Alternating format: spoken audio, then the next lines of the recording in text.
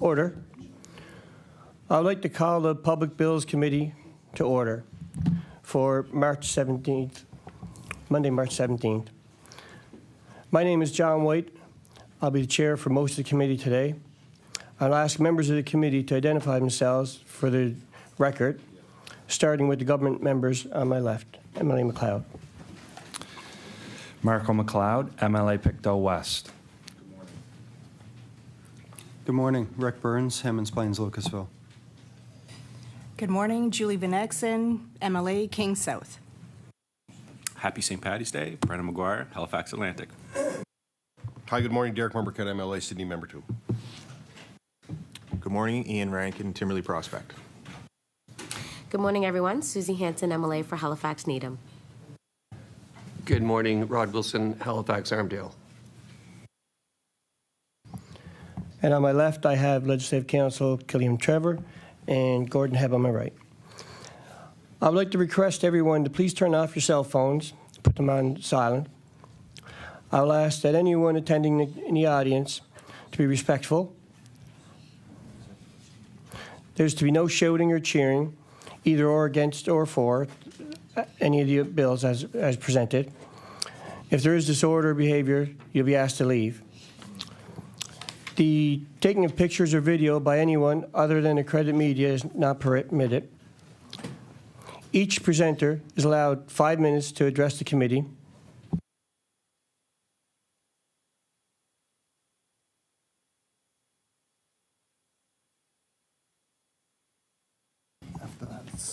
Yeah. The first 8 presenters have 10 minutes with 5 minutes question following, and following that it's 5 minutes with 5 minutes of questioning. Presenters are not to use any kind of props. If presenters have handouts for the committee, members, please ask the pages to present them for you, share them. Copies of all written submissions on a bill that have been received by email up to the time when the bill was reported back to the House or in person during an ALC meeting will be given to the library staff to be posted online. Submissions received after a bill has been reported back to the House are distributed electronically to the House Assembly. Members only. Sorry, the committee members only. Presenters may remove their masks if you have any, while according to the committee, if they chose.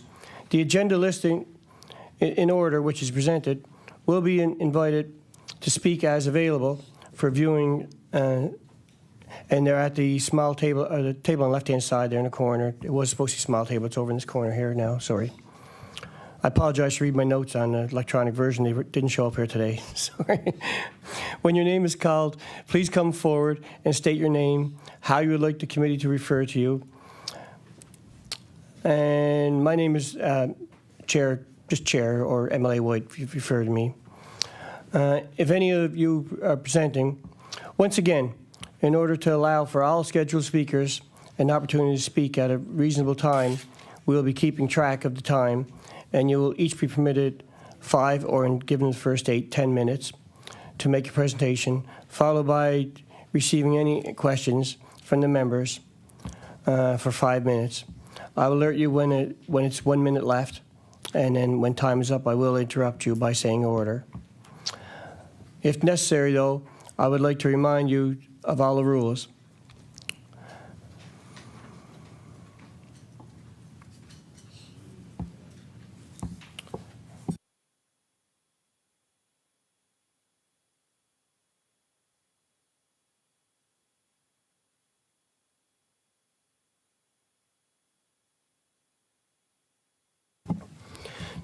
Our first bill up is Bill number 11, which is the Administrative Efficiency and Accountability in Healthcare Act, and we have no representation on that. I'm looking for a motion to send back to the House. I recognize MLA MacLeod. I move that Bill number 11, Administrative Efficiency and Accountability in Healthcare Act, be reported back to the House. All those in favor signify by saying aye. Aye. Opposed? Motion approved. Bill number 1, Government Organization and Administration, an Act respecting.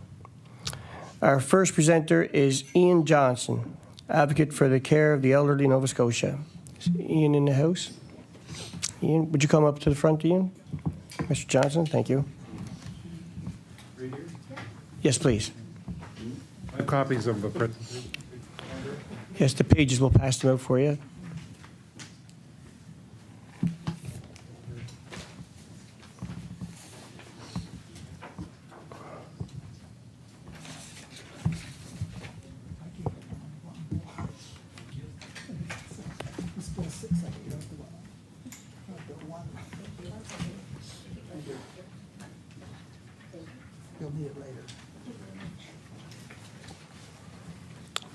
Who's doing the time? You guys? Me? Yeah. Thank you. 10 minutes for the first date.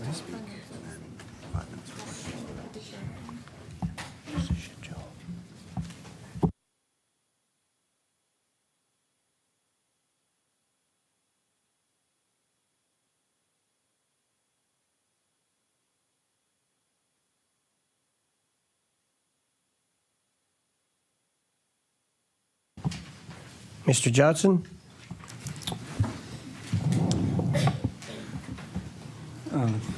Thank you very much, Mr. Chair and members of the committee. Good morning. I'm Ian Johnson, as you may have heard, now retired after almost 40 years working in the public sector, including 20 years as a research or policy analyst with NSGEU, Nova Scotia Government and General Employees Union. So just first of all, I want to thank you for the opportunity to speak about Bill 1 and its goal of enhancing government operations, transparency, and administrative authority. That's from the bill itself. Having been around and near the legislature for 40 years, I've been around in various capacities. I've never seen a bill like this before. This is a strange bill, to say the least. It seems more oriented to directing people and organizations outside of government than making relevant changes inside government. Just wanted to remind you that I was here in 2014 when the then McNeil Liberal government introduced Bill 1 at that time, the new Health Authorities Act, which was brought forward to diminish the power of unions and healthcare workers. In our view, that is NSGEU, this is being done to set the stage for wage restraint and diminished benefits. While dealing with different topics, these Bill 1, were introduced from all we could see without any prior consultation with the affected groups. But I'm here today as a member of the Nova Scotia ACE, Advocates for the Care of the Elderly. ACE team has existed since 2007, and thanks to our chair, Gary McLeod, we have worked to make long-term care a truly fulfilling and sustainable option for many hard-working Nova Scotians. We want to reorganize long-term care to make it more like a home and a viable place to live. We've all had relatives. I had 2 parents who were in various stages in long-term care. So in my role with ACE, I've been the member who's taken on the responsibility of trying to get answers to some basic questions about seniors and long-term care. And last year, we saw the beginnings of what was called, and you heard about it, I think, from the Commissioner of Long-Term Care. She called it the modernization of FOIPOP through the Department of Justice. I sent a written submission to the overall committee reviewing overall submissions at the end of November. That's when I wrote it. So I just wanted to say, for me, a fundamental feature of our system of government is access to information. As outlined in subsection 2A of the Nova Scotia Freedom of Information and Protection and Privacy Act, public bodies are fully accountable to the public by giving the public a right of access to the records and giving the public a right of access to and a right to correction of personal information about self. So it's a fundamental feature of our government. In Appendix 1, I've given you a copy of my submission, which I made. I'm not going to go through it, but I wanted you to have it, where I touched on several themes such as fees, the time involved, the misuse of exemptions, third parties, powers of the Commissioner, and the need for a culture of openness and transparency. And in Appendix 2, our chairperson wrote to the Premier asking for the FOIPOP provisions to not go ahead. So, in contrast, I found 13 provisions of Bill 1 that are relevant to FOIPOP, none of which were mentioned in the background material for the so-called modernization project. These new provisions are found in clauses 16 to 21, 29 to 34, and clause 67. They seem directed to preventing access for so-called frivolous and vexatious requests to access to records. There's no indication of the source of where these new provisions come from or how they will be used to develop legislative options or recommendations for submission. In a written submission to the committee, the outgoing FOIPOP commissioner makes the point that these provisions, quote, pose risk to the access rights of Nova Scotians. She called for Bill 1 to be withdrawn until there is such time that there can be consultation with her office and stakeholders. I would also like to urge that the results of the review be fully released to everyone to see. We've never seen, at least I've never seen it, and I haven't heard about it. So, running through my review of Bill 1, the bill as a whole, is the question of why the government is so intent on stopping people from coming forward, such as the Auditor General, you've heard about that situation, and ordinary citizens like myself who use FOIPOP. How is this going to enhance government operations and transparency? How is it going to improve administrative efficiency? Who is going to determine if there are sufficient details when requests are determined? This is wording from parts of the bill, or identifying applications which are too frivolous or vexatious. What is the evidence for this supposed misuse of FOIPOP? If you look at the annual reports of the FOIPOP Commissioner, there's no such evidence is presented. Instead, the Commissioner has emphasized the lack of resourcing, 4 years of a lack of resourcing. And they've made some temporary steps, but there's only temporary steps. And at the end of when she came here to speak to you, she asked the Premier to withdraw Bill 1, which would undermine the independence of her office. She called for meaningful consultation with her office and all stakeholders. This is supposed to happen with the so-called modernization of FOIPOP last year. I just want to mention another theme, and I'm still upset about it, to be honest. It's the access to budget lockup. I was concerned about the deliberate prevention of people coming forward to be part of the budget lockup process. Why would I and our chair, as well as many other reputable organizations, and you may have seen the letter from Nova Scotia Trust about this in the Herald over the weekend, why would we be prevented from attending this event after participating for 7 years? We threw in our name, as we usually do, and we heard nothing back. I don't understand that kind of process. Why would a government take that position? It's not appropriate, it's not needed. We can work together, but you're not letting us do that, okay? So in conclusion, I'd like to strongly suggest that the government stop preventing transparency and instead focus on improving and strengthening public participation. Stop going after the Auditor General, which I hope you will, the users of FOIPOP, and the people and groups trying to be part of the budget lockup process. In his second reading comments, and I've looked at the debate, the Premier called for action and not inaction on it. But one type of action he and government didn't seem to recognize is to allow for more extensive and broad-based public participation. In fact, this happened with this committee, or the Law Amendments Committee, when they were seeking further public input on occupational health and safety and environmental legislation. I was there, I saw it, I knew it happened. So, members of the committee, it's time to open up Bill 1 and to invite public comments. Let's invite public submissions on what should be done. We don't need to move backward, as this bill seems to be going, and make regressive changes with Bill 1. Mr. Chair, this is my presentation. I mentioned the appendices I have, which I'm not going to go through unless you want me to do that. So thank you for your time and your assistance. If you need more time, Mr. Johnson, you have 2.5 minutes left in your presentation time. If you wish to use it. If not, we can revert right to questioning. Yeah, I know. I know your time is limited, so I know what it's like. Having seen this committee over 40 years. You're first up. You have 10 minutes, sir, and I'm not going to take it from you. So, thank you, sir. Go ahead. The questions are here. MLA Hanson. Thank you, Mr. Chair. Thank you, Mr. Johnson, for your presentation. And I know that this is not your first time speaking as a representative of the public.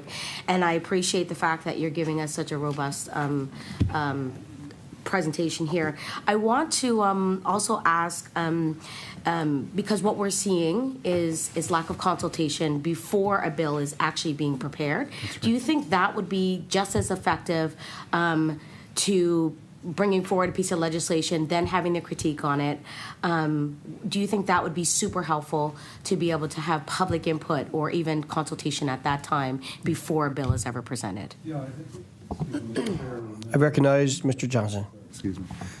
Sorry about that. Yes, to answer the member's question, I think that would be important. I think it's a fundamental condition of how this committee ideally should operate.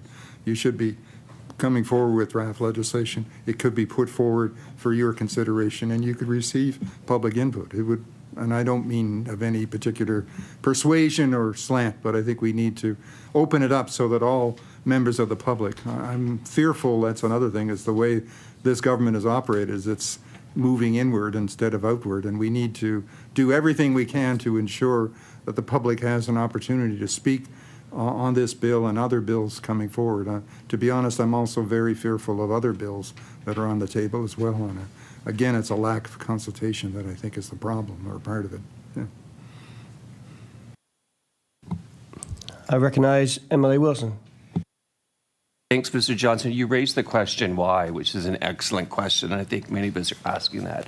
I'm wondering, as a public representative here, thank you for coming, what does this do, the proposed bill, to public trust and confidence in the government? What are your thoughts on that? Well, I recognize Mr. Johnson.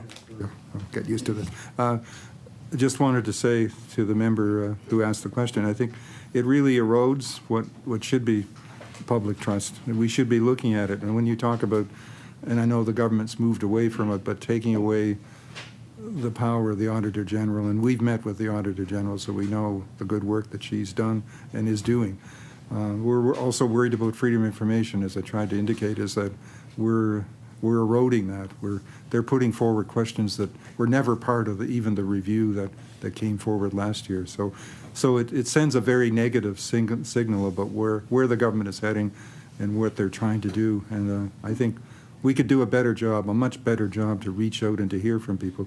And this committee could play a role in soliciting and encouraging, as I mentioned to the other person, what could be done. So I think we have a lot to do to strengthen and move ahead in a more positive way than we are. Thank you, Mr. Chair. Yeah. I recognize MLA McGuire.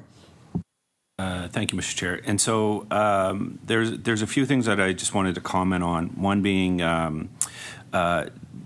this committee being part of the process. It still is. I mean, obviously, we have a ton of people that are presenting here, so under no circumstances are people being prevented from presenting here. It still gives us the ability to take the information, and there, as you know, you've been here for 40 years, committee of the whole, second reading, third reading, things like that, to make those changes. And I think, one of the things that you said was the way this government is moving. I've been around for a while too. I don't think I've seen a government amend bills based on public feedback more than this government has, right? And that's something that I think is the way that the process should work. If they hear something or if they miss something, no bill is perfect, as you know. Doesn't matter what the party is. If they miss something, then they should have the courage to go back and change that. So one of the things that the FOIPOP commissioner herself identified, the former FOIPOP commissioner identified, was a handful of individuals just bombarding FOIPOP, and that's eating up resources. So we do know that 3 people, for example, of the 3,500 were responsible for 600 FOIPOP requests. So those are some of the things when we talk about, and things like calendars and holidays and like things that, there are a lot of information out there that is very important that we want to make sure that the public gets in a timely manner. And I think so those are some of the things that need to be addressed. Having said that, I think it's on the record, whether it's the Premier or the FOIPOP Commissioner themselves saying that, we are leading the country. So, we do know that 80% of the requests are done within 30 days. There are some provinces that are below 20%.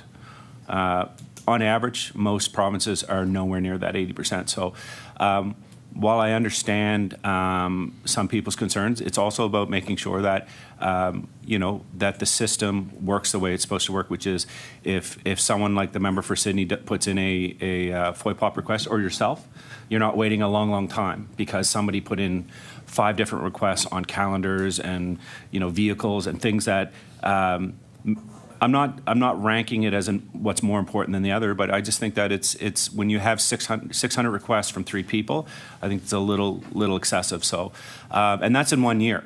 That's not, so I would say that, it's obviously there's changes happening, but I think this government and past government's records on FOIPOP has been pretty good. With 1 minute, 20 seconds remaining, I recognize Mr. Johnson. Thank you, Brendan. Thank you, Mr. Chair.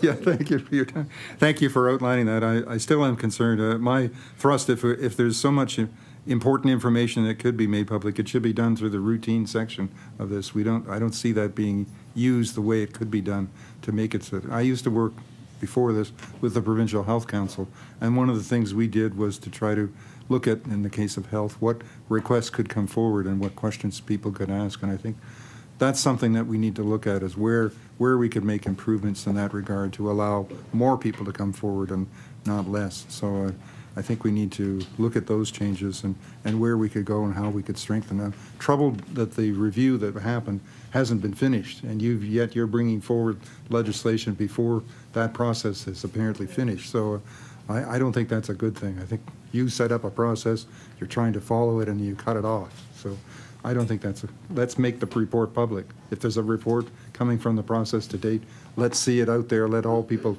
have the opportunity to review it. So I appreciate your time, Mr. Chair, if it's still within the time limit. So thank you. Thank you for your time, Mr. Johnson. Excellent timing. You're right on the cue with the timing. And while I have you here, I want to thank you for the work you do with the Care for the Elderly. Thank you. Next presenter is Michelle Raymond.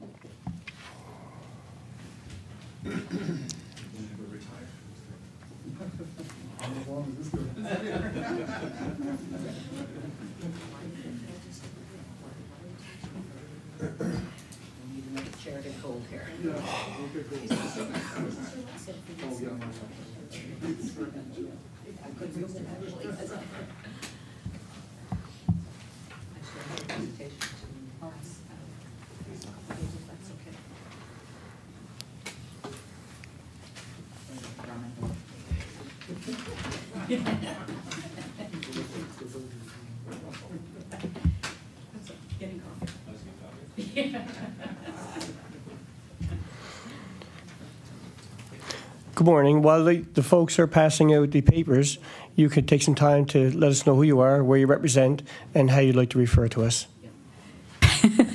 Okay, you can just call me Ms. Raymond or Michelle, whatever you prefer.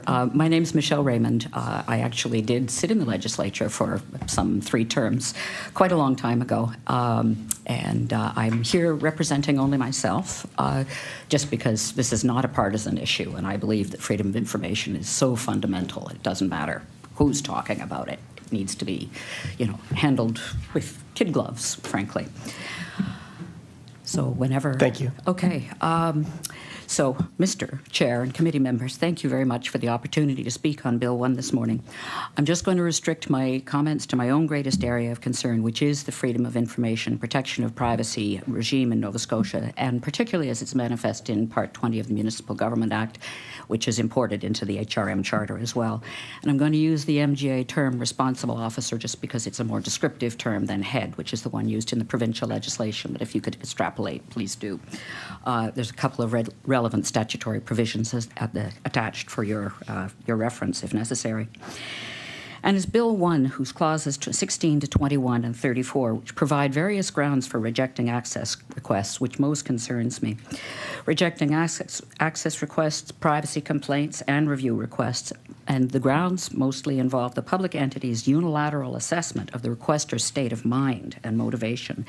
Clause 67 makes these powers retroactive, allowing the dismissal of requests currently queued and still awaiting the attention of the review office, the OIPC. I've got no doubt that people do make repetitive, frivolous, and vexatious requests. But if public entities are now to have the latitude to decide whether or not to respond to requests and to determine even the good faith of the requester, I believe this expanded power must be also exercised in good faith. And sadly, the Bill 1 amendments as they stand are actually going to make the review office busier than ever reviewing the rejections of public requests. So the Premier is tired of problem stretchers, and frankly, so am I. Bill 1 as it stands is a problem stretcher's dream. I'd like to propose 2 amendments which I believe would go a long way to protecting public accountability while limiting the number of FOIPOP requests that even need to be made in the first place.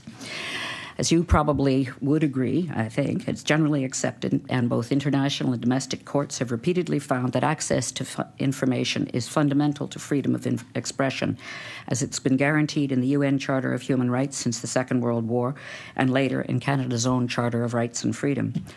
So really, every FOIPOP request is serious and needs to be treated in that way. Most of them will never find their way to a court, but potentially any one of them can, where truthfulness actually is required. And at that late date, in the court is the wrong stage for the whole process to fall apart, because nobody is willing to swear to the completeness and candor of the official response. The way to stop such exercises, I believe, dead in their tracks, would be to require the sworn statement of the statutorily designated responsible officer at the very outset that he or she has made best efforts both to understand and to respond to the request openly, accurately, and completely, as the statutes require.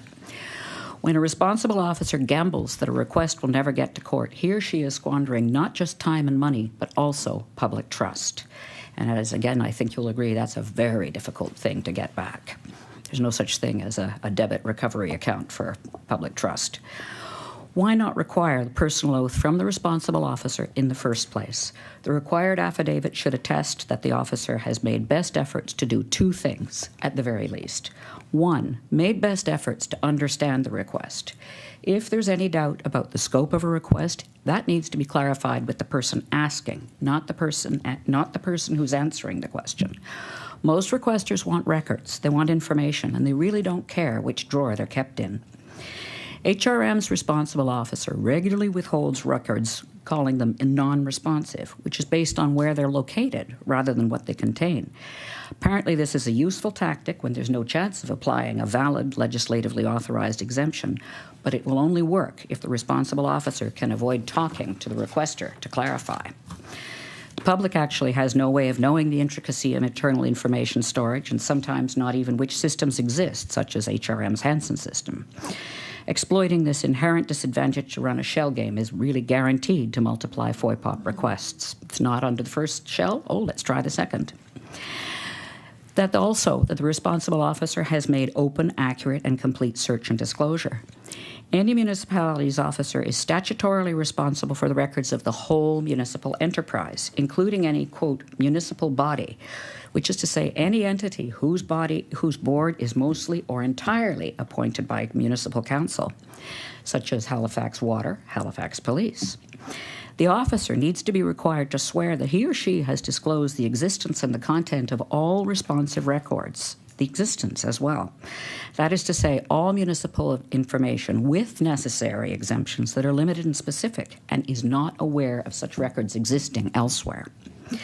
This would eliminate the possibility of a responsible officer refusing to conduct an integrated search, failing to disclose the existence of records held by a municipal body like the police or Halifax Water. An affidavit would prevent this from the arbitrary fragmentation of access requests, so that separate requests have to be addressed to each department or business unit, and would relieve the burden. Sanctions. Currently, the sanctions in the FOIPOP regime are really minor and should be strengthened to reflect the gravity of the responsible officer's duties. I'm speaking, failure to fulfill those duties is deeply corrosive. It can involve serious infringements of individuals' personal privacy, and this is how it allows racism, prejudice, and other abuses to flourish in official darkness, and on occasion can be tantamount to obstruction of justice. I'm speaking for myself from my own 11 years of experience, which started with HRM's processing of it and a 2013 approval of the subdivision of land traversed by a deeded, registered, migrated, long-standing right-of-way to our home, never spoke, and months later being threatened with litigation by the developer if not immediately complying and deeding over property rights across the parcel of land right-of-way, access to our home, owned by HRM and that theoretically complete subdivision. It emerged that our right-of-way had been removed from the registered plan conveying land to the municipality and replaced with something legally very different. The registered plan was amended to correct those misrepresentations, but we've been subject to significant harassment ever since, somehow as if the first registered plan was the correct one and not the one standing in the land registry. So as provincial representatives, I hope you're concerned for the integrity of the land registry system. It means a lot to the stability of the province's economy as well as social cohesion. HRM, though, has steadfastly refused to explain the point of this, and we were driven to the FOIPOP process, learning that HRM was fully aware of those misrepresentations when it put that plan in the land registry. Years later, actually, ostensibly participating as a defendant, the municipality took a layer of credit, not expiring, to guarantee that our title would be delivered without our knowledge or consent. Another inaccurate conveyance, this one to Halifax Water, emerged even more recently, a source of more different and more recent set of aggressions. These are real aggressions toward us. And we have no idea whether somebody else's, yet another third party's financial guarantee still hangs over our heads without our knowledge. The municipality has never agreed to tell us the purpose of all this, but the FOIPOP process has been enlightening, and it's been disturbing to see what ornate maneuvers the municipality is willing to go through to evade disclosure of certain records, including those of council itself. It should never have happened, and I sincerely hope nobody else ever has to go even this kind of a FOIPOP process. Intentionally or not, Bill 1 as it stands sends the message citizens are mostly a nuisance. If Bill 1 will allow public entities to dismiss requests out of hand, please ensure that there are countervailing safeguards for the public. So in hopes that you'll consider adding a requirement for the responsible officer's affidavit when first responding to a public request and strengthening the sanctions for failing the duty to assist, I'll close and I'll be happy to answer any questions. Thank you all very much for your time. Thank you. Emily Hanson. Thank you, Mr. Chair. Thank you, Michelle, for that. I really appreciate it. This is a quite eye-opening situation, especially when we think about FOIPOP being available for public knowledge. Like, that's what it's there for. It's for the public to be able to access their own information, and to think that you've had to multiple times have to ask for that information just to piece things together in order to get it right. And I think this goes to the point of the MLA across the table here. For Atlantic. You know, there are a number of FOIPOP requests, but there's reasons why there are a number, because the information isn't given in its entirety the way that it should to the public. And I think, to your point, I appreciate the recommendations that you've put forward, because I think, you know, we need to pull back a bit in the sense of how do we strengthen the department instead of creating more work for others. So my question is, these are the two recommendations that you put forward. Is there, you know, anything in particular that you'd like to see more than the other, or both of them, you know, straight off? This is Sorry. I recognize Ms. Raymond. Okay. Sorry, this is almost like an emergency submission. I have made a much more detailed submission to the FOIPOP Review Committee a year ago, and so the more detailed recommendations are there. But this one is to basically stop what could amount to the complete repeal of the FOIPOP regime. I think both of these things are important. I believe it's very important to ensure that there is actually a sworn affidavit of candor. I had the experience of a sworn affidavit of the responsible officer being requested during the court process years after the original request, and all of a sudden everything evaporated and the court process imploded. So it's important, like, don't waste everybody's time and energy. Don't waste public resources on this kind of thing. Make sure that this process is taken very seriously. I completely take Brendan McGuire's point here, you know, about 3 people filing 600 requests. That's ridiculous. And calendars and schedules are, you know, are probably things which shouldn't be matters of deep secrecy. But there are times, and swearing an oath of completeness, and also, most importantly, not aware of other records which have not been disclosed, I think is critical. Okay. I recognize Emily McLeod. Thank you, Chair. Good morning. Thanks for coming here. You know your stuff. That's great. I'll talk to the FOIPOP section of this bill, which is where you've brought some of your concerns. And I can tell you, 2 weeks ago, the Premier said that amendments will be made in terms of FOIPOP, just so that it aligns with the wishes of the FOIPOP Commissioner. So I hope that, and I hope you can agree with me on this, but if not, definitely it's the time to say that the FOIPOP Commissioner has the right idea, and it's not stretching this problem in terms of making more work when perhaps FOIPOP, people who make FOIPOP inquiries are given the no, that's vexatious or whatever. So that's got to be, those amendments will be coming. With 2 minutes remaining, I recognize Ms. Raymond. Yeah.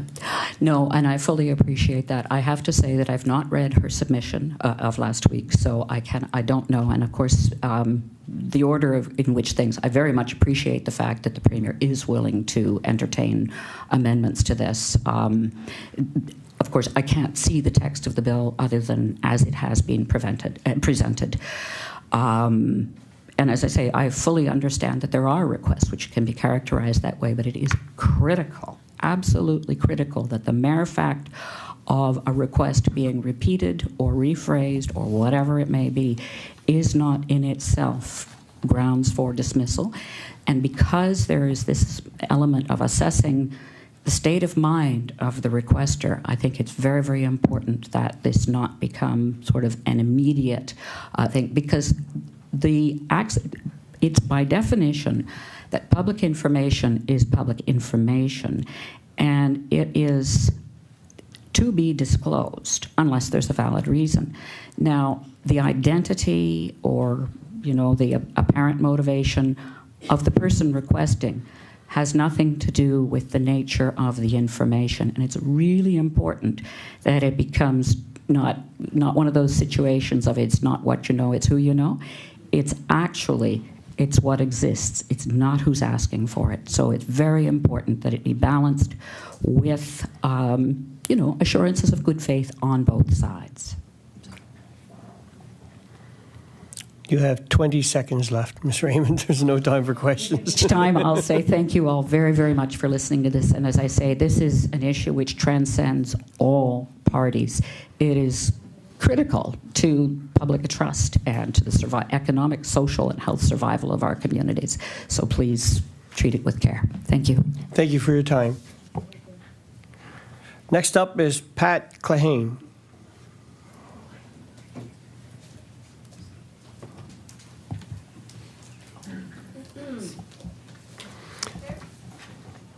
I would ask you to introduce yourself and let us know how you'd like for us to refer to you. Thank you. Call me Pat Clahane, that's fine, and I guess Ms. Clahane if you like. And I am here representing myself.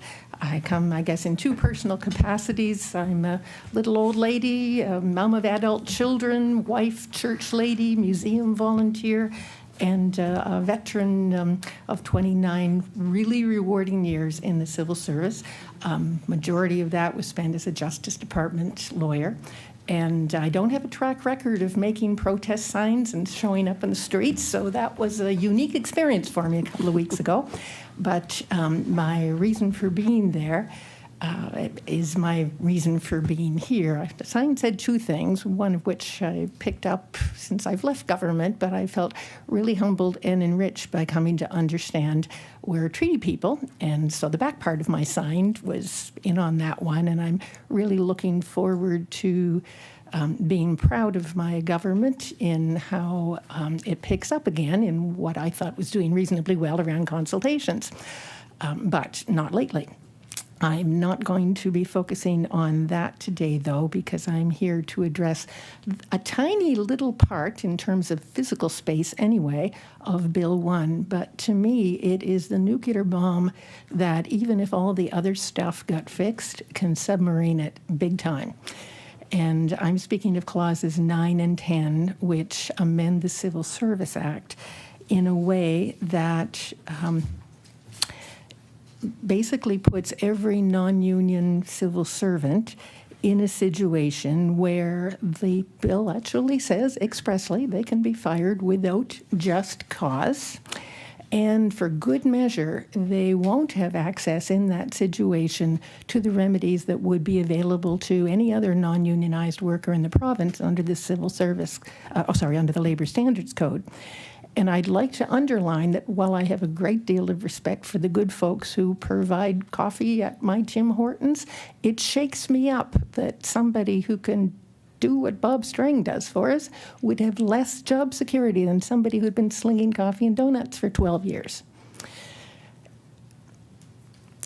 Anyway, that's why I'm here, and I guess I don't have to say a lot. I think especially I don't have to say this to the government members, or I certainly don't have to say it to the opposition members, and I don't need to say it to the people behind me or out on the streets because they said it already about the Auditor General, that in order for the government to have the confidence of the people, in order for staff to have the confidence to tell what needs to be told so that things can go well for government, it's important that nobody feel threatened and that it look like nobody feels threatened.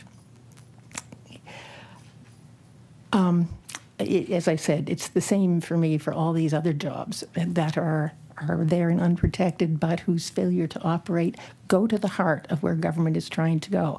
I'm not here to say I have any problems with mining. If I do or if I don't, it's not the point I want to make. What I do want to say is I have a real problem with the well-intentioned individuals who will be having to approve plans, do the inspections, and the well-intentioned political leaders who are trying to communicate their genuine dedication to things getting better at the job level and making the right decisions in what happens and what doesn't. But we've lived through this before.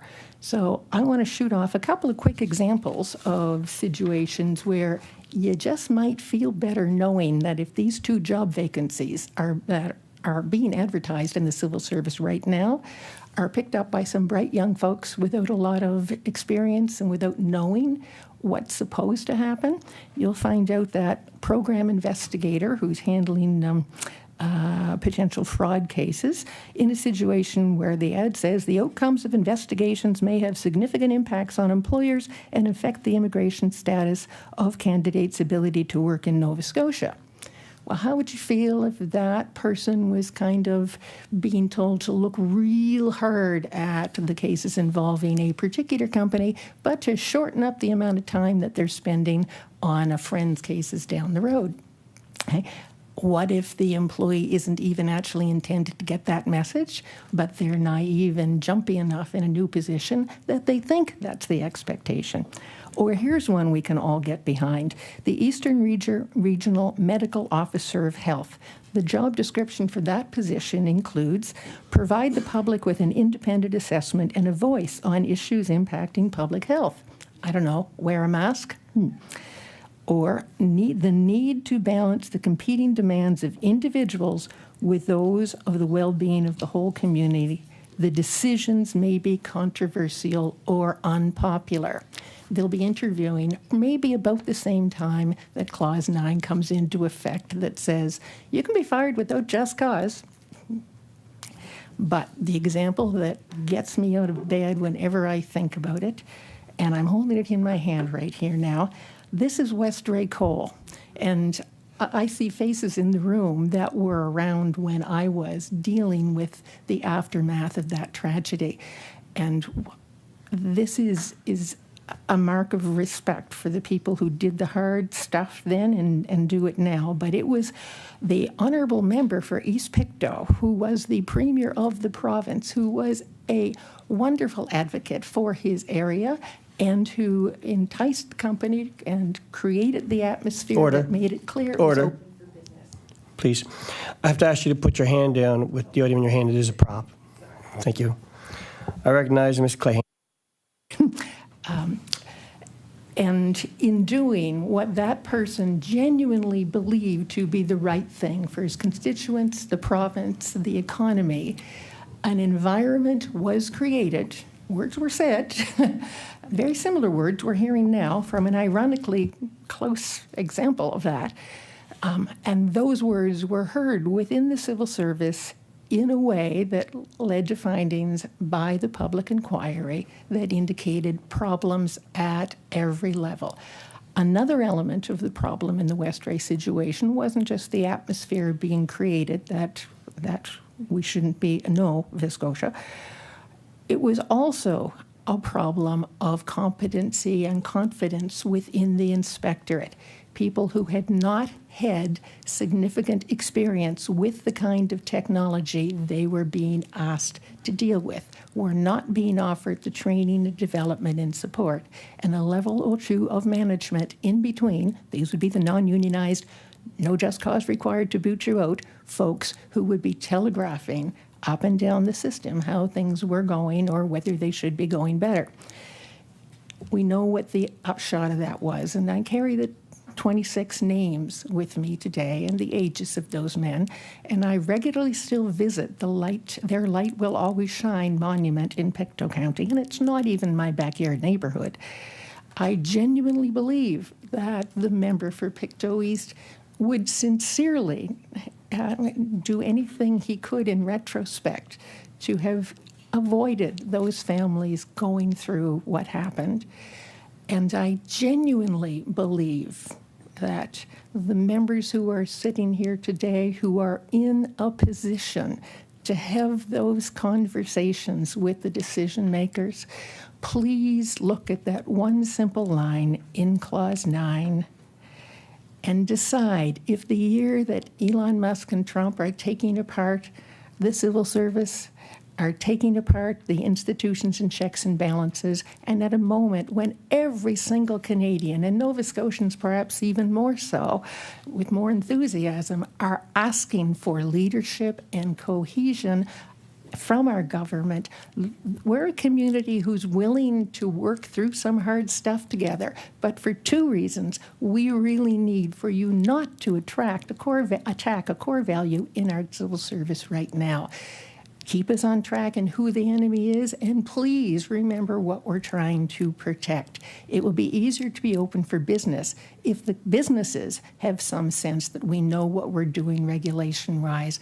The West Ray report is real easy to get. You can Google it anytime, and it's in your library across the street. Thank you.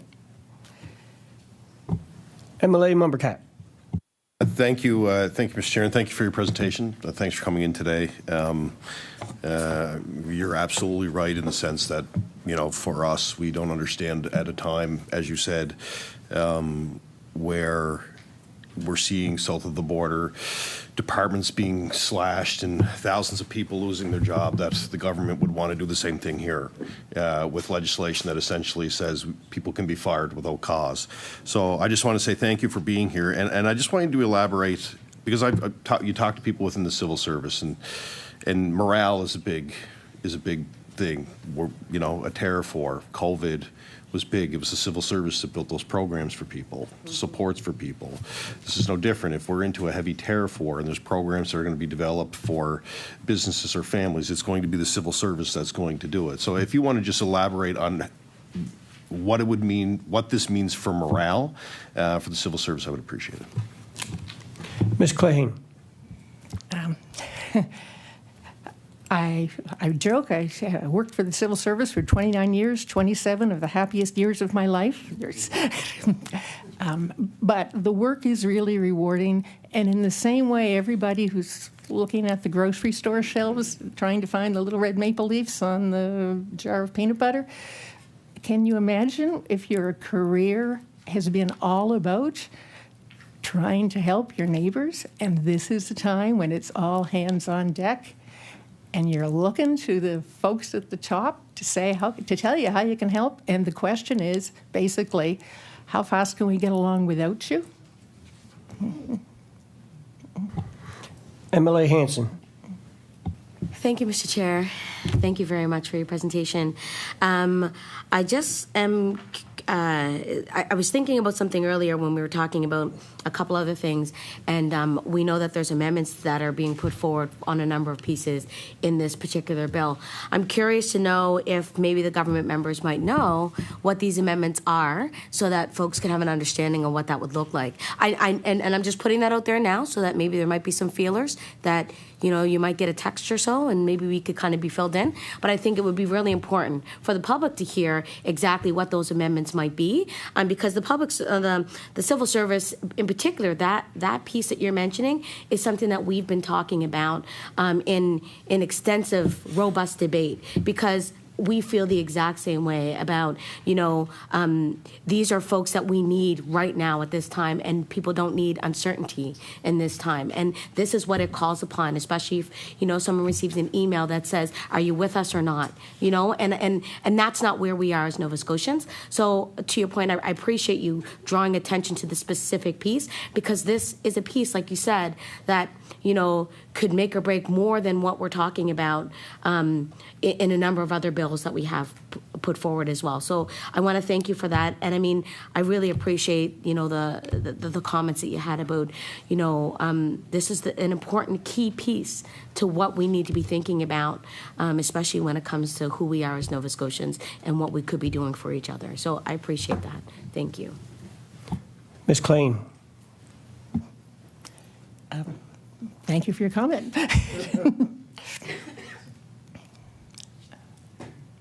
With 2 minutes remaining, I recognize Emily McGuire. Thank you for your presentation, and deep appreciation for it. What I will say is, you know, I've been around for a little bit now, and one of the former departments that I oversaw, you know, we saw a 30% increase in staff and budget. You know, most, if not all, departments are seeing more money over the last 4 or 5 years, including more staff, whether it's unionized or non-unionized staff. So there is an appreciation for them, and we realize it's difficult times, but there is a lot of rhetoric out there, like, you know, the comparison to Musk and all that stuff, I think is deeply unfair. I really do. There's been no cuts in the bureaucracy. In fact, what we've seen is on unionized side, we've seen some of the biggest raises and contracts signed in a long, long time. We've seen an increase in staffing when I was in community services, and we're seeing more hires in Department of Education and all other departments. Department of Health now is, you know, larger. The budget of the Department of Health and staff in the Department of Health is larger than it's ever been. So I do have an appreciation for what you're saying, and I understand that there is some trepidation around that part of the bill, but I think we've got a pretty good track record of showing, first of all, settling contracts before they go to strike with fair collective bargaining. Order. Oh, I wasn't done. Time for this presenter has come to an end. Absolutely. A brief response, though, please, Ms. Clahane. I'm getting myself in trouble. In case there's any confusion, my submission is in no way targeted at whether or not there should be fewer or more people working for government. In fact, given my understanding of the financial situation likely ahead of the province, I don't think it would be reflective of a full answer for anyone to suggest that we're probably not going to have to do layoffs, which are currently entirely authorized with the procedure under the Act. My submission, I would conclude by focusing on, is there may be some areas we've got to spend a lot more time and money on, because if you are going to open mines, especially mines with technology we have never seen before, I just cannot conceive how we could in good conscience be saying we're ready to go unless you plan to take somebody off the switchboard and put them out there. We don't have switchboards. Pardon me, I've been gone for 15 years. Thank you, Ms. Clahane. Thank you very much for your time. Next presenter is Hugh Thompson.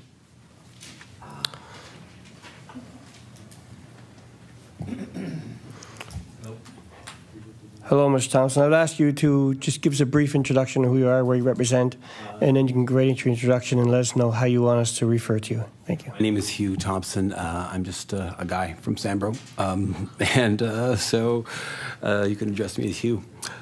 I just am here this morning about Bill 1, this Act respecting government organization and administration. I just want to read an email that I had sent to Brendan, actually, about this, because I don't really write my MLA that much. I don't stand in the street with signs, and I'm not a lawyer. I'm not as smart as the first two presenters, that's for sure. But here's the email. Good afternoon. Thank you for your reply. I hope that continued reflection will bring about the necessary changes to Bill 1. Quite frankly, my surprise is that a bill containing what I see here would ever even be tabled. Your party did not run on a platform of more secrecy, less oversight, and increased ability to spend money without debate in the legislature. I won't rehash the content of my previous emails, but I see this as a crossroads moment. What is decided here will change the relationship of Nova Scotians to their government permanently. I have had the misfortune in the past of having to wade through a lengthy FOIPOP process, and I can imagine that at some point my repeated requests must have vexed certain officials. And that was not my intention, and it's also not my problem. That a certain official or a department may be able to dismiss my valid concerns on an arbitrary basis has got to be wrong. In closing, I'd like to thank you for your service to your constituents and the community in general. It might not seem it, but I actually support much of what I see from this government. Years ago, on another matter, I reached out to you by email, and you were kind enough to have a brief phone conversation, and I was struck then by your honesty and your willingness to act for what the entire province needed and knew to be right. The same principle for openness needs to apply here. And thanks again for taking time to reply. So I'm here this morning because my government is confusing me.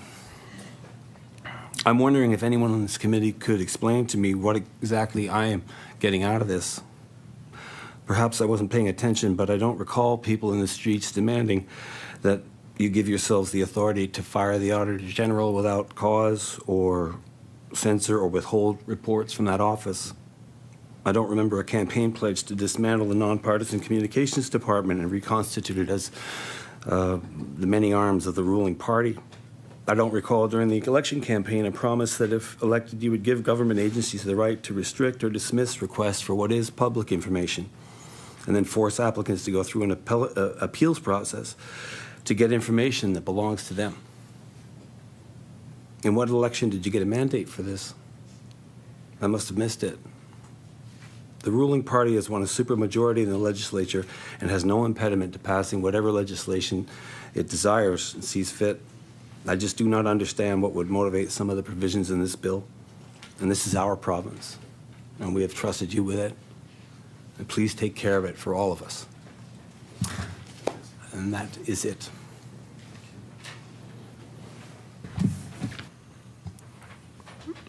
Looking for questions? MLA Hanson. Thank you, Mr. Chair. Thank you, Mr. Thompson, for coming forward and speaking your truth, because I think that's what a lot of us here, or at least some of us here, are asking as well, especially while we debate a number of things, because to us, it just seems very strange, you know, especially when it comes down to a bill with so many things in the bill that are not applicable to each other, but yet we have to vote yes or no on that one bill, right? Even though there are things in there that we don't agree with. And so I say all these things because I, too, being in this seat for a short period of time, am kind of perplexed to see the things that we see in a way that was never explained to us before. And so and I truly appreciate you coming and speaking that, because that's what a lot of Nova Scotians are feeling right now. And that's what we see in our emails as well, about a number of the surprises and being confused, not understanding why this is, right? But I want to say, if you could think of one or two things that you would like to see done differently. I know there's a lot of things right now that are just unusual, but if there's one or two things that you think could be done differently, what could that be in particular for this bill? Mr. Thompson. Thank you. The access to information is so important. This is our information. We own it, and the government holds it for us, not the other way around. And if reporters are looking for a story, and in my case, I just want to know why a certain action was done by a government agency, I should be able to find that out.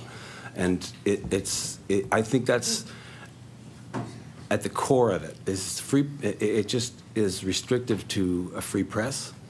It's restrictive to just a person from Sambro just asking what's going on. I deserve to know what's going on. MLA McGuire. Thanks, Hugh. Sounds like you're good MLA.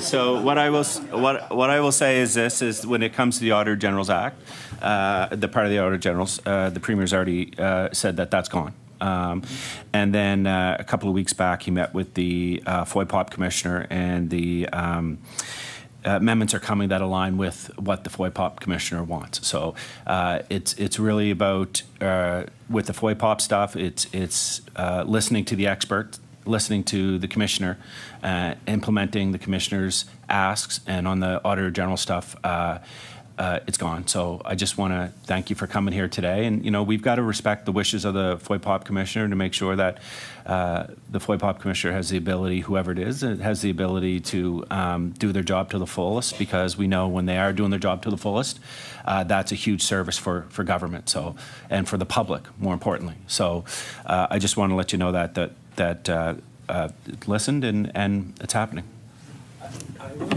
Mr. Thompson. I just wonder about that, because with regards to the FOIPOP Commissioner, she had asked, I think Tricia Ralph had asked for order-making powers, and I wonder if that's coming. If she can compel a government agency that's not willing to divulge information, I mean, that's the missing plank in it all, I think. And I think she's asked for that, and I don't know why that would not be granted. And with the Auditor General as well, I know she now, I guess she's safe for the time being, but what about her reports, and what about, are they still going to be able to be withheld or censored or vetted before they're, no? Okay. Yeah, well, no one knows. That's order. No one. Order. Order. We're up for a question. Do you want to be recognized for a question? Sure. Emily Rankin. I guess this could be posed to any presenter, but how problematic is it to prepare presentations today without knowing and actually seeing the text of the amendments that we say that are supposedly coming in second reading, both with the Auditor General and with the FOIPOP sections? Mr. Thompson. Thank you. It was difficult because I was checking, trying to do some digging, and because there have been assurances given that certain things were going to happen, but we don't know what those assurances are. We have no idea what it all could be. We will know, I guess, when what is being done to us gets done to us. Any further questions? Thank you, Mr. Thompson. Appreciate you coming in to see us today. Next up is Katherine Harrap.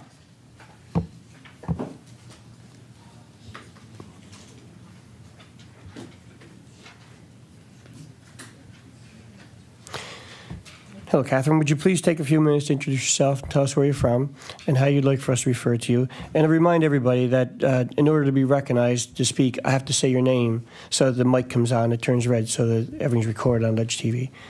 So, Ms. Harrap. My name is Katherine Harrap, and I'm speaking on behalf of me. I live in Halifax.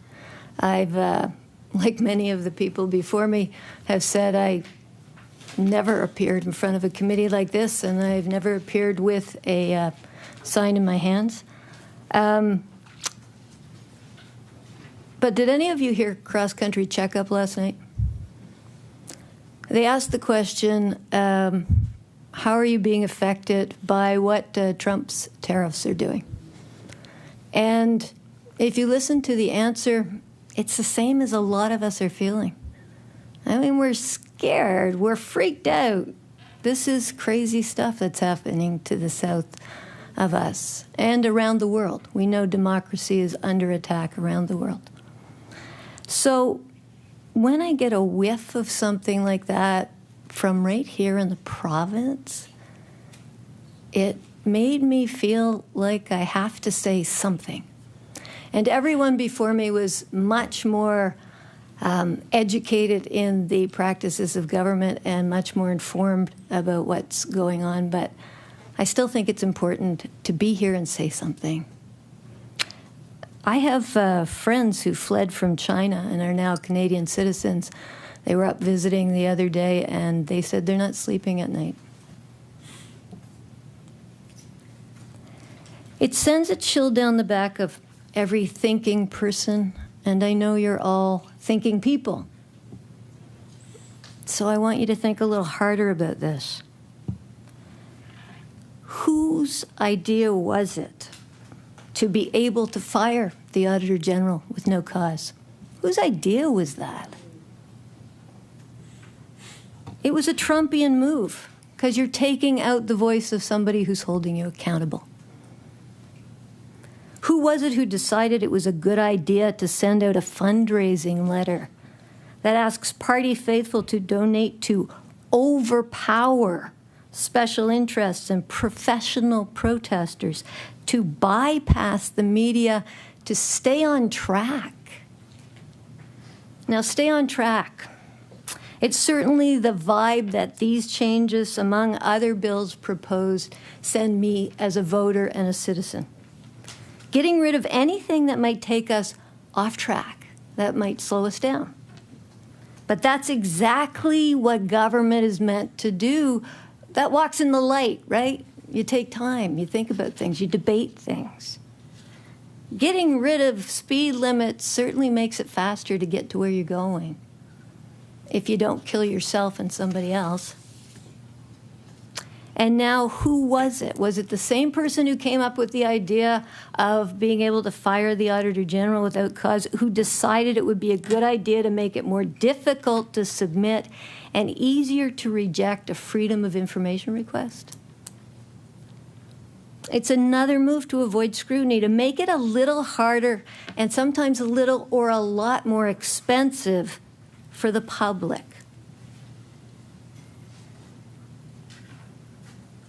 It was a Freedom of Information request that revealed the lack of policy and procedures that nearly led to the deportation of an adult.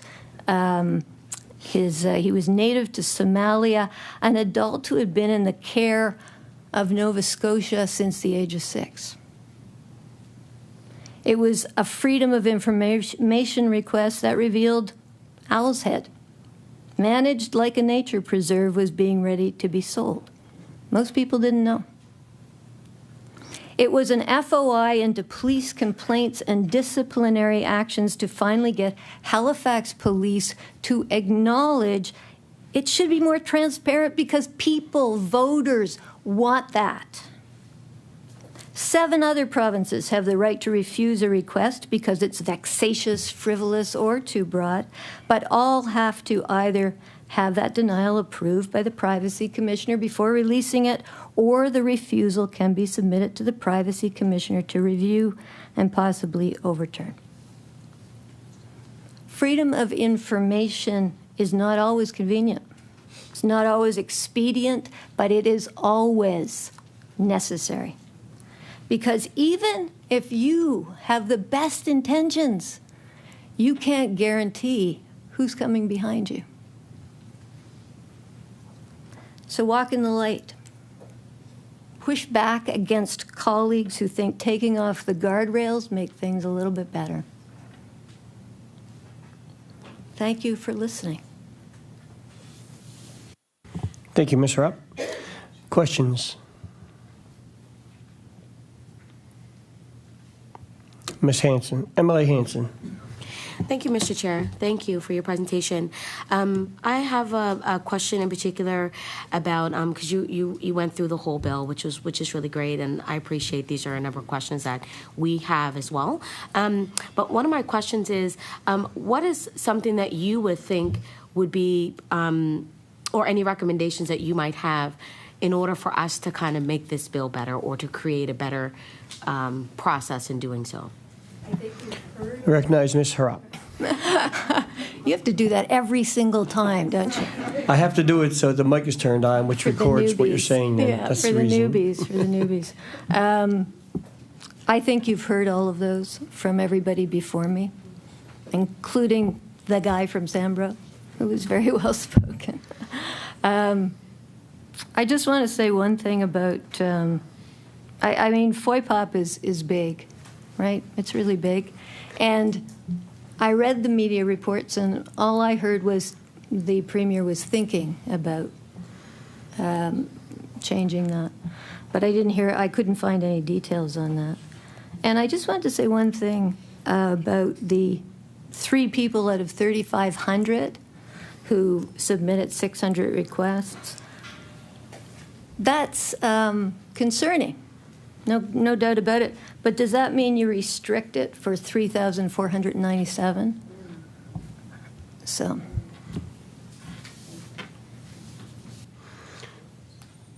Seeing no further questions, Mr. Harrap, before I let you go, I have to thank you for speaking, but my dad passed away recently, and you just reminded me of him. You let me know he's here with me when you said you do this every single time. There's an ongoing joke with that. Thank you very much. Now the committee has to move to Bill number 68 for one presenter. It's the Financial Measure Act 2025. First speaker up is Monica Suntrop. And it's virtual.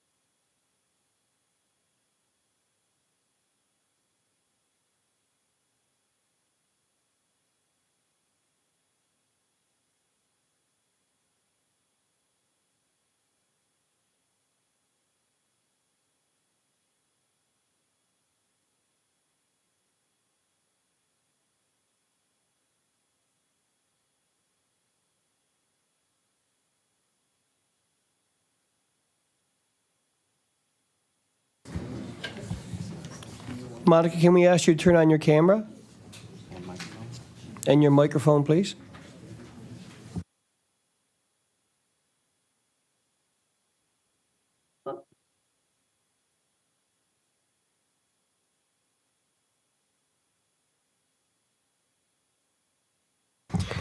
There you are. Thank you. Can you hear us, Monica?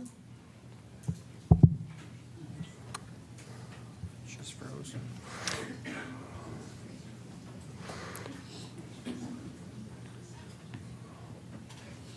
She's frozen.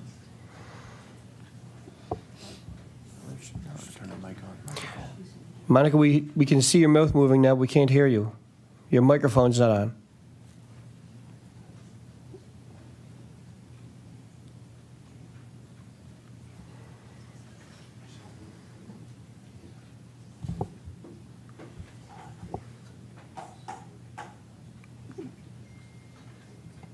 Can you hear me now? There you are. Thank you. Okay. Would you like me to start at the beginning again? Yes, please, Monica. Thank you. Okay. Good morning, Mr. Premier and other House members. I'm calling in with regards to Bill 68. I don't know if you've had other presenters talk about this, so I may be repeating something that they have said. I don't believe this 10% provincial deed transfer tax is going to create affordable housing for Nova Scotians or open up more housing for Nova Scotians. I believe if implemented, this will create a revenue loss, not a revenue gain, and will have a negative effect, especially on rural Nova Scotia. I don't know where the economic studies are or if anything was done to determine the impact of this throughout the rural economy or the whole economy.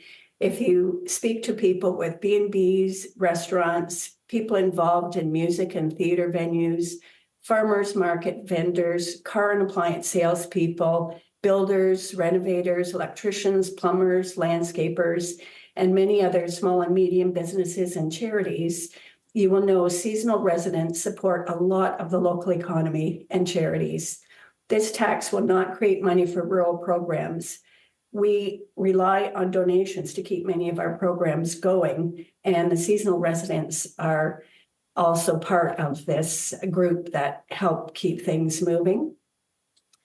No other provinces penalize fellow Canadians for buying in their province, and no other province taxes foreigners at a rate of 10%, except BC, which had years of issues before they came to that point. We have seasonal residents buying property here and future retirees, not foreigners parking money in real estate and leaving their homes empty. Many seasonal residents rent their homes during the times they are not here, or those who can't retire here yet rent their homes or spend time here seasonally. This tax should be completely abolished for Canadians, and I would suggest reduced to 2.5% for foreigners. What percentage of our economic revenue comes from tourism? I don't know the answer to that. Our reputation is on the line here. This tax will effectively say that you're not welcome in Nova Scotia. At a time when the Premier has told other provinces we are reducing interprovincial barriers and tariffs, this is a huge tariff to our fellow Canadians and foreigners that have made Nova Scotia their seasonal residence. And another question, why are there rural counties that are exempt from the federal foreign buyer ban if there's such a shortage of housing for Nova Scotia? Perhaps the tax should be implemented in Halifax proper or something else looked at, but the 10% is definitely going to really affect the economy out here. And it will also affect sellers because the word isn't really out yet that people actually know that this is coming into effect. Sellers don't realize that buyers are not prepared to pay 10% more than the value of a property. So they're going to ask the seller to pay this amount rather than absorbing it themselves. Many businesses rely on seasonal residents to survive the rest of the year. The ones who hung on and made it through COVID will have another setback if this tax is implemented. And I'd like to remind you of when the Liberals got rid of the movie grants and how short-sighted that was. We lost talented people for good, plus their extended families and the money they spent in communities and their time volunteering when they weren't at work. This tariff also affects people buying vacant lots.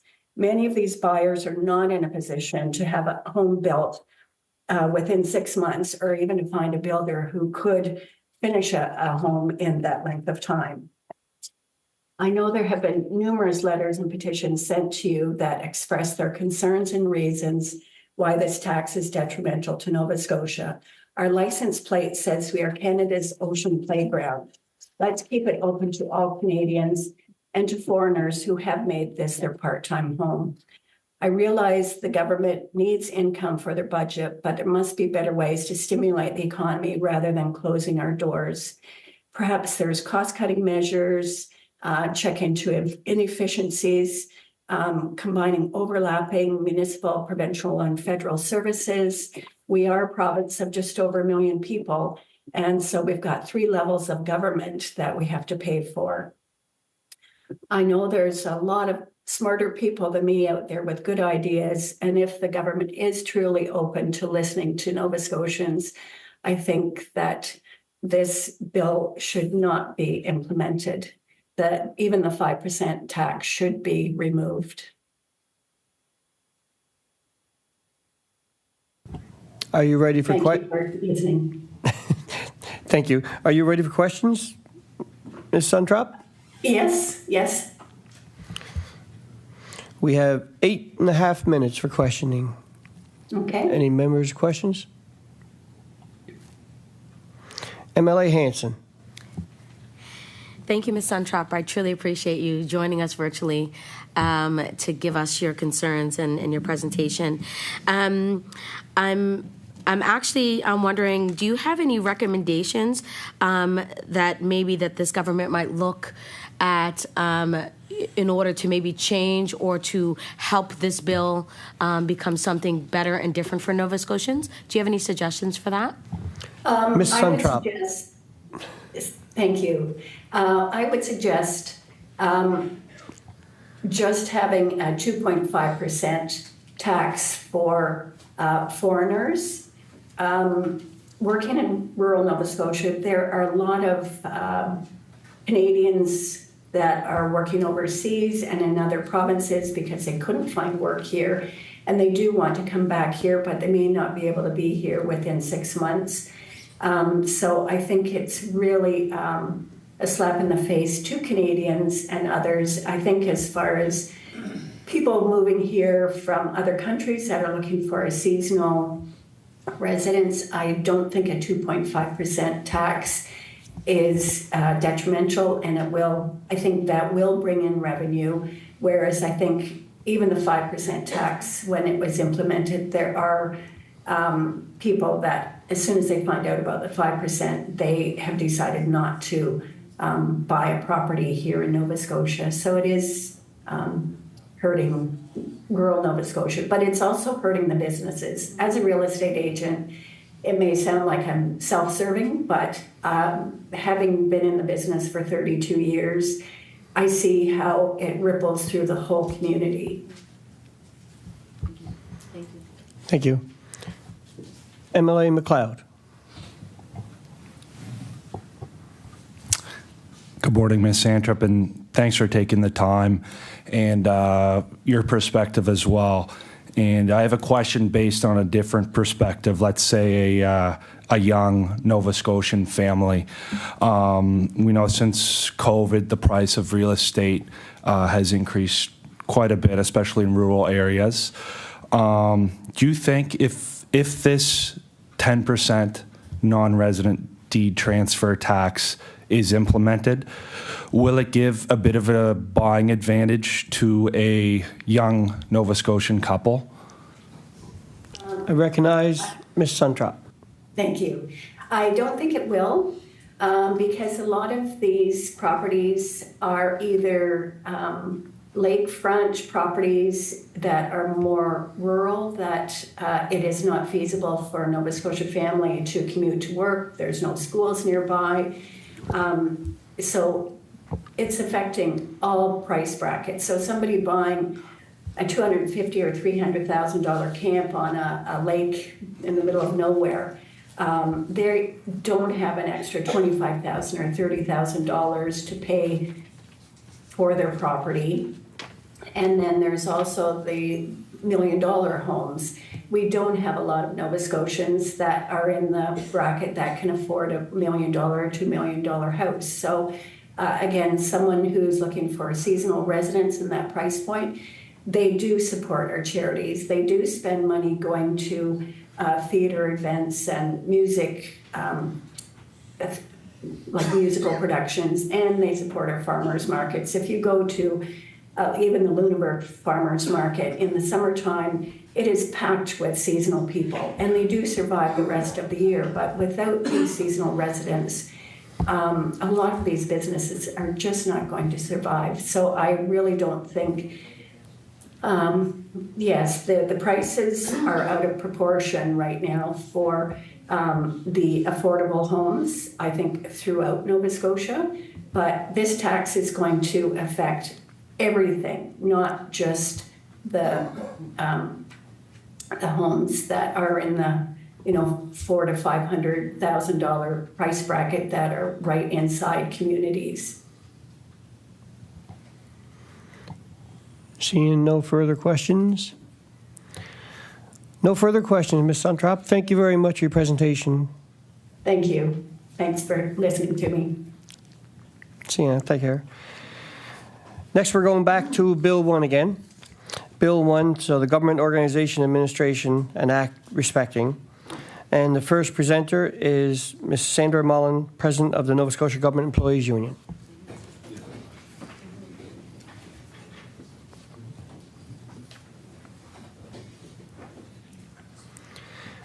Ms. Mullen, thank you for joining us.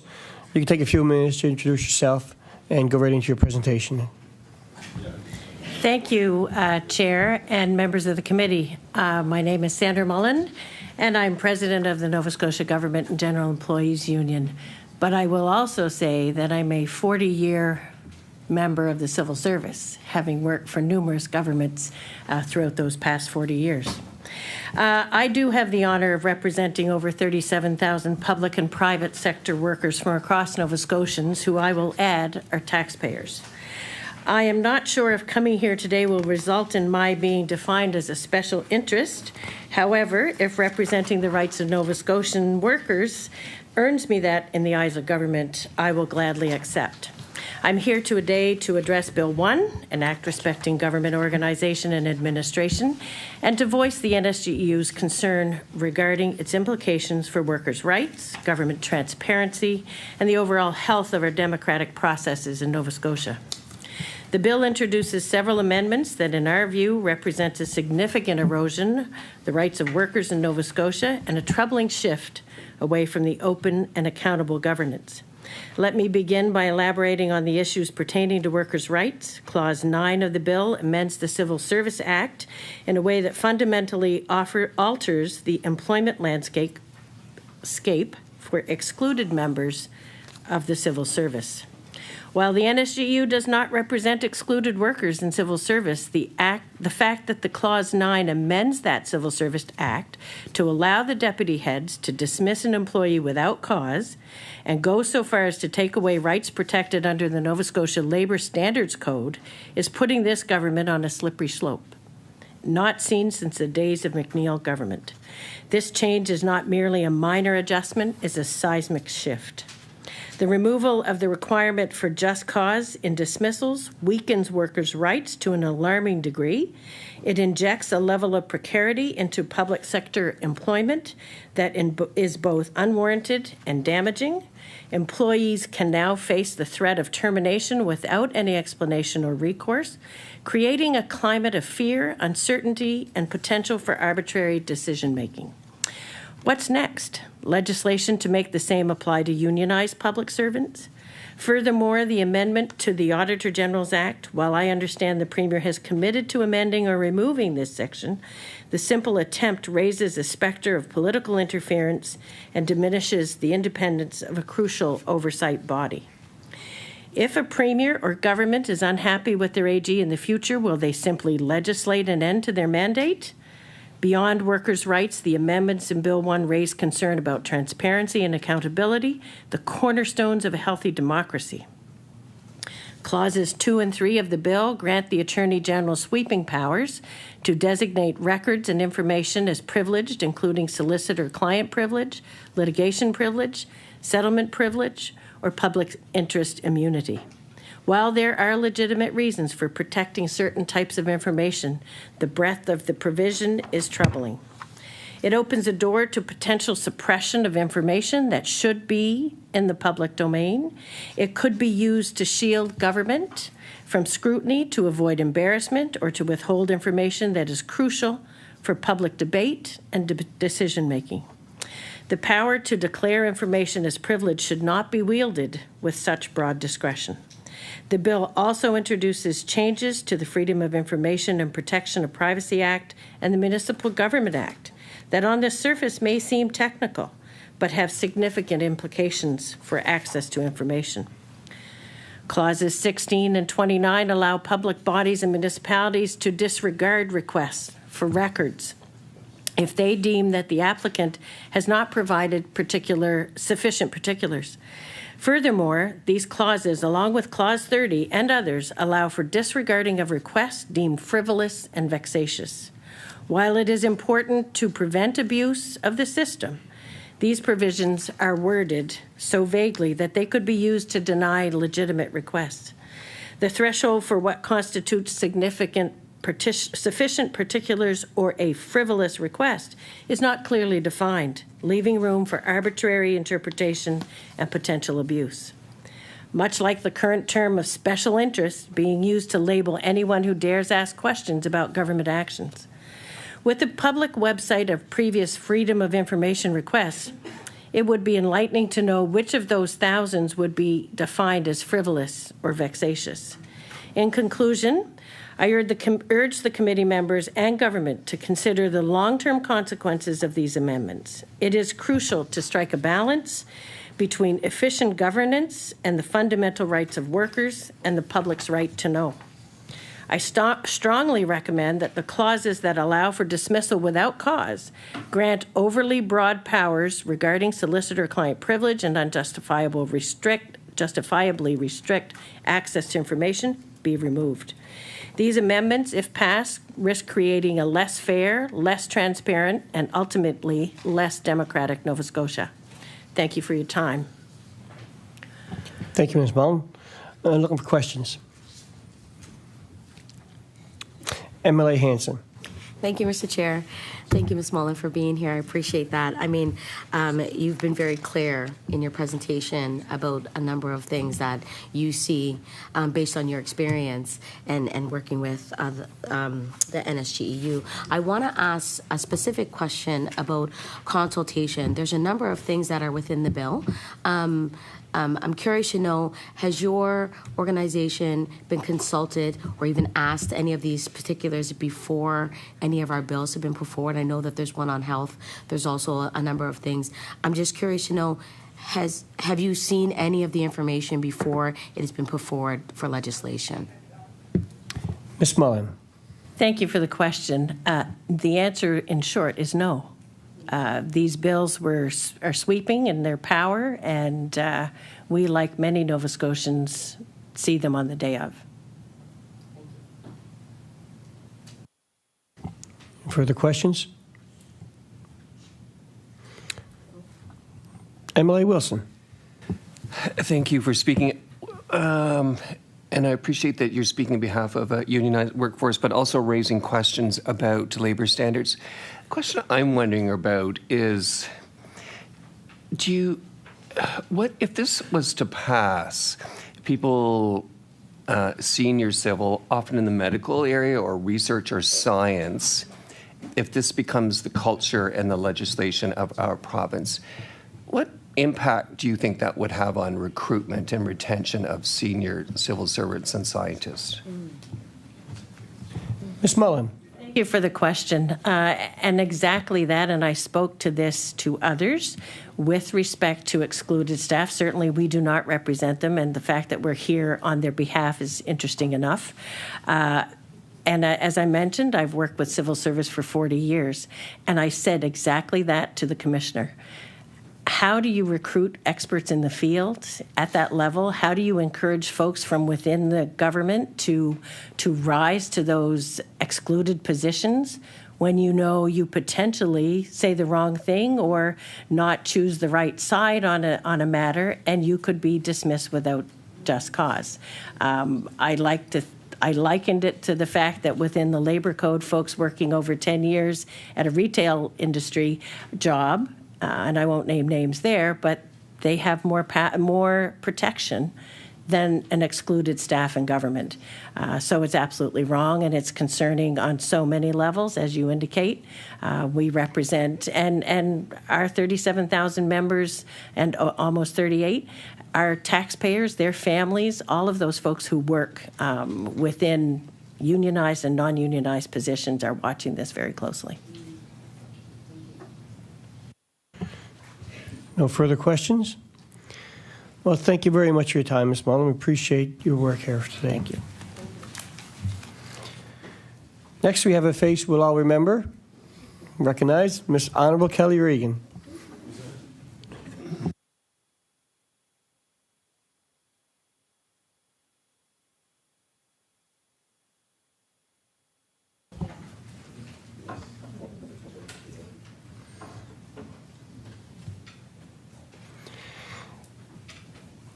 Well, nice to see you. Thank you for joining us again today, Ms. Regan. We'll give you a few minutes to introduce yourself, tell us how you want to be referred to, and go right into your introduction. Thank you. Thank you, Mr. Chair, for allowing me to present here today. My name is Kelly Regan. You can refer to me as Honourable Regan. I worked hard to get that title, so I'm going to use it. And I'm here presenting as a private citizen. I just want to confirm, Mr. Chair, that I have 10 minutes to present and 5 minutes for questions. That's correct. Okay, thank you. Ms. Honourable Kelly Regan. So thank you, Mr. Chair, for allowing me to present here today. After retiring at the election call, I had no intention of returning to the legislature or to appear before the committee. But after seeing Bill 1, I felt I needed to present to the committee on several of its concerning implications. And don't get me wrong, there are other bills before the House that concern me as well, but I believe there are people who could better speak to those. So I'll just confine myself specifically to Bill 1. For the members who don't know me, I'm a 4-term veteran of this House. I was a minister for 8 years and chair of public accounts for nearly 3. I also served as deputy premier. I want to congratulate the returning members, my former colleagues, on their victories and commend the government members on the resounding majority. I will note, to whom much is given, much will be required. But I will also note that just because you can do something doesn't mean you should. And that's why I want to commend the government on its stated intention to remove the clauses that deal with the Auditor General. Unfortunately, I don't know if something else is going to go in its place. So I'm going to say to you what I would have said had the Premier not indicated he was going to remove that. The Auditor General protects Nova Scotian taxpayers in many ways. The office conducts and reports audits that provide the House of Assembly and Nova Scotians with an independent view of public sector performance and accountability. The Office of the AG ensures we get value for money. It flags programs that are not meeting their stated goals. It ensures money is well spent. Members of the legislature can flag issues they think need to be addressed by the AG, and then the AG may choose to do an audit as a result. Now, I remember being a minister for about 2 weeks and having the media pounce on me, way to go doing your job, guys, for something that was in an AG's report. It dealt with safety, so it was important. And although we had just become government and the audit had occurred under the previous government, I was grateful that the gaps in necessary inspections were raised for me. And I should note that AG Kim Adair worked very hard to ensure that Public Accounts Committee would operate according to best practices. She ensured we had training from experts in governance, as well as those who had lived experience, seasoned parliamentarians across the political spectrum. The fact that the committee did not vote to operate in a nonpartisan manner is a great regret of mine. While some members of the committee wanted to move in this direction, I do not believe that view was chaired by political staff from all 3 parties, and so it didn't advance. For the new members of the committee, the Auditor General does not do their work to embarrass the government. In fact, the current AG would meet with us in camera to discuss her recent report, so members, even those from the government, could ask questions about issues. And because it was an in-camera meeting, we couldn't speak in public about what had been said. They were free to ask questions and find out what the AG and her staff had concluded was happening. So even if a government member said something in that meeting that could embarrass the government, it didn't go anywhere. They were free to get a better understanding of what was going on. The sections of this bill that allow the government with a supermajority to fire the Auditor General without cause was, to me, a threat to this or any future Auditor General that they had better kowtow to their political masters or else. And that's disturbing because the Auditor General is an independent officer of the legislature. The AG reports to the legislature, not to the government. Again, I want to commend the government on signaling the intention to remove the parts of the bill that deal with the Auditor General. Quite frankly, if this government is planning on firing anybody, as we suspect, given some of what we've seen in here, it should be the person who dreamed up this idea. This was government overreach, and the public reaction was predictable. And the attempt to allow a minister to hide or delay An AG's report was concerning too. This could potentially allow a department to continue a costly or unsafe project until its completion instead of allowing daylight on the project and giving a department the chance to correct issues. I'm pleased the government saw the error of this provision and removed it. Ditto the clauses dealing with the Information and Privacy Commissioner. This was overreach, and the public's intense aversion to these clauses was predictable. This is already the most secretive government in Nova Scotia history. We need more daylight, not less. I do want to speak to the committee today about one aspect of this bill that I believe is concerning and should be removed, and that is the provision that allows the government to fire without cause any civil servant who is not covered by a union, Clause 9. It's important that civil servants who collectively have an institutional memory like no other group are free to share their opinions with government. When a new government comes in, they may think they have all the answers, but I assure you, you don't know what you don't know. And that's the issue. You can't know everything. And you may be successful in bearing bad news for a while, but eventually it will out. And all of this reminds me of something that happened in Ontario 25 years ago. The government of the day thought it'd be a good idea to downsize the civil service. One area that saw civil service cuts and privatization was connected to the safety of the water supply. I suspect they thought everyone knew what they were supposed to do, so why did there need to be oversight? Well, as the people of the town of Walkerton discovered in the year 2000, there needed to be oversight because sometimes people don't do their jobs. At least 2,300 people became sick. Children were particularly affected. 7 people died because of bacterial contamination of their drinking water. This was the worst public health disaster involving municipal water in Canadian history. Judge Dennis O'Connor conducted an inquiry and he outlined the causes of the outbreak, which included the roles of the public utilities operators, the public utilities commissioners, the Ministry of Environment, and the provincial government. The inquiry concluded that budgetary restrictions introduced by the provincial government 4 years before the outbreak were enacted with no assessment of risk to human health. The ministers and cabinet had received warnings about serious risks. Budgetary cuts destroyed the checks and balances that were necessary to ensure municipal water safety. And as we have recently seen, Nova Scotia is not immune to water issues.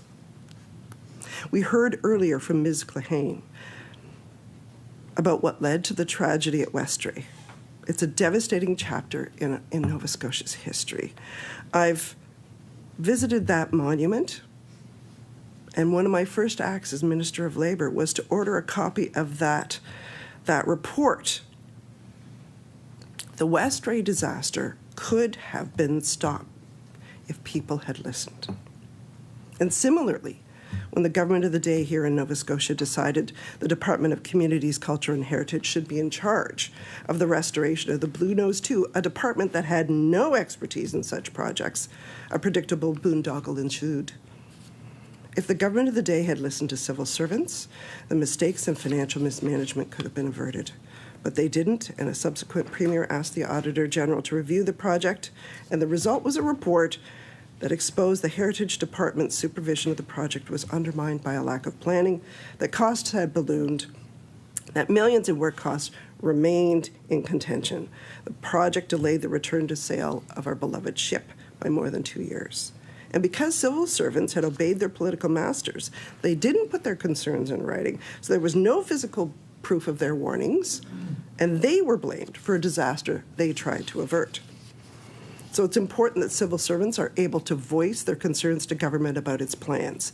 And because it's your jobs, legislators' jobs, to protect Nova Scotians, we need to know that excluded civil servants can say what they need to say to you about fiscal help, physical health, and any other matter without fear that they will be summarily dismissed without cause. What I am trying to say is that civil servants can help you not to do stupid things.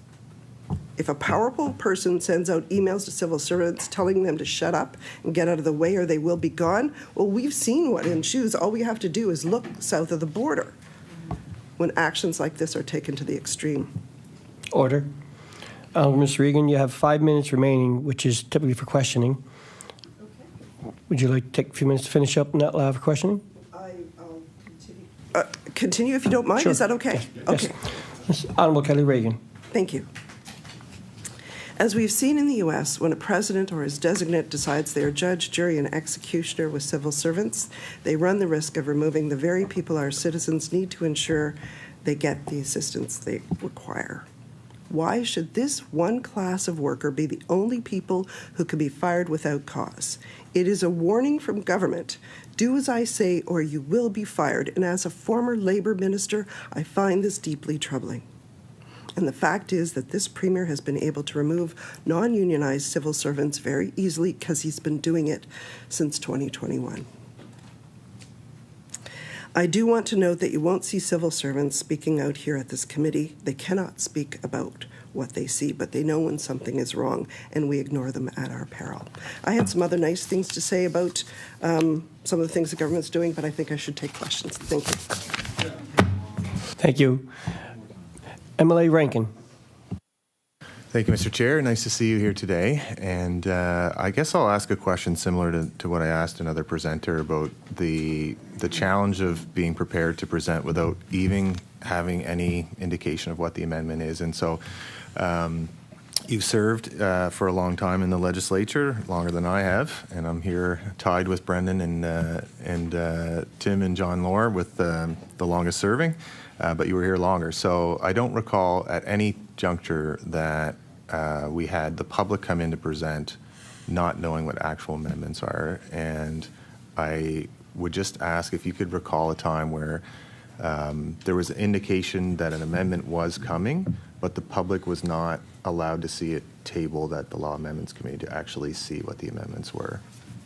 Thank you for that. Honorable Kelly Regan. Old habits die hard. Thank you for that, MLA Rankin. I will just say that I don't recall an incident. I wasn't on law amendments a lot because I was a minister, so I may have missed indications, situations where that happened. But I think it makes it very difficult. I mean, if they are in fact pulling it out and we're never going to have anything in this bill about that, that's great. But if there is in fact something else being substituted in, I'm going to be pretty upset that I came and presented without having that information. And I think that it's a major flaw for the government. I think it actually protects the government. If they could actually have those amendments before the committee, it would have actually shut a lot of us up, probably, because we would know what the government was planning to do. We don't really know. We've been told one thing, but then again, we were told the government was campaigning on this, and they decided to do this. So you're asking us to trust you, and that's kind of difficult given the situation, I guess. Emily McGuire with 1.5 minutes left. It's like public accounts. I'll answer one of the questions that was asked.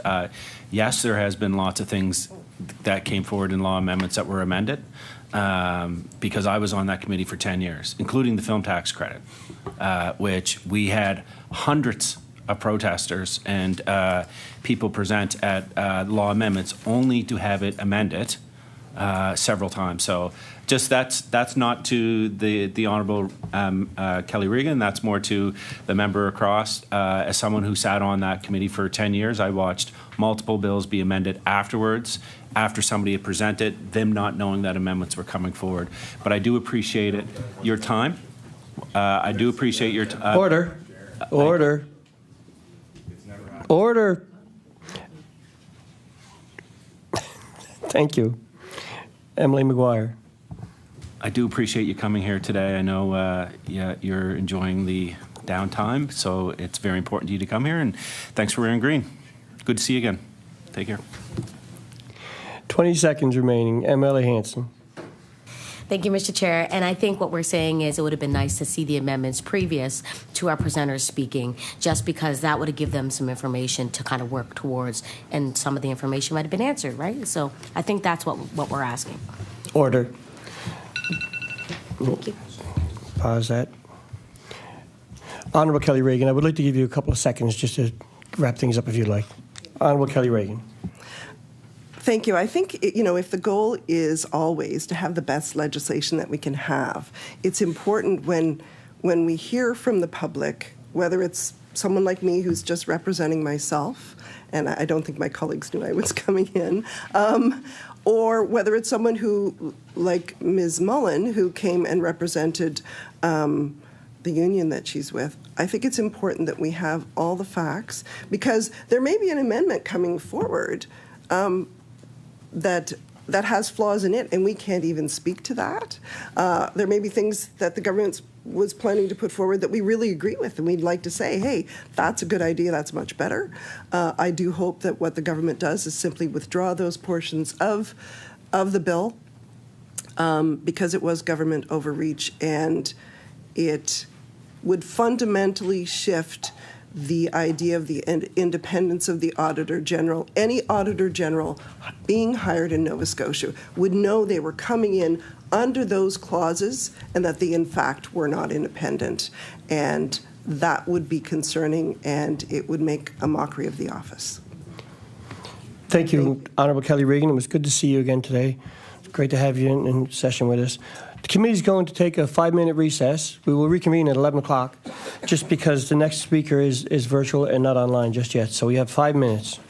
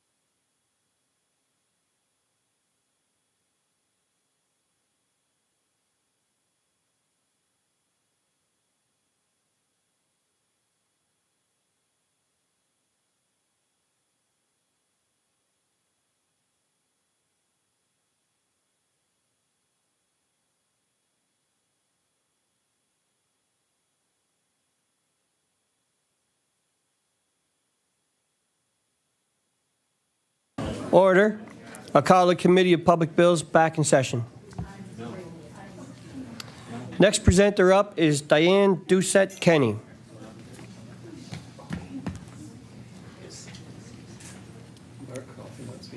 No. Diane Duet-Kenny.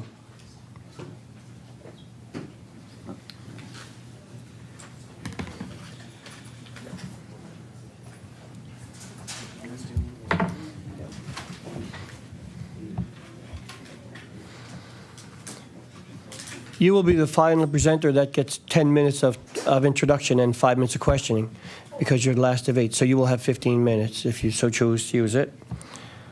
Maybe a little bit shorter because I thought it was 5 and 5.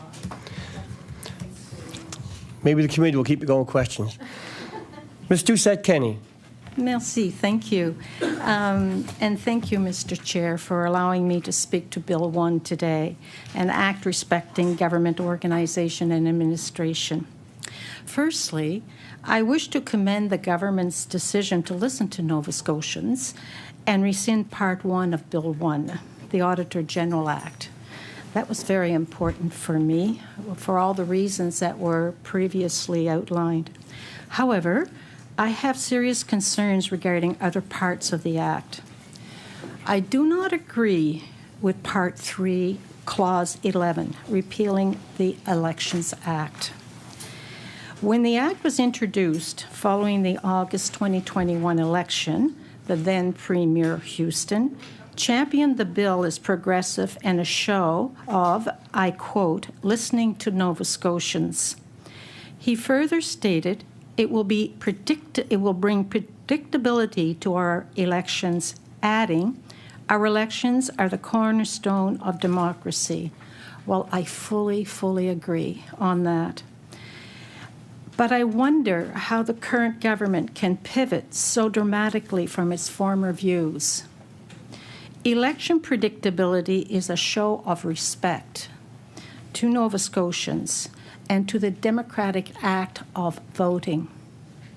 It provides fair and equitable conditions for citizens to engage fully in this right. Therefore, I really believe that the Elections Act should remain. I also cannot agree with clauses in Part 5 dealing with access to information, FOIPOP. Namely, clauses 16 to 20, 29 and 30, 32 to 34, which I believe would impede citizens' access to information and actually undermine democracy. As citizens, Nova Scotians have a basic right to access government information that has been duly vetted to protect privacy. This is the essence of government transparency, which is part and parcel of the democratic governance. Language such as vexatious and frivolous do a disservice to me and to Nova Scotians. Just as with any legislation or policy, reviews and revisions can be undertaken in response to changing public needs and circumstances. However, this activity and the subsequent outcome should in no way compromise citizens' access to information, in no way. Government is accountable to the public for their decisions and actions. Compromised public access to information undermines that accountability. I believe the clauses cited above should be withdrawn. I am further concerned about clauses 9 and 10 of Part 2. And Honourable Regan spoke to that quite eloquently.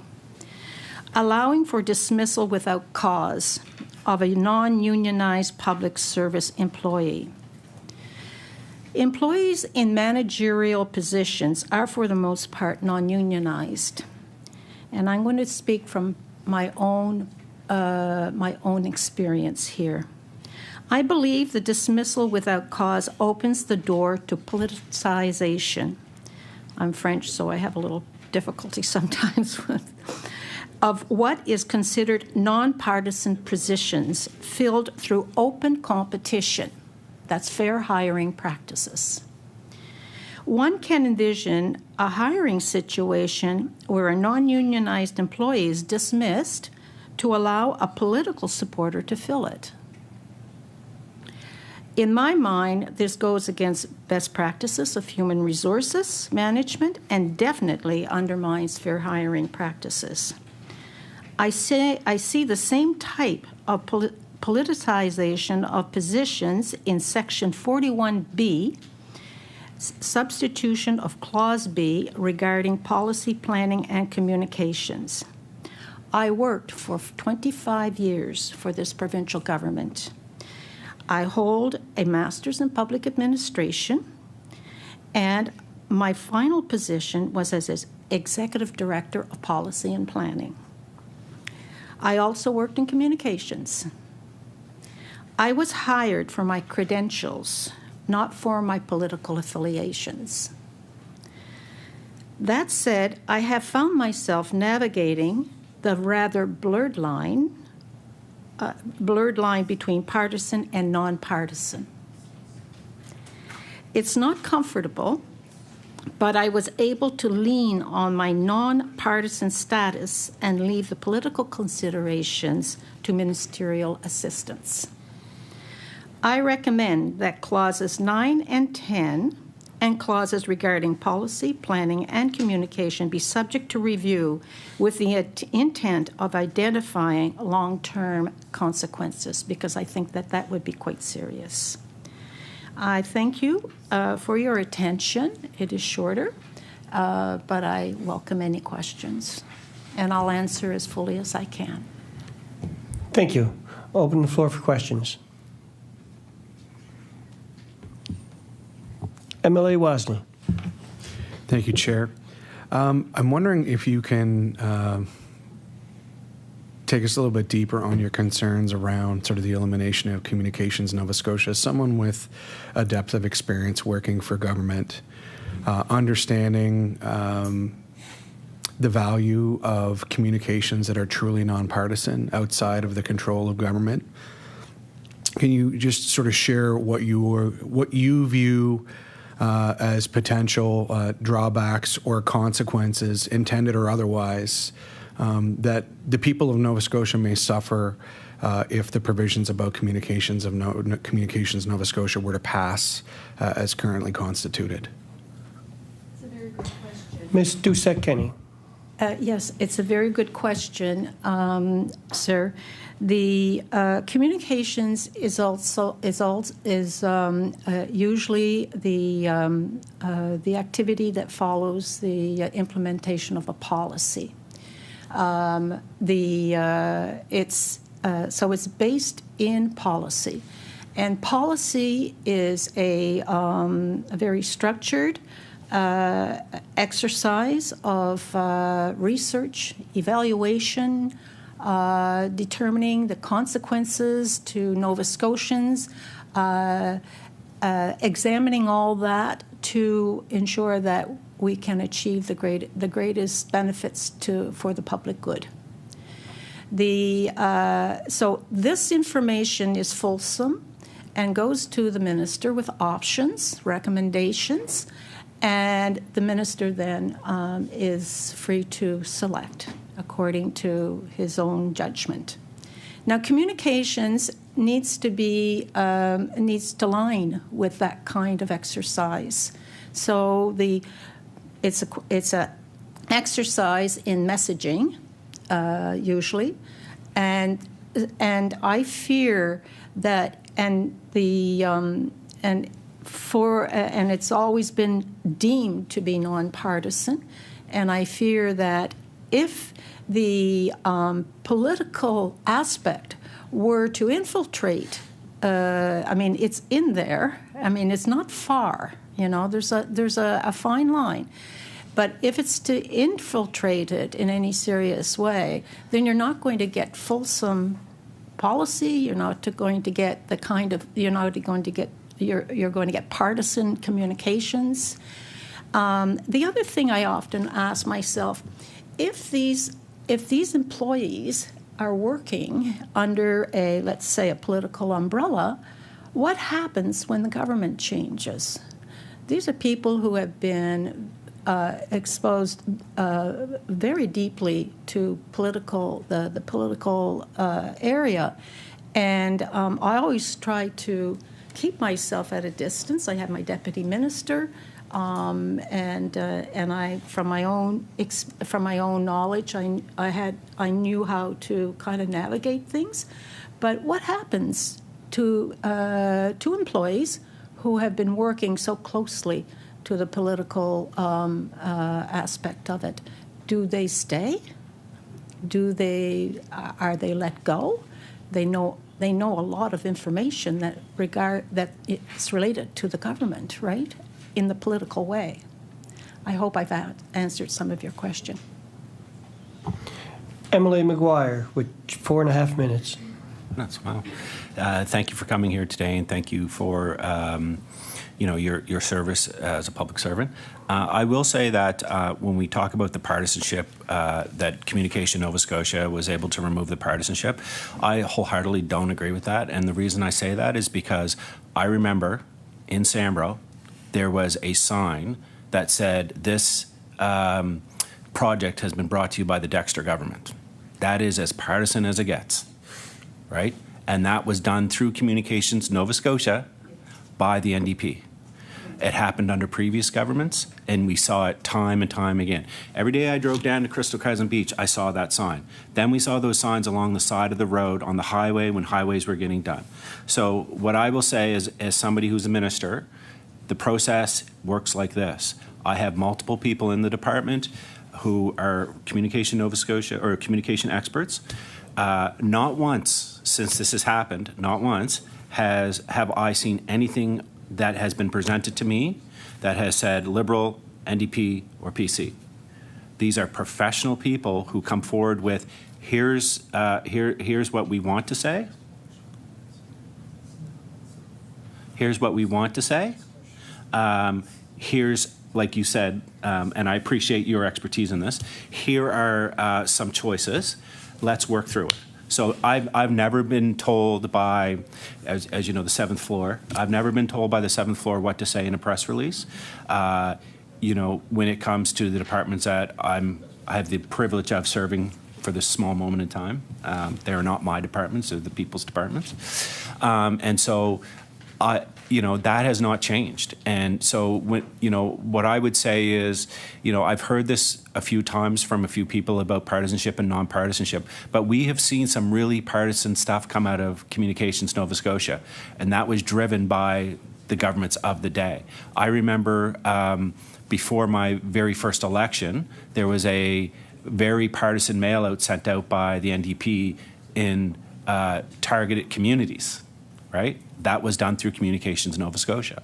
So to say that this is all going to become hyper-partisan now or not hyper-partisan, what I would say is that some governments used it as partisanship, some didn't. And for me personally, I think anyone could go back through the press releases that I've done through departments, and not once have I blamed or played the partisan game.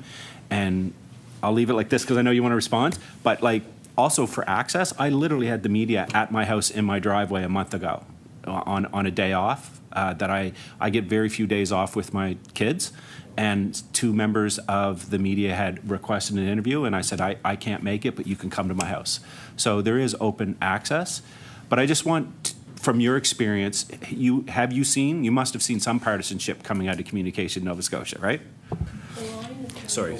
I recognize Sorry. Ms. Duet-Kenny. I apologize. No, I apologize as well. The line is very fine. And yes, you're right. Signs with Dexter, the government, on it, that is a partisan move. The thing is, what I'm saying is heads up to the possibility that this can occur. And it's a very uncomfortable position for professionals to be in. The other thing I might mention is that some time ago, not that long ago, there was an ad in the Chronicle Herald, a full-page ad from this government, and in my mind, from a personal opinion, that was paid by the citizens of Nova Scotia. That was a partisan ad as far as I'm concerned. So, but I do appreciate what you're saying, and I'm just saying, heads up. Yeah. Yeah. With only a few seconds left, there's not enough time for another question. Okay. Ms. Duet-Kenny, thank you very much. Appreciate you coming in today and sharing your knowledge with us. Our next presenter is Wendy Curley, which is virtual and having a little bit of issues coming on there. So we're going to look and see, is Lily Sangster in? Lily, would you mind coming up to present now? You're the first of our 5-minute presentation and 5-minute questioning you'll have. Okay. Good morning. Thank you. I thank you for the opportunity today. Lily, order. I have to say your name till your microphone comes on red and recognize you. Lily Sangster. Good morning. Thank you for the opportunity to be here today. Significant media and public attention has been given to recent proposed changes to the Nova Scotia Auditor General Act. These changes would have threatened the independence of the Auditor General's office, and I would like to thank the government for rethinking and withdrawing those proposed changes. During my time today, I would like to draw your attention to what I believe is an equally troubling amendment that is also tucked into this bill, Clause 9. Clause 9 repeals Section 25 of the Civil Service Act, which outlines the existing reasons public servants may be laid off or terminated. It replaces them with the following. Notwithstanding any other enactment, including the Labour Standards Code, but subject to the terms of a collective agreement, a deputy head may dismiss an employee in the department without cause. If Bill 1, Clause 9 is passed as proposed, all managerial and other non-union staff will be able to be terminated for any or no reason at all. A key pillar of good governance across Canada and in all countries that use the Westminster system is the professional, non-partisan, independent nature of the civil service. Members of the public service owe their loyalty to the province and to the public, not the political party currently in power.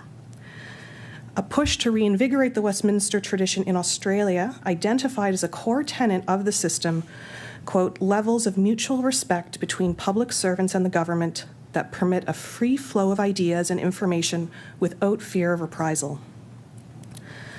One of the key reasons that public servants are able to provide nonpartisan expert advice, even when perhaps feeling pressured to do otherwise, is because their jobs are protected. But to quote former Australian Prime Minister Kevin Rudd, public servants will not give frank or fearless advice if they think their career prospects or the continuity of their employment rest on them simply echoing a government's own prejudices. If Clause 9 passes as is, there will be no such thing as an independent public service at the senior level in Nova Scotia. All senior staff, leaders, and other employees in non-union positions will merely serve at the pleasure of the current government. Please appreciate that just as the loss of job security compromised the independence of the Auditor General, it will do the same to all public servants working for the province of Nova Scotia. While you may trust this government's judgment and support whatever changes the current cabinet intend to make with this power, one day different politicians, perhaps your opponents, will be in charge, and this change will have handed them absolute freedom to carry out whatever changes to the public service they want. So please ask yourself, do you trust every single future elected representative with the power to fire anyone who won't cook the books, lie to the public, hire their friends, or spend public money on their donors? Can you be sure that this power won't be used in a discriminatory way or to silence those who have been mistreated? Do you trust public servants to tell hard truths to elected officials when they fear for their jobs if they don't paint a rosy enough picture? I am worried that everything from safety inspections to environmental reviews to infrastructure design will be compromised because senior public servants will be pressured to produce the right answers or risk termination. Clause 9 permits the government to sack long-term, senior, qualified personnel without a thought to the impact on programs, departments, or the public. Inevitably, senior staff will be forced to adapt to be loyal to the party in power in order to keep their jobs, rather than be loyal to Nova Scotian democracy and to the public they have chosen to serve. The ability to fire public servants without cause opens the door to a future version in this province of the disaster we are seeing unfold in the United States, as an unelected billionaire wreaks havoc on the infrastructure of government and the services it provides. This is not the time to be removing guardrails on our democracy. So please do not make this mistake. The public's ability to trust in government institutions and in the competency of the public service is at risk. Clause 9 is not a path to any significant savings or efficiencies. Layoffs in times of budget cuts or work shortages are already permitted. The public has been given no clear message about why this change is important, with the minister responsible saying only that the government wants greater flexibility. Please understand that the greater flexibility offered by this change will come at the cost of the independence and accountability of the public service and will jeopardize their long-term ability to function as needed and as intended. The government is rethinking the changes it was planning to the Auditor General's Act and the FOIPOP Act, and I ask you to take this opportunity to rethink these changes as well. Thank you. Thank you. The floor is open for questions. MLA Mumbercrat. Thank you, and thank you for coming in. More of a comment than a question. I appreciate the passion around this idea that people potentially could be fired without cause, and really your comments are true around the sense that, you know, as I've had the privilege of serving on both sides of the government and in cabinet, and you go through tough situations where there's negotiations that take place between, you know, the civil service or bargaining units or whatever. But this is the first time in all of the time I've been here where we've actually put that a government has put something on the table that says we can fire you for no reason. It is morale destroying. I can tell you throughout the civil service. So I don't really have a question. I just appreciate you coming and defending those folks. And I've said this before, these are the folks that build the programs to support families each and every day. And I just want to thank you for coming in and defending their right to work in an environment, as you said, for Nova Scotians and not for the government of the day. So thank you. Ms. Sangster, would you like to reply? No, I appreciate your... Ms. Sangster, microphone. He's still trying to find you there. Thank you. No, I appreciate your concern and that you have thought through it this way. And I will say, as someone who has been thinking quite a bit about the future recently, the state of the province going into the future and what these changes mean 10, 15, 20, 50 years down the road are really present with me. Because I've also seen once things changed, getting it back the way it was, will be an uphill battle, because who will want to give up that kind of power once it's there? As I said, and the way we're seeing political situations unfold around the world, we need all the safeguards to a democratic system that we have, and we can't be getting rid of them for the sake of convenience. Any further questions? MLA Wozni, with 2 minutes. Thank you, Chair. Thank you for appearing today and for your submission. I'm wondering, Ms. Sangster, if you might comment. It doesn't appear that you currently work for the government of Nova Scotia in a senior leadership position. But I'm wondering if, with someone with a depth of experience, what impact would these changes have on your willingness as a highly qualified individual to seek employment at a senior leadership level if these changes were enacted? And talk a little bit about why that might alter your willingness to consider employment at a senior leadership level with the civil service. I recognize Ms. Sangster with 133 left. For me personally, it would give me great pause to leave a job where I felt some sense of security, to move into a role that I knew had that there was no security. And I will say that the labor standards protections in Nova Scotia aren't great, as they're in any role, but at least now under the Labor Standards Code, when you hit 10 years, you do receive some protections. So to leave a long-term job to enter a senior role, where even after 10 years, you have no security in that role, I can't fathom why that would be attractive to anyone at this point. So I'm wondering if what you're asking is, yes, I think you will lose out on good qualified people as well as undermining the system of governance that we rely on. 24 seconds remaining. Would you like to close, Ms. Sangster? No, that is all from me today. Thank you. Thank you. Thank you for presenting. We appreciate your time today. Good point you brought up. Members, we are in a bit of a situation. Our next presenter is virtual, and the one that we had that wasn't here from the last time. So I feel the only thing we can do is take another 5-minute recess till Ledge TV gets us worked out next presenter. We're in recess for 5 minutes.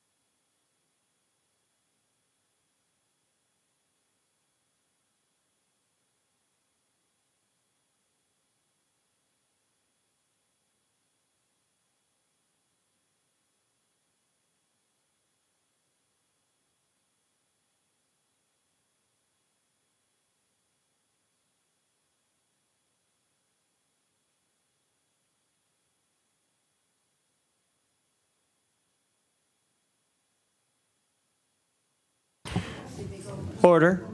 I call the Public Bills Committee back in session. Our next presenter is a virtual presenter, and it's Nancy Saunders. Good morning, Honorable Chair and committee members. I just want to clarify, do I have 5 minutes or 10 minutes? You have 5 minutes for presentation and 5 minutes for questioning. I will let you overlap if you need be. Okay, thank you. Good morning, Honorable Chair and committee members. My name is Nancy Saunders. I appear here today to speak as an individual citizen of Nova Scotia with regards to Bill Number 1, an act respecting government organization and administration. My written submission contains more information than my time here may allow, so I will focus on the most important items. Bill Number 1 is designed to hide things from Nova Scotians and those directly impacted by these changes, and was done with very little, if any, consultation. This bill attempts to amend the Auditor General Act, the Freedom of Information and Privacy Act, the Municipal Government Act, the Civil Service Act, the Privacy Review Officer Act, the Elections Act, among others. While there is a diverse list of acts contained in Bill Number 1, there is a common theme in these proposed amendments that really upsets me as a citizen of Nova Scotia. They all serve to lessen accountability for the government and the oversight of government by removing powers of independent agencies and allowing government to cover up information that should be made public. This government wanted a clear mandate in the recent election, which was given to them by Nova Scotians. It was healthcare, affordability, and housing. What are the elements in these bills, in these amendments, that directly relate to those priorities? There are none that I could see. I invite you all to read the original intent and purpose of these acts that Bill Number 1 is attempting to amend. You will find that these amendments go completely against the original purpose of these pieces of legislation. If there is a reason to question the intent and purpose of Nova Scotia's legislation, the responsible and democratic way of examining that is to do a complete review of the entire act with very wide and very deep consultation in order to make these types of changes. Included in this bill is the ability to fire the Auditor General without cause and allow government to keep certain reports of the Auditor General confidential when these reports should be made public. In the People's House, the Auditor General is the independent officer of the legislature, so the ability to fire the AG or withhold reports that should be made public has one purpose: to lessen the accountability for the decisions of this government and to withhold information that should be made public. I believe that the ability to fire the Auditor General was in Clause 1 and has been walked back due to intense public pressure, thank heavens. But the ability to withhold Auditor General reports from the public must also be removed, and those are in Clause 2 to 7. Under changes to the Civil Service Act included in this bill, non-unionized employees, a large portion of the public service, can be let go without cause. This is comparable to what is happening south of the border.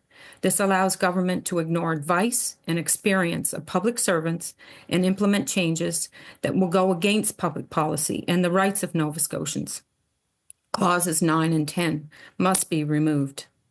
The FOIPOP amendments under Bill 1 allow government to dismiss any request they deem to be frivolous or vexatious. That is convenient for a government who does not want any public scrutiny.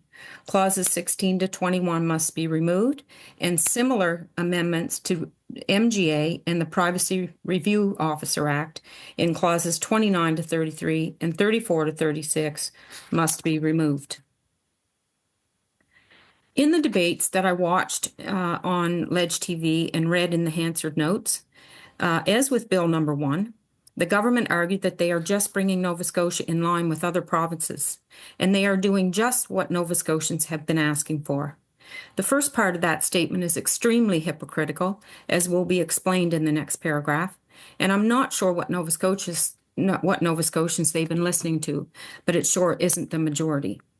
Nova Scotians have been asking for a change to the health information law, which currently creates barriers to allowing caregivers and the medical system to work collaboratively in keeping individuals living with mental illness and addictions and others safe. This law was put forward under Bill 474 in September and under Bill 46 in February, and this government refuses to support it. This is a law that would actually go directly towards what Nova Scotians gave this government the mandate to do: improve health care, save money, and put Nova Scotia in line with every single other province and territory in Canada. This law would enable a more collaborative and compassionate healthcare system and would reduce Nova Scotia's rate of suicide, which is currently the highest it's ever been and the highest in Atlantic Canada, at 156 lives lost each year. Instead, this government is focused only on what is good for them, to consolidate power and reduce the ability for public scrutiny. After recent Halifax stabbings by a very mentally ill young woman, the Premier stated very publicly that the woman should be locked up behind bars. This demonstrates this government's significant lack of understanding of severe mental illness and the drastic state that Nova Scotia's mental health system is in. Yet this government dismisses a law that would enable many improvements, improve patient outcomes, and save lives. On February 28, 2025, the Premier stood in the House, the People's House, and stated, "What Nova Scotians do expect is when you get something wrong, that you have the courage to fix it. We will do that every single time. Because more than perfection, they demand action. They're seeing that action from us." He also stated, "The record of this province, and certainly under our government, is responding on requests from the public. It is very good. It is the best in the country." This is the opposite of what government is doing. They are not putting in place amendments that will save lives, improve health care, or address affordability and housing in impactful ways. They are trying to pass laws that create more power for themselves and reduce ability to hold them to account. They are placing this above the actual mandate that was given to them by Nova Scotians. I call on this government to focus on changes that will actually make a difference to Nova Scotians, save lives, protect the health and safety of all Nova Scotians. I call on this government to support a bill that would do that, Bill number 46, as it was tabled in 2025 February and previously tabled in September, with the full support of all members except the Conservative members. I ask this government to stop abusing their supermajority government powers, which only results in their ability to force more consolidation of power and control. And one final note, although I list several other bills that should not go forward for the same reasons I've already stated, Bill number 11, administrative efficiency and account. Order. Sorry. Order. Sorry, Ms. Saunders, you do have 2 minutes and 40 seconds left, and we have to stay focused on this Bill 1 that you're speaking on. Yeah, okay. If you want to continue on Bill 1, I'll allow that. No, that's Ms. all Saunders. I had to say on Bill 1. Thank you. Thank you. Thank you for your time. Thank you. Open the floor for questioning. Seeing no questions? No questions, Ms. Saunders. I would ask you to give us closing remarks, if you'd like, with 2 minutes remaining. Ms. Saunders. Thank you. Thank you. Again, I would like to state, there was a part that I would like to read that I missed. To kind of sum up Bill number 1, the individual impact of each of the bills being put forward by this government for this session are very concerning. But their combined impact is a threat to our democracy and our ability to hold government to account. This is how the absolutely shocking and very dangerous situation south of the border started. This is how very threatening change creeps up, and by the time the majority of the public realize it, it is way too late.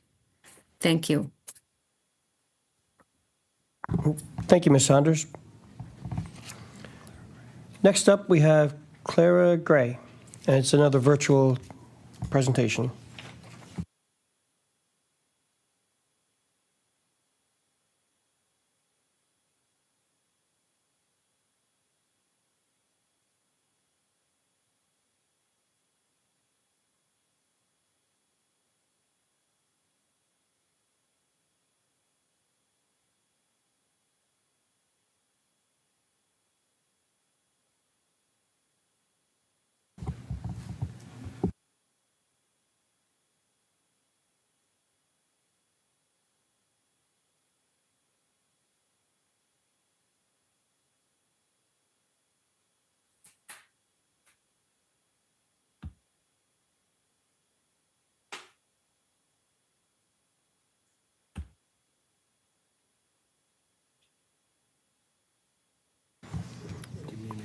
Hello, Ms. Gray. Good morning. Thank you for joining us today. You will have a combined 10 minutes. Typically, it's 5 minutes of presentation and 5 minutes of questioning. Thank you.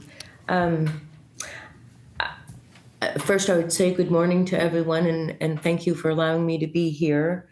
I'm here to speak to Bill 1, and in particular to provisions that would amend freedom of information and privacy issues. I put a written submission together dated March the 2nd, and I trust that members of the committee have that.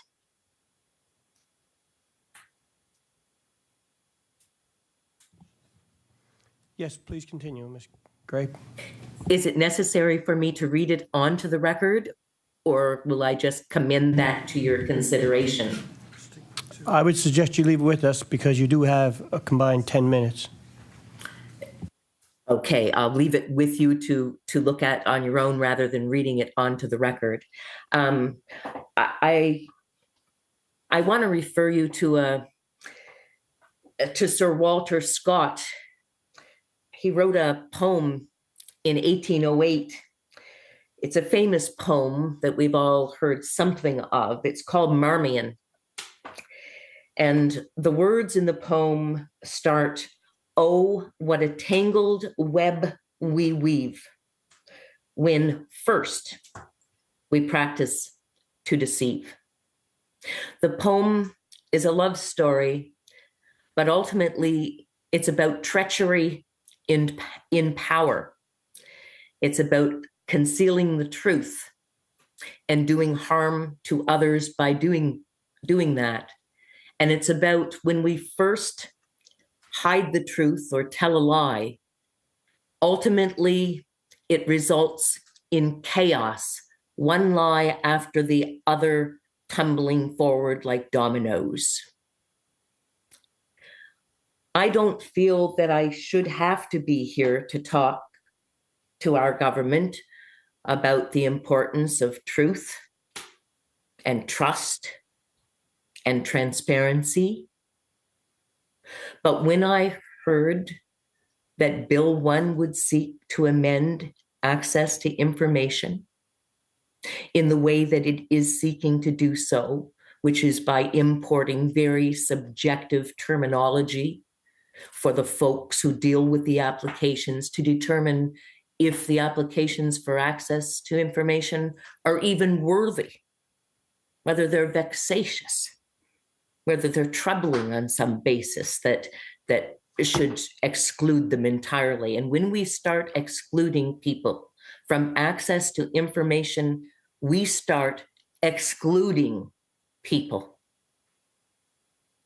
People who need the truth, people who want the truth.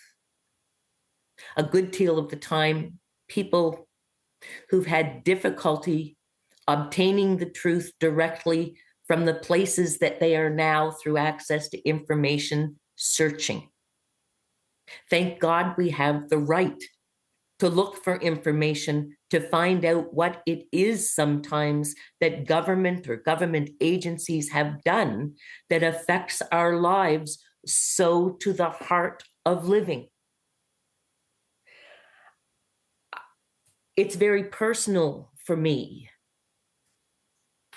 Our mothers, I believe, taught us all not to tell a lie, to tell the truth, even if it hurts.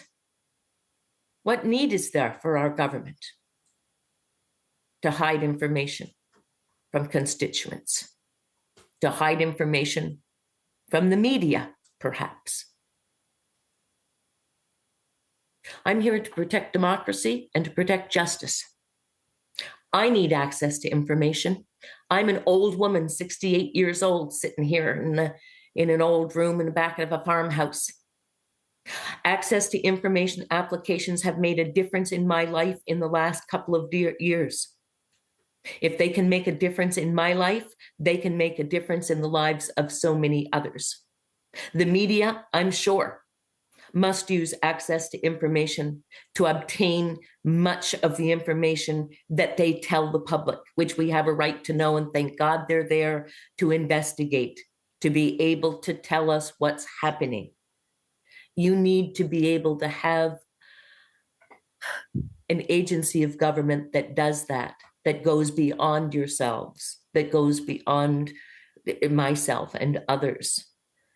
Sometimes it's not easy to tell the truth.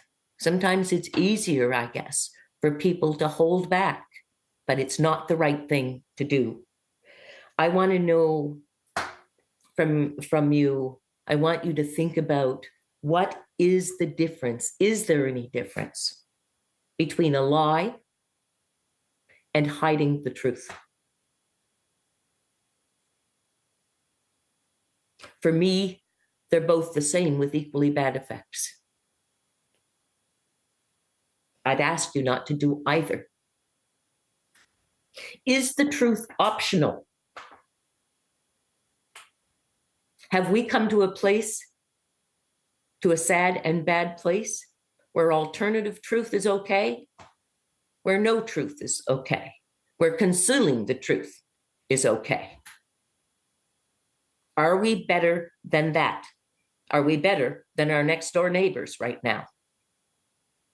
Are we the government that we promised the people we were going to be?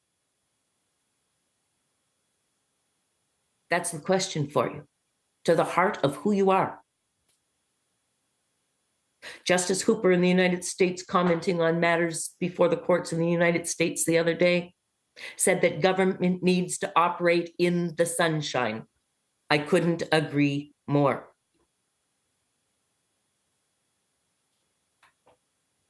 What do you stand for? Is your relationship with me, this constituent, right here, right now, is it real? Is it truthful? Is your intention to listen, to think, to contemplate, to consider? Is it real? Is it a step we're going through aimlessly? To tell the truth is important. To know the truth is important.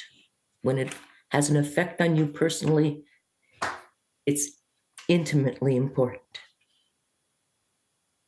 I'm asking you to maintain transparency through the Privacy Commission. I'm asking you to expand the reach of our access to information to include government agencies, government appointed bodies, commissions, associations, etc., that are presently excluded from access to information applications for no good reason.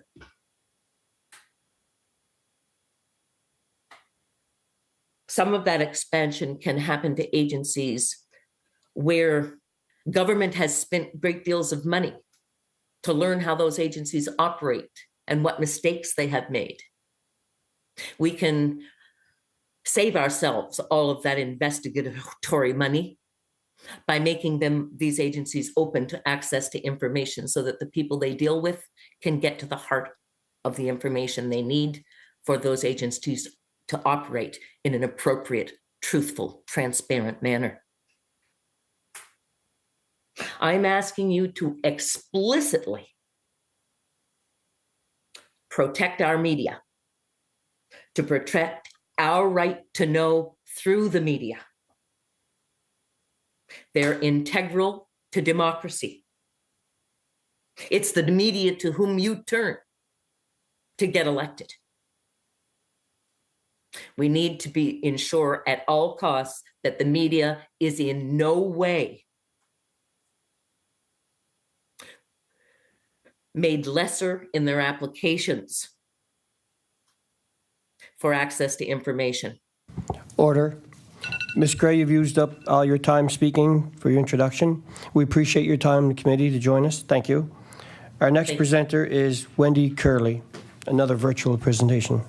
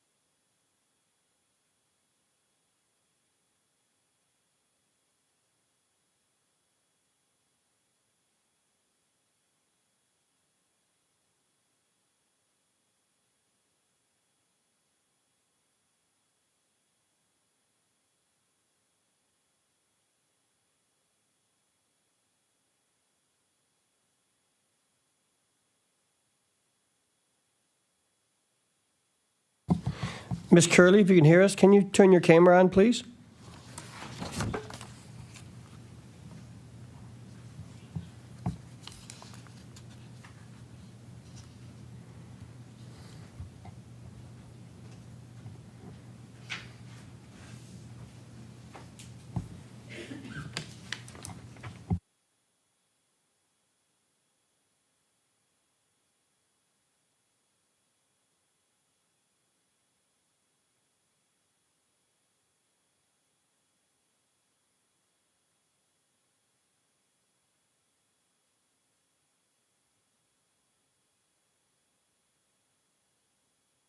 Is the camera working now?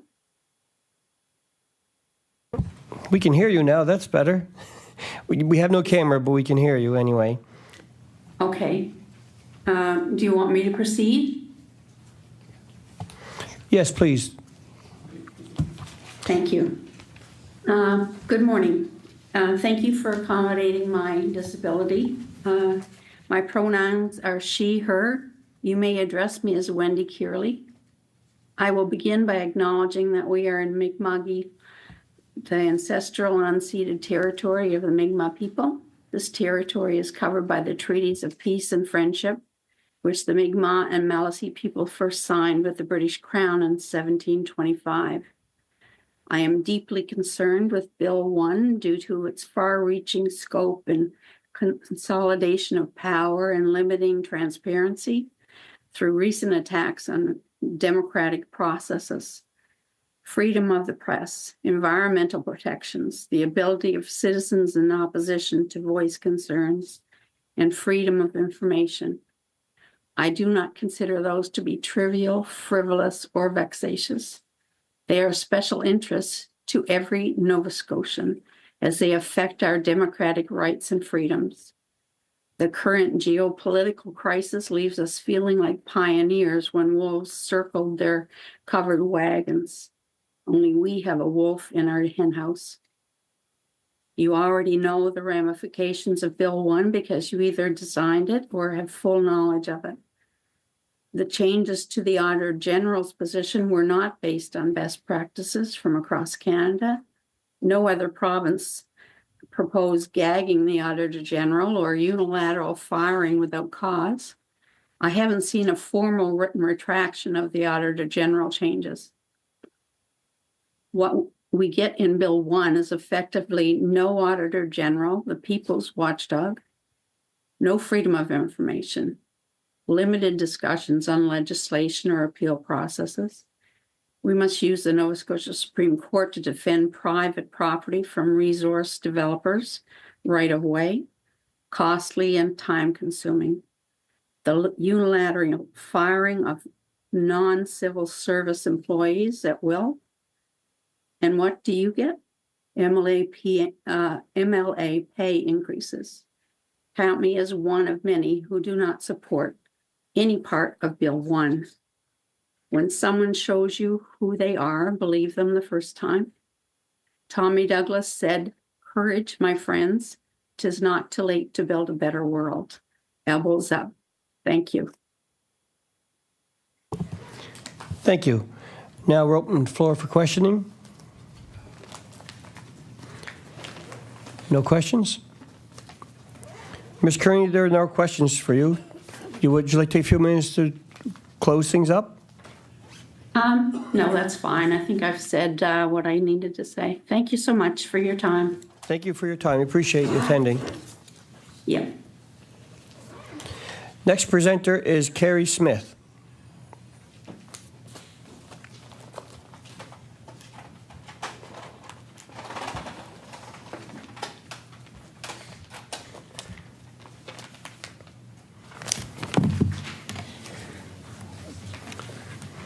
Good morning, or yeah, I guess it's still good morning.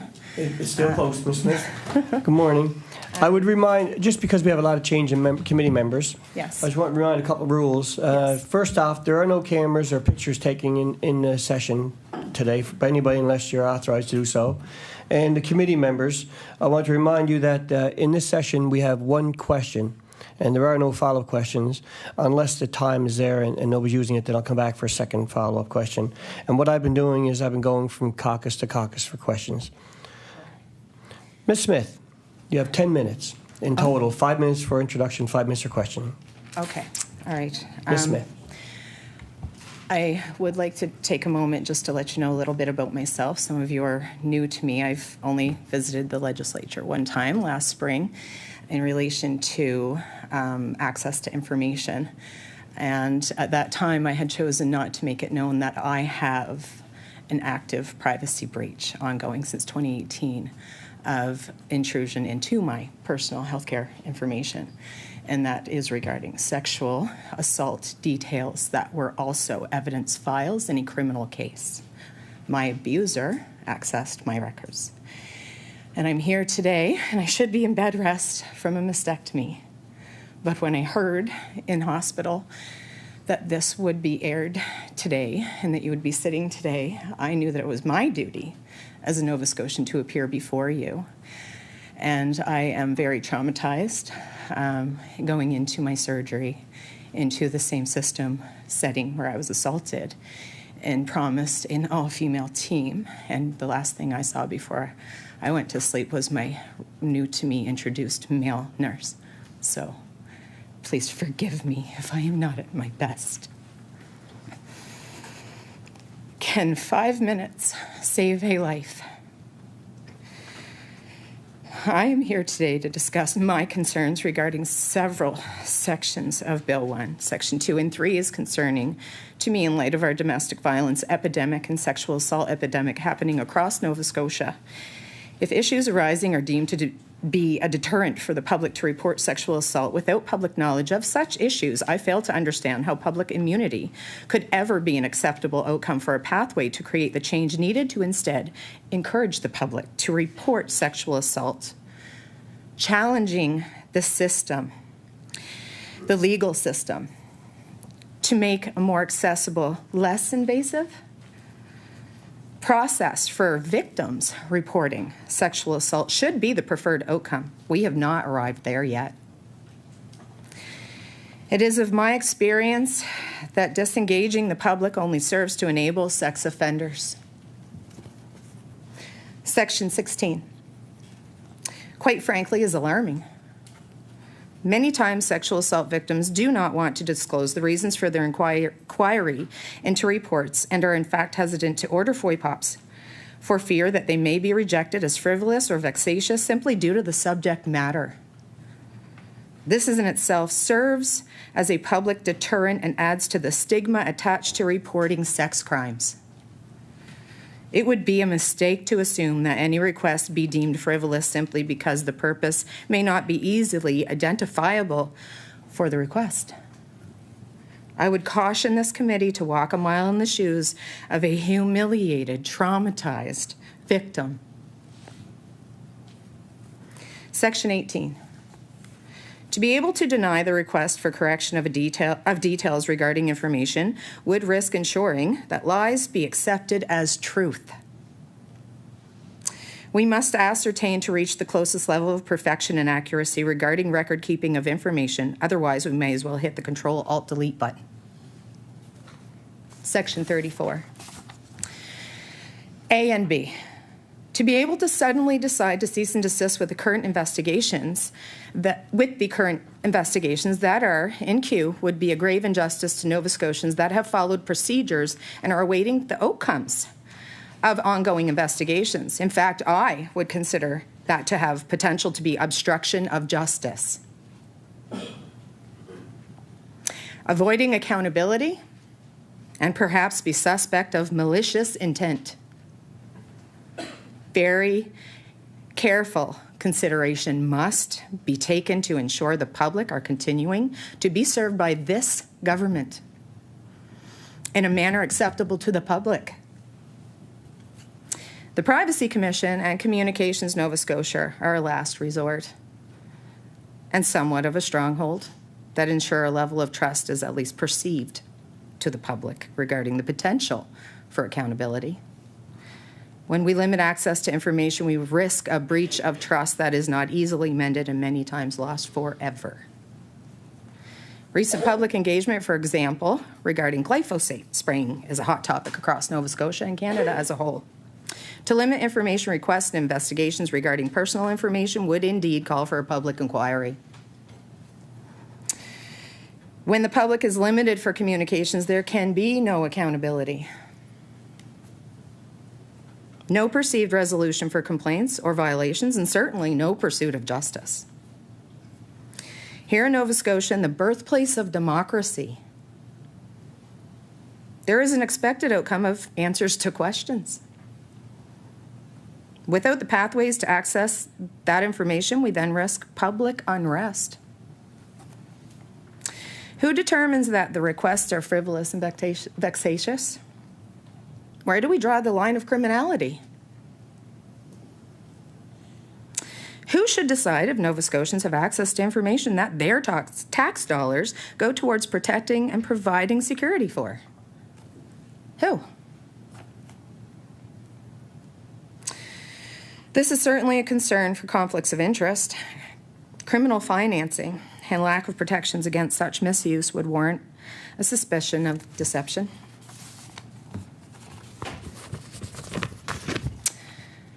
Terrorist financing is illegal in Canada, and many times personal information is useful for identity theft.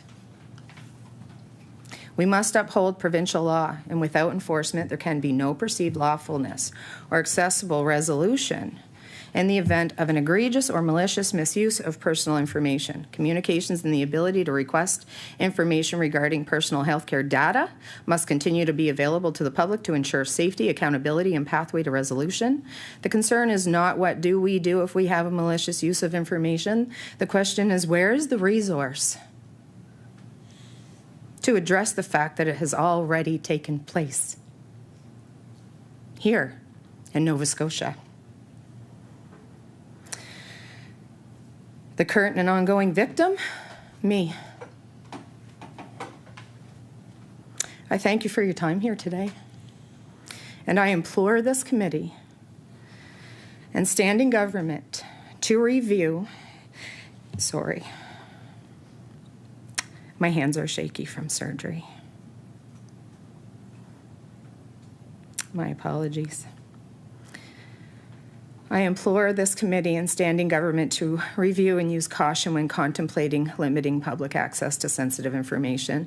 As well, there must be limited personnel to view the findings of inquiries regarding the details of sexual assault as not to cause further harm and suffering to whistleblowers whom are not protected in this province that I know of, and courageous survivors. A level of respect must arise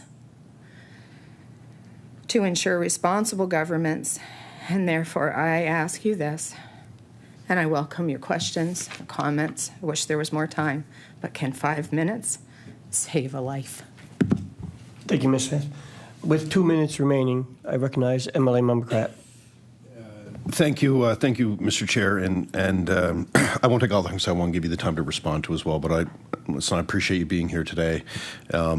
Obviously, you're on a journey, and I appreciate the conversation that we had previous. And we're in a situation right now where we can't make amendments on the floor here in this committee. But I'll ask you the question, give you time to respond. Like you brought a lot of information, a lot of personal lived experience. If there's one thing the government could change today in this legislation, what is it? Ms. Smith. We would repeal Bill 1. You would create a resource to address privacy breach in Nova Scotia, especially when it pertains to personal health information and the power that your current government has, the overreaching, intrusive power for a custodian that is not in the circle of care of patients to access information. You would respect the privacy and the courageousness of the victims that come forward. You would respect the law, federal law, when it pertains to evidence that is contained within medical records of sexual assault. And you would ensure that you protect those whistleblowers that come forward like myself, and you would create that resource. You would respect me, my wishes. You would respect my privacy. And you would definitely provide a resource to me that would ensure accountability should a bad actor violate that law and give themselves that overreaching obstruction of justice into such record keeping. Ms. Smith, You make it safe. on behalf of the Sorry. committee, I'm sorry, our time is up, but I really do want to thank you for coming in and for finding the courage to come in and speak with us. I really do appreciate you standing up and standing strong for yourself. I see a gladiator in front of me. Thank you. Thank you. Next presenter is Margaret Goldie.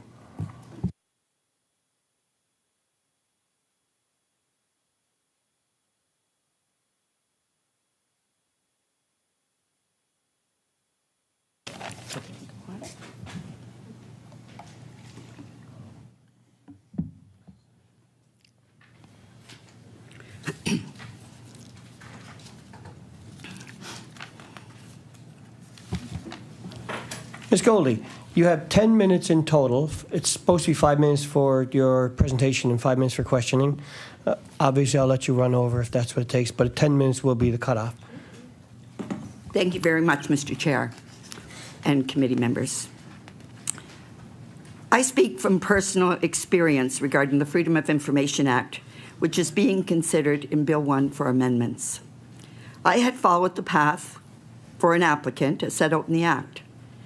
Yet a public body, in my case, the municipality of the County of Kings, did not even bother to respond. Not to me, not to the Office of the Information and Privacy Commissioner, and not to the recommendations of the Commissioner. The way our Act reads now leaves no consequences for disobeying the law. The public body can just sit tight and wait to see whether or not an applicant, the everyday citizen, will take the step of going to the Supreme Court of Nova Scotia, which is the only option provided for in the Act. However, under Bill 1, instead of ensuring the citizens that the legislation is there for them, amendments are being introduced that will allow even more power to the public body for still further lack of transparency when it comes to the Freedom of Information Act. It will allow the public body to simply state an applicant is vexatious or that the request is frivolous to avoid compliance. Other provinces require consultation with their commissioner before using such excuses to ignore an applicant's request. Our commissioner is absolutely correct to stand up for citizens and to criticize government departments for requiring a request have such particulars as the date, the time, or who might have been present. It is the records that will reveal the facts. The purpose of the Freedom of Information and Privacy Act, as noted in Section 2, is to ensure that the public bodies are fully accountable to the public. Part 20 of the Municipal Government Act is but a mirror image of the Nova Scotia Freedom of Information Act. The Act as it stands now views a failure to respond to a request as a deemed refusal. I waited 3 months before submitting a review request for deemed refusal to the Office of Information and Privacy in Halifax. There is no passage in the Act that gives the public body the okay to ignore an applicant. A written response is required. The Office of Information and Privacy contacted the CAO of the municipality of the County of Kings on the 4th of June 2018 and stated in part, this unresponsiveness and failure to follow through on multiple agreed upon deadlines is unprecedented in our office. Further delays will not be tolerated. The OIPC Commissioner's report of the 20th of September 2018 comments, but when public bodies, such as the municipality in this case, completely ignore their obligations to respond in a timely fashion, this should raise red flags for citizens. Every time a public body ignores the recommendation of the commissioner, the applicant can only file an appeal to the Nova Scotia Supreme Court, courts that are already crowded. On the 19th of November 2018, I filed a notice of appeal of a refusal of a request for access to information to the Supreme Court of Nova Scotia. I have attended the Nova Scotia Supreme Court for 22 sessions regarding the deemed refusals of my 2 Freedom of Information requests submitted in 2017. I was still in the Nova Scotia Supreme Court in October of 2022. The average Nova Scotia citizen is not going to file such an appeal, as it costs a great deal of both time and money, even for a self-represented litigant like me. I can recall my excitement when Premier Houston ran the first time for Premier, expressing his desire to provide the Freedom of Information Commissioner with order-making power. Premier Houston knew then it was a required change, but nothing has changed. Now is the time. The present government has a majority. It is now or never to make things right. Not all judges have an understanding of the Freedom of Information Act. However, the commissioner does, because that is the one act that he or she deals with on a daily basis. It is time to make things right for our citizens. If a public body is adamant against the commissioner's order, then have the public body take the commissioner to court. Put the onus on the public body to prove the commissioner is wrong. Failure to follow this act should have consequences. It is the law, and only when we are all treated equally before the law is the rule of law upheld. I welcome questions. Thank you. Looking for questions. MLA Wozni. Thank you, Ms. Goldie, for your testimony here. I'm wondering if you can point to the changes you feel most disadvantaged citizens like yourself seeking access to information under the FOIPOP provisions of the law. The most disadvantaged is just Order. I have to recognize you, so your microphone's lit up. Ms. Goldie. The most disadvantaged point of the Freedom of Information Act right now is, as I said in my speech, is that a government body, all they have to do is sit tight, wait, and see who will bring them to court. Because if there's no other option other than going to court for an average citizen, the government body can just sit tight. They didn't refuse me, just say refusal. What they did was they didn't respond. Didn't respond. That's a big difference than writing me a letter and saying, we're not going to give you the information. What is needed in this government is to give the power to the commissioner. They've dealt with the whole thing. They've gone back and forth. Don't have her go through that. Don't have the citizen go through that. And then turn around and tell the citizen, I can't do anything about it. You'll have to go to court. The courts, as this government must realize, have backlogs. And the fact that the Jordan decision of 2016 of the Supreme Court of Canada really causes issues when it causes for delay. When there's a delay, doesn't matter if there's sexual assault or anything else. If you don't get into court in time, that case is going to be thrown out. Do you really want people like me in there for freedom of information? Why isn't it dealt with the commissioner?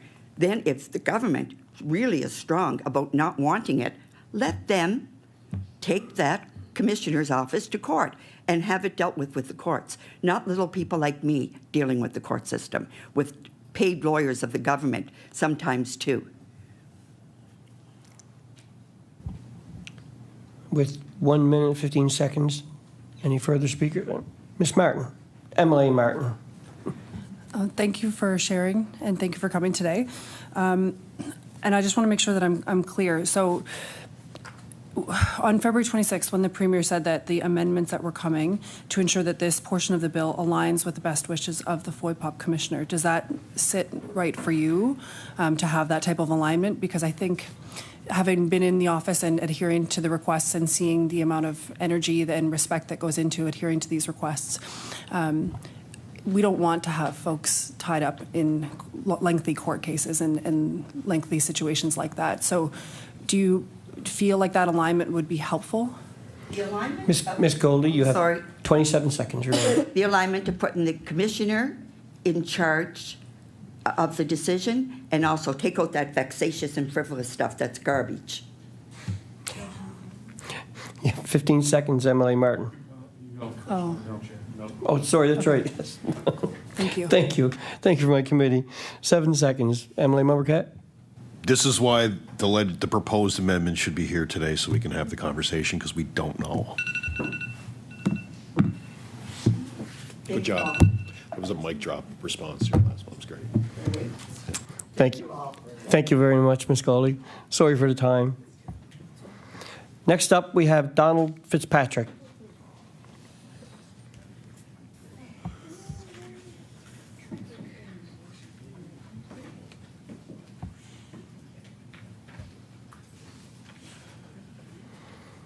Mr. Fitzpatrick, you have 10 minutes, 5 minutes for introduction and 5 minutes for questions.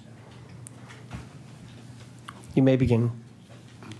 Good day, Chairman, members of the committee. This is the first time that I've ever done anything like this in my life. And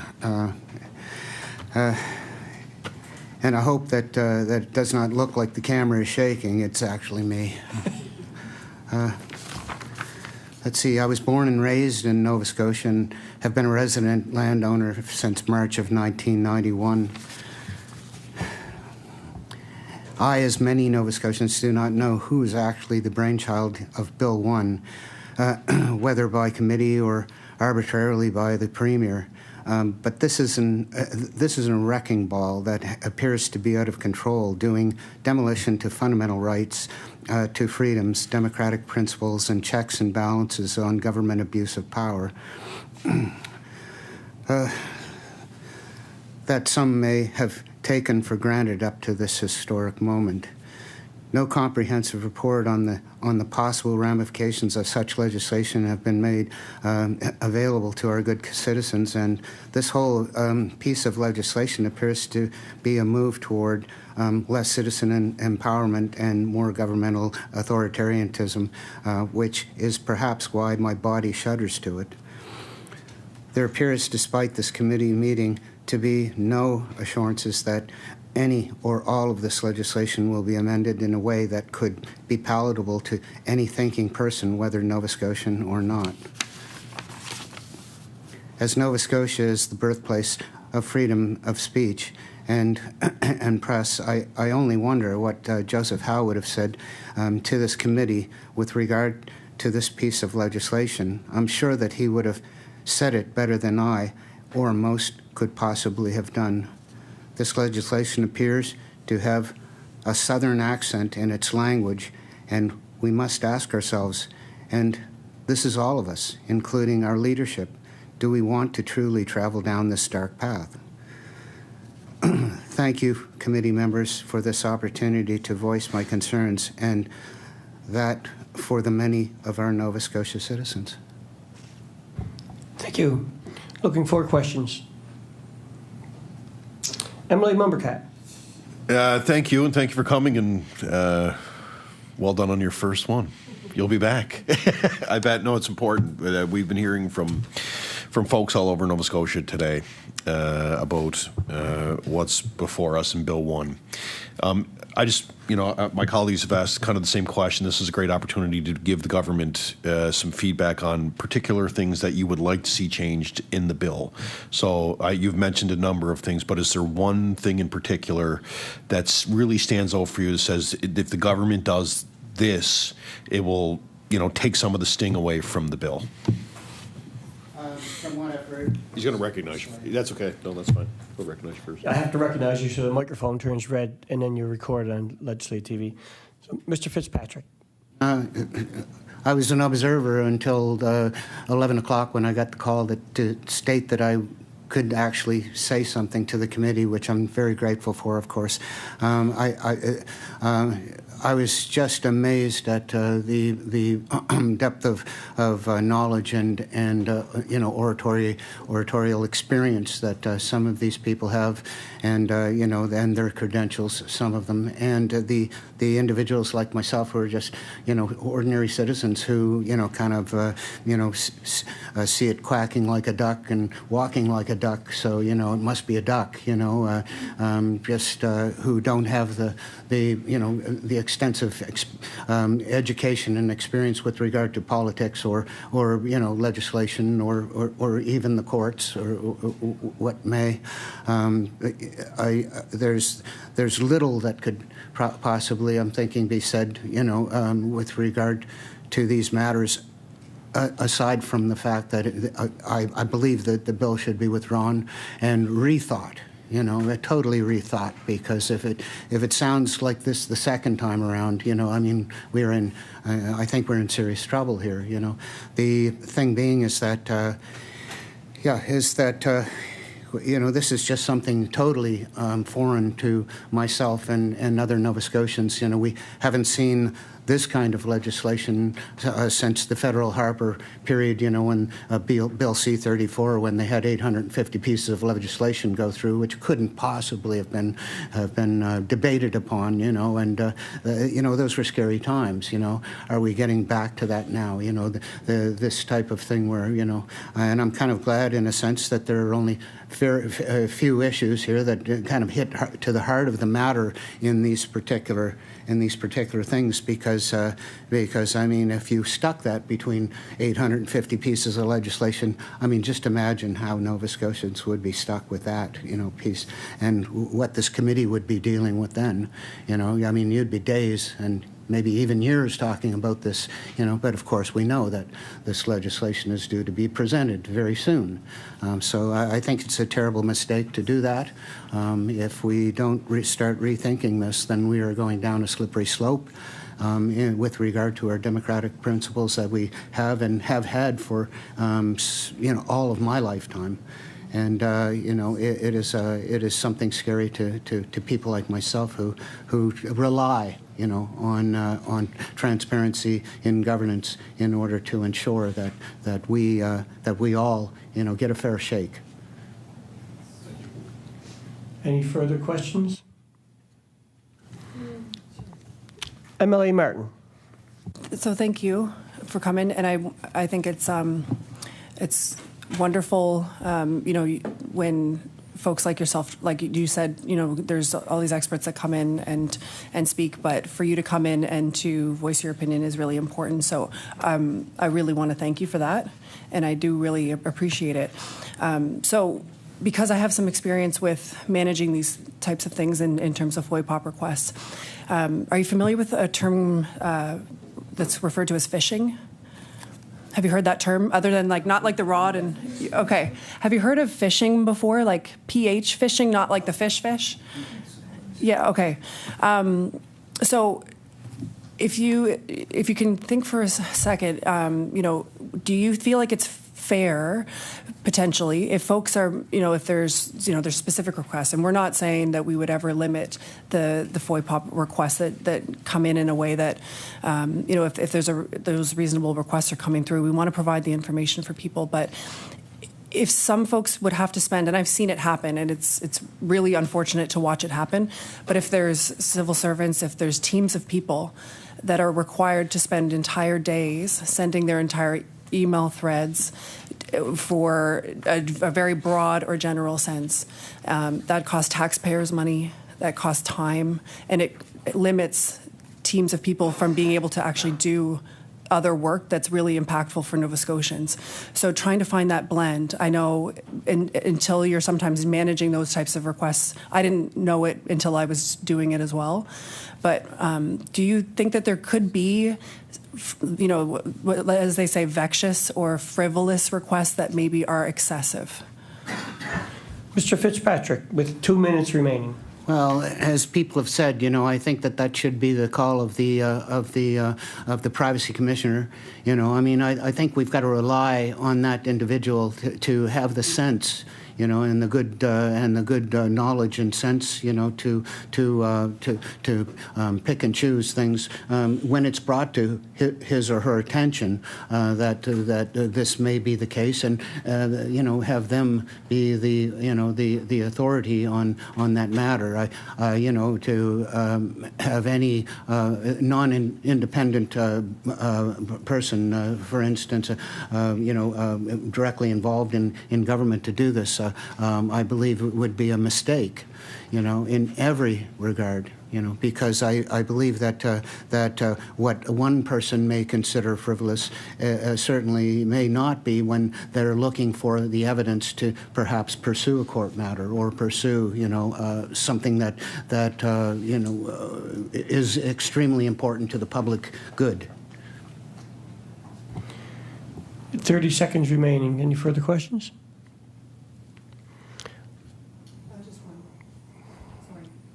Emily Martin. So thank you once again for that.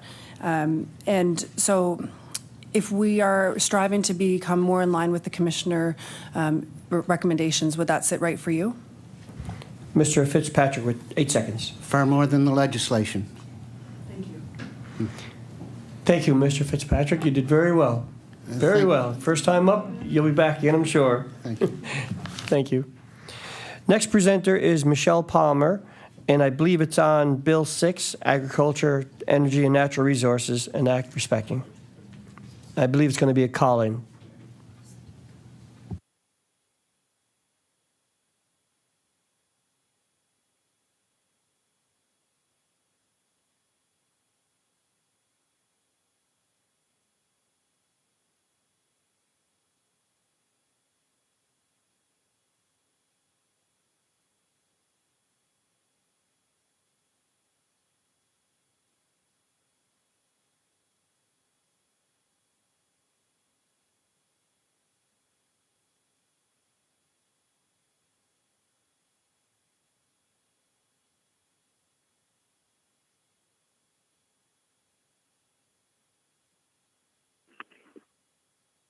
Just 1 sec, Ms. Palmer.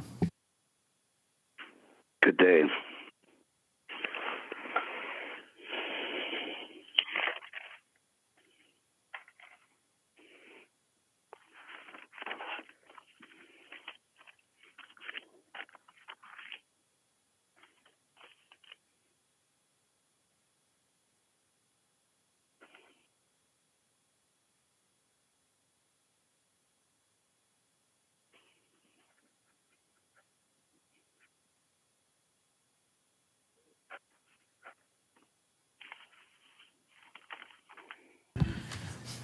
My apologies.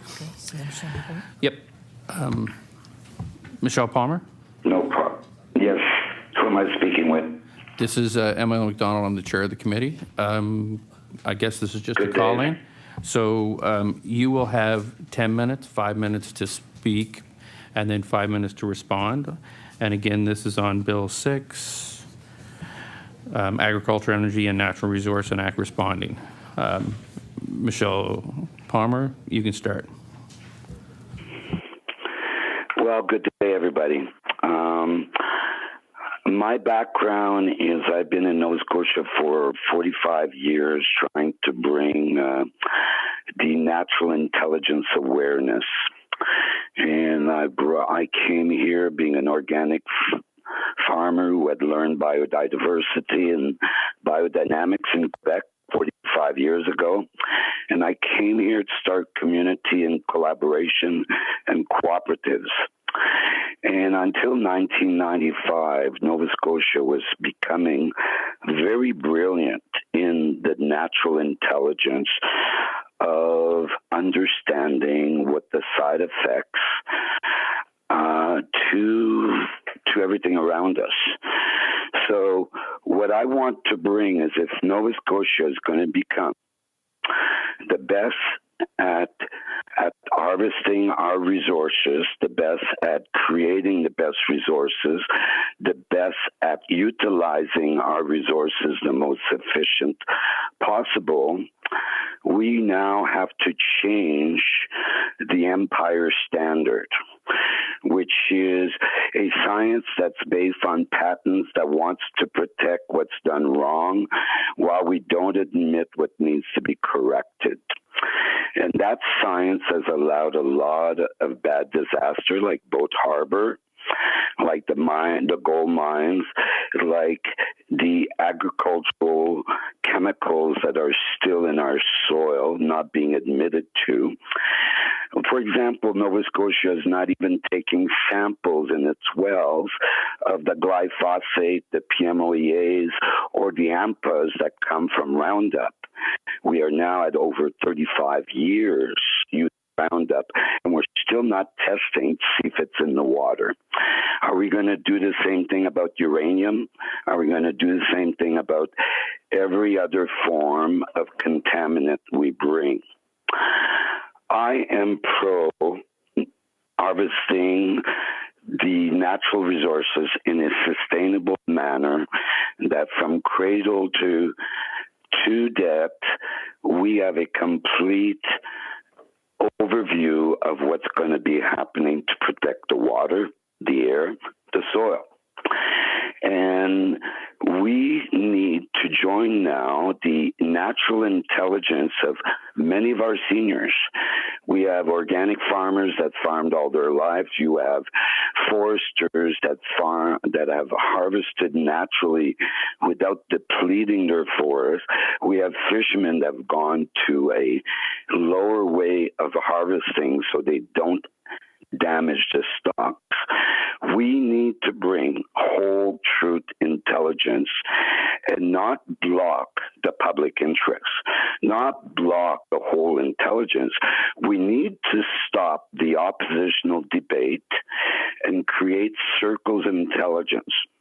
Now, I was part of the Paul Martin Create Canadian Environmental Network, which allowed every facet of the environment to have an expertise in each province show up at the meetings. It is time now that we go use senior intelligence. I don't mean educated senior intelligence. I'm talking about practice of living fully on the land.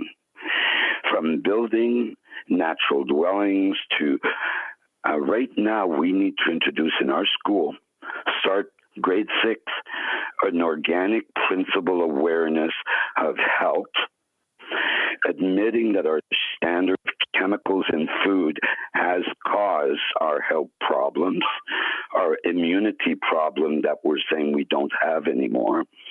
And it is time that we include natural health in our medicine, natural medicine, natural nutrition in our medicine, time that we bring natural intelligence back to agriculture, because the chemicals are coming from USA.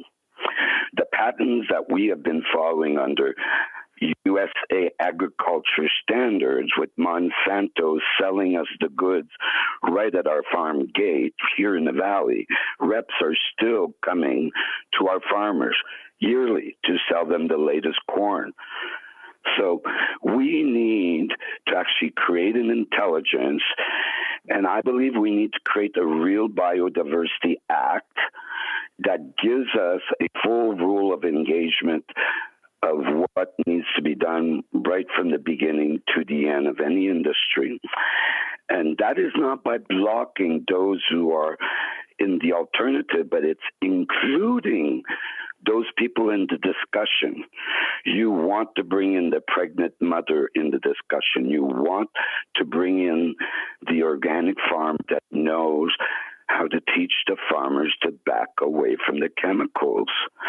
So we need to link school with farming, with health, and then we need to incorporate in our health and remove the dominant Christian white way of seeing it and go back to a whole truth understanding. And this is where we've got a lot of bias and prejudice in the party clans that has been going on for a long time, and it needs to stop. We need to get the whole truth to get the best direction so we don't keep on facing dead ends that don't work, like the gold mine poisoning that we have been facing here. The water shedding into and flooding and creating 4 deaths because there's no more forest on those hills.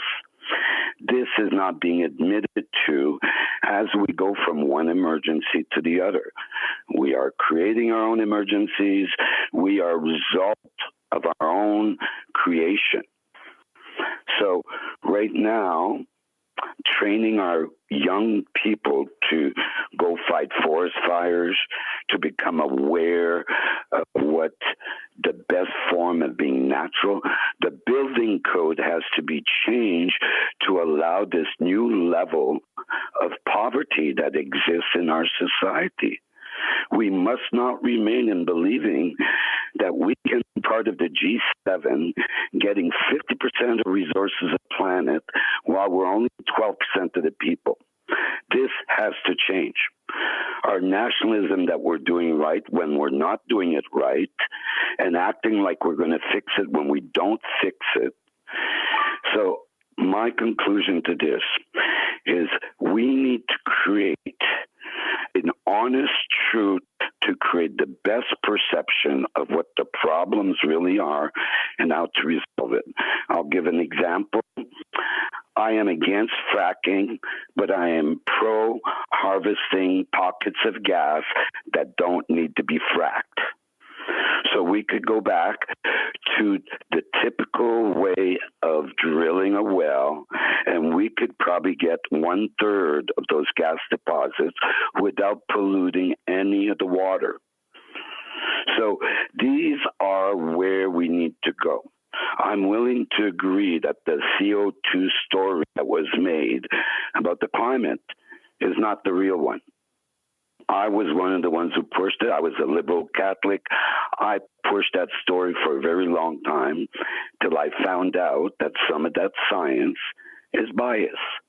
And for example, I measure the Bay of Fundy every second full moon, whenever I can go down there. And the water has not gone up in 15 years at the rock where I go for that full moon high tide. And meanwhile, and none of the wharfs in Nova Scotia have been lifted due to, the water's higher. So what is the whole truth being said? Is it a favorite truth at the moment instead of the whole truth? And Mr. Palmer, you have 1 minute left. Just letting you know you have 1 minute left. Okay. So I believe the biggest problem is the false perception of the truth being created to keep on going to war with the rest of the world instead of us doing if we harvest lithium, we must produce the batteries right here that we're harvesting. We should not sell the stuff cheap elsewhere. It's the most important. If we do it, we got to do it without polluting the water of the valley below, because that's where the farmers are. So I believe in intelligence and a smart criteria of standards based on the imperial standard now, but bring the First Nation, bring the seniors, bring all forms of intelligence before action. That's I'll finish at that. I want to be included in consultation on every subject because I have intelligence that has not been followed through. Mr. Palmer, thank you very much. Your time has elapsed. I want to thank you for coming to the committee. The next person is Dr. Paul Bennett. Dr. Bennett, before I introduce you, since we've had a little change, I'm just going to do a quick introduction of all the members. I'm John A. McDonald, MLA for Hants East. I'm chairing the committee at this time. If all the members could, their name and their constituency, starting with MLA to my left. Hi, my name is Damian Stoylov, and I'm the MLA for Bedford South.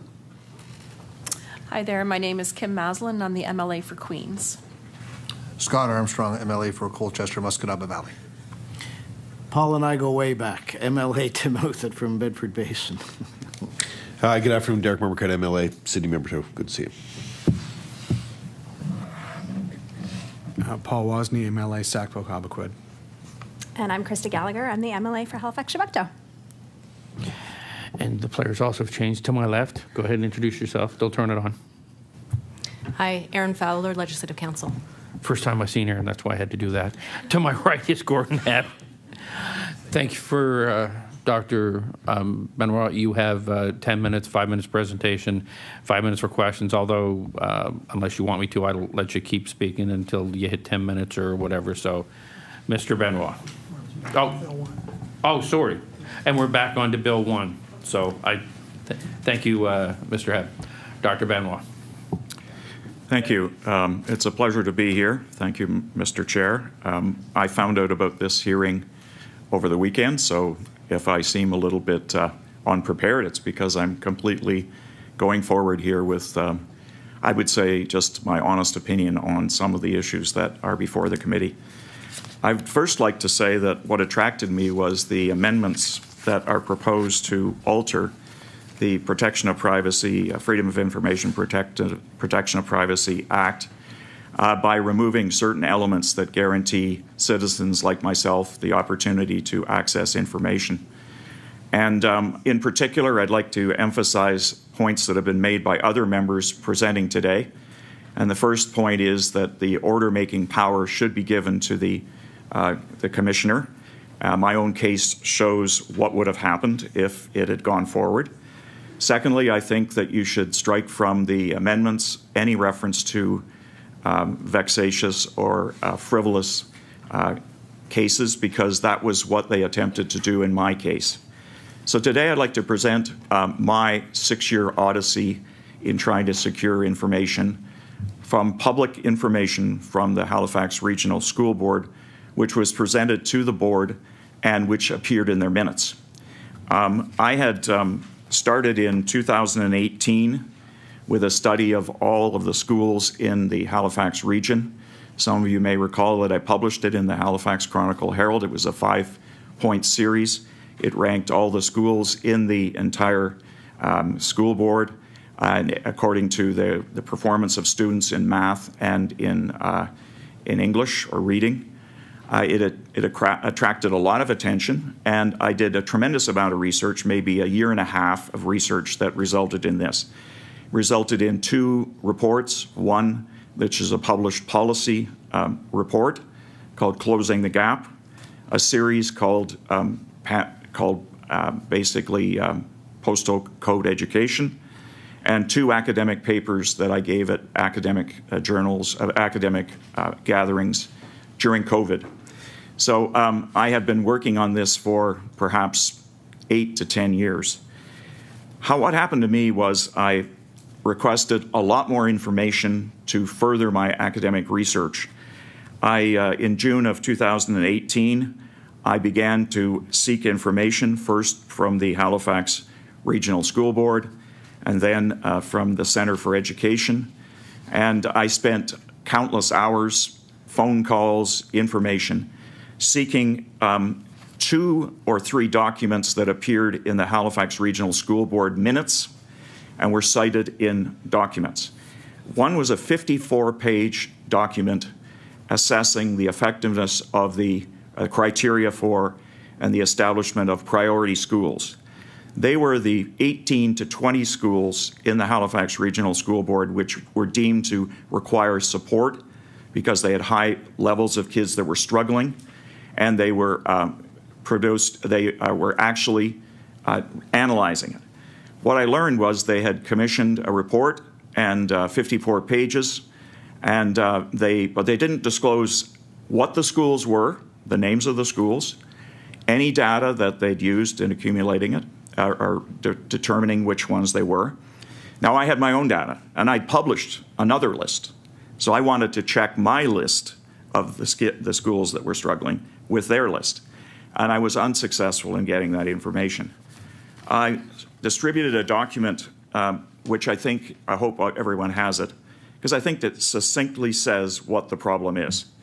After all of that, 6 years, the Chief Commissioner of Privacy issued a report dated August 13th, 2024. It's 14 pages long, and essentially it went through all the cases, all of my representations, and she supported me.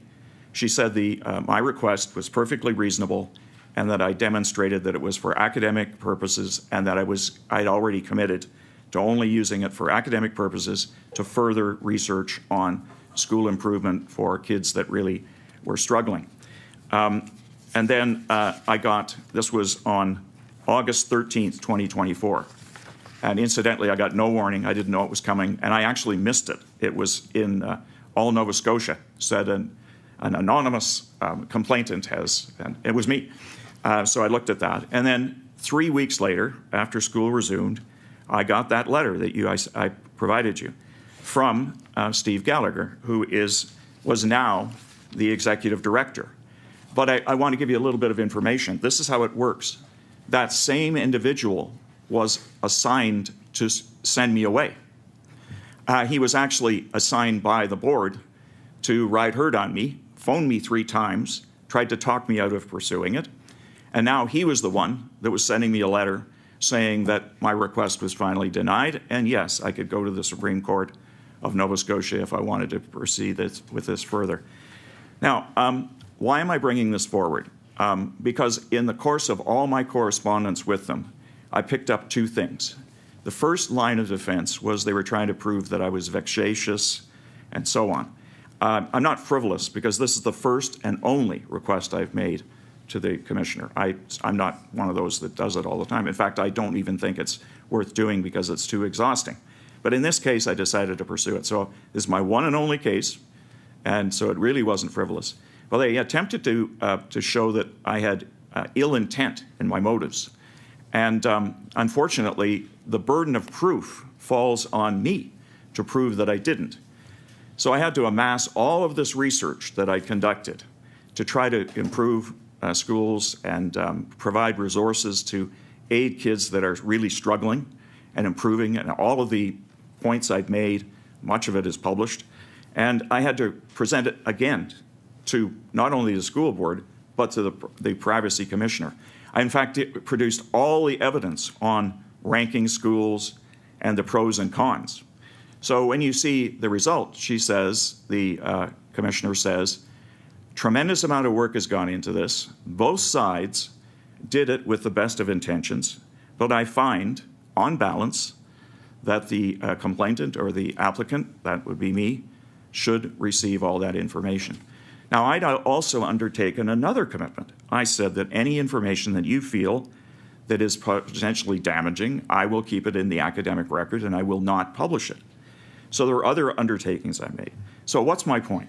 I'm just one of those hundreds and hundreds of people that comes before the Protection of Privacy Commissioner seeking information. I'm putting this to you. Do not allow frivolous or I would say vexatious or frivolous terms to be broadened. Leave it to the Privacy Commissioner to make that determination. Because in this case, she already decided it was not vexatious and it was not frivolous. I think that should stand. And I believe that we should look at order-making power for the Commissioner, which I think would be in the public interest and would be welcomed by most Nova Scotians. Thank you. Mr. Bennett, you have 2 minutes. Any questions for Mr. Bennett? Oh, Emily Armstrong. Well, thank you very much, Dr. Bennett. I enjoyed your presentation, as I always do. Most of the changes in this bill were at the recommendation of the FOIPOP commissioner. And you've spoken in support of that particular commissioner and probably Any changes we make might apply to future commissioners as well. So do you support the fact that the government is making changes at the request of the commissioner? And in fact, the clauses will be amended to align more with future asks that the FOIPOP commissioner made after the bill was presented. So would you support changes being made to support changes that have been recommended by the commissioner? Dr. Bennett. No, I'm going to make a finer distinction here. Thank you for your question. That's a really good one.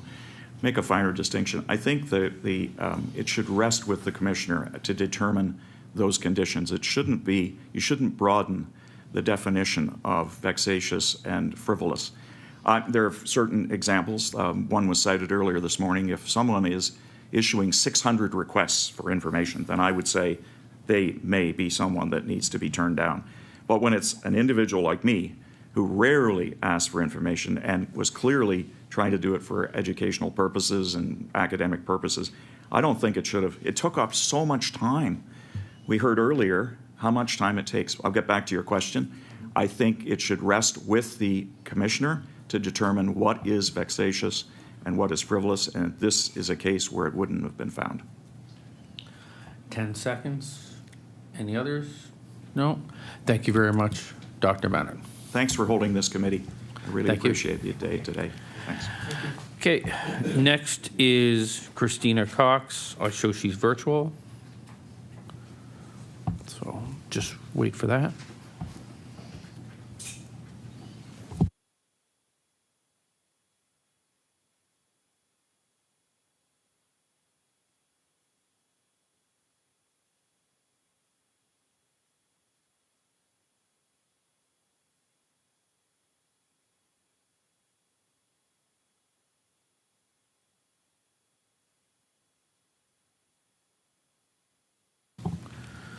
Do we have Christina Cox?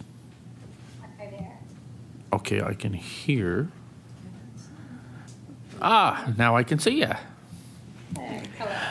Okay, so this is on Bill 1. You have a total of 10 minutes. It's 5 minutes speaking, 5 minutes question. However, unless you ask me, I'm just going to let you keep speaking and I'll give you a 1 minute warning. Is that okay? That sounds great. Thank you. Okay, Christina Cox, go ahead. So thank you, Mr. Chair, for allowing me to speak and for your time, as well as others present. I would like to speak about my concern related to some of the proposed amendments in Bill 1. Specifically, I would like to speak to my concerns with respect to sections 16 to 21 of Bill 1. These sections, if allowed, would take away applicants' quasi-constitutional rights to information by handing over power to a public body to refuse access without prior permission of the Information and Privacy Commissioner. The letter from Trish Ralph, Information and Privacy Commissioner of Nova Scotia, dated February 25th, 2004, to this Law Amendments Committee, or Public Bills Committee, clearly stated that allowing a public body to disregard requests for access to information without the permission of the Information and Privacy Commissioner are not aligned with laws across the country. I request that the current safeguards requiring a public body to seek permission from the OIPC, if I can call it that, to disregard requests to be upheld. If anything, they should be strengthened. This is the only way to preserve, in my opinion, applicants' access rights to the fullest as intended and prevent abuse of power and attempts of public body to dodge accountability. The proposed bill does allow for an appeal to a public body's refusal in place of the public body being required to seek and gain permission from the OIPC to withhold access. Again, in Trish Ralph's report, this would create more burden on an already taxed system. She also stated that statistically, only 2 to 4% of applicants actually appeal the public body decisions in Nova Scotia. I am one of the 2 to 4% that have appealed the refusal of a request for access to information. I requested my own personal health information on June 9th, 2024, after I'd become aware of a privacy breach concerning my information and also possible incorrect information being in my health records. Initially, I was told by the Nova Scotia Health Authority that I was not entitled to my health records.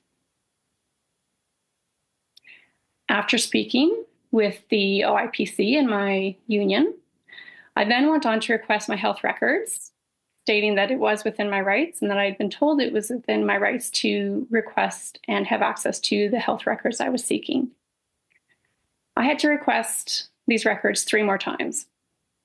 My request on September 16th, 2024 went unanswered, with no records released, no decision letter being provided within the 30 days.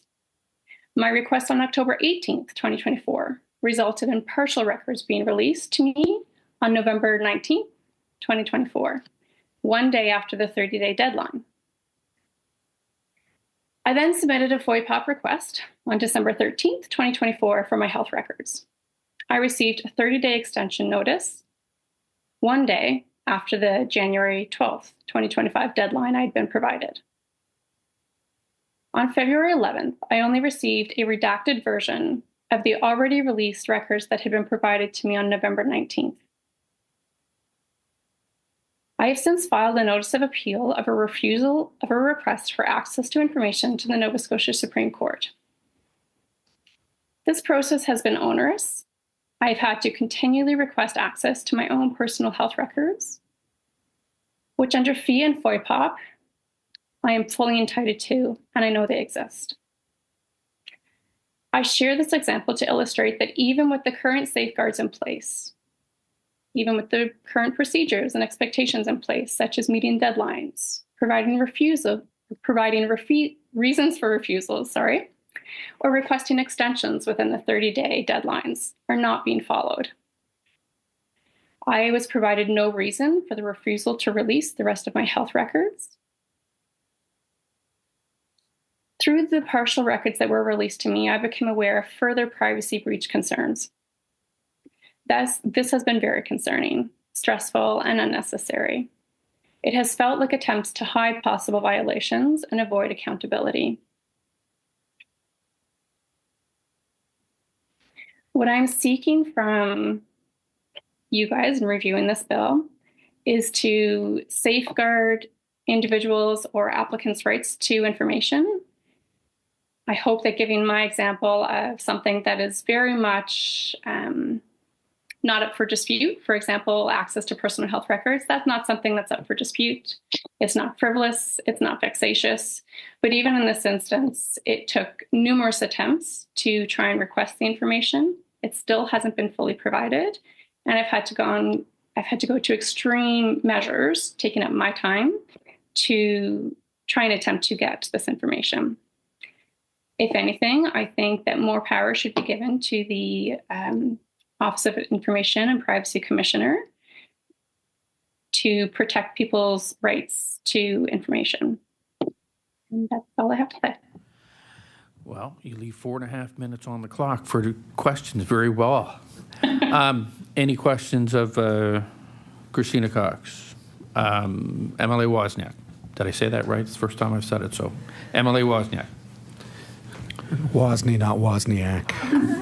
You nodded yes.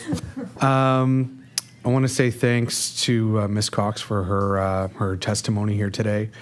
So to put a fine point on it, as I hear you talk about your experience, would it be fair to frame your comments as, this legislation would relax or mitigate the powers of the FOIPOP commissioner rather than bolster and strengthen them, which is what you feel is actually required to address situations like yours? Ms. Cox. Yes, thank you for your question. Absolutely. I think you summed it up really well. After the refusals and not providing the full records, when I spoke to the Office of Information and Privacy, they even said themselves that I could appeal with them. However, really all they could do, even if they had won and said that, yes, I was entitled to them and employers had to release them, that they couldn't legally force them to. They could recommend, which is why I went the route of applying to the Supreme Court instead. So, yeah, I hope that answers your question. Any other questions? Emily Wozniak. It's Wozni. Wow. But thank you. I'll get it right by the end of the day. Thank you. typically I don't get a follow-up, but we've heard previous speakers echo the desire for, rather than diminished capacity of the FOIPOP commissioner, are actually arguing for enhanced powers of the FOIPOP commissioner. If there's one fine point that you could put on it, this legislation, rather than getting weaker, in what single respect could it be strengthened or augmented to the benefit of Nova Scotians seeking information for reasons like yourself? Ms. Cox. Thank you, Mr. Wasney. And I hope I said that right. That's hard to say. I think, as far as I understand, and why I chose to go with the Supreme Court is because they actually have some legal legislative ability to enforce the release of records or impose penalties, fees, that kind of a thing.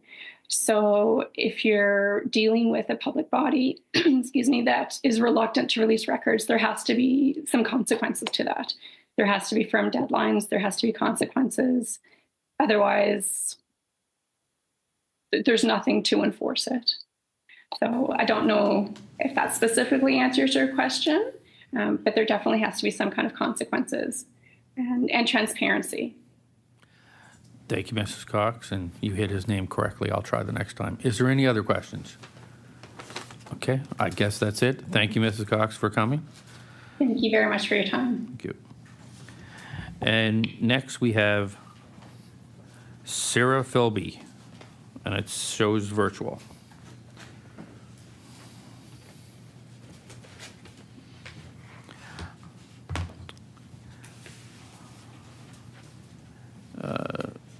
Ms. Filby, can you turn your camera on? Can you hear me?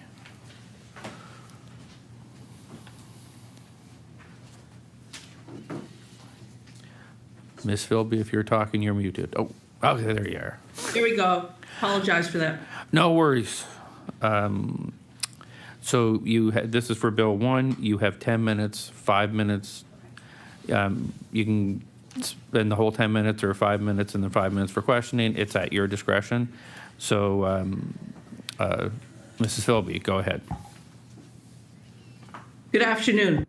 My name is Dr. Sarah Filby, and among other things, I'm a retired federal assistant deputy minister, author, and now apparently a special interest.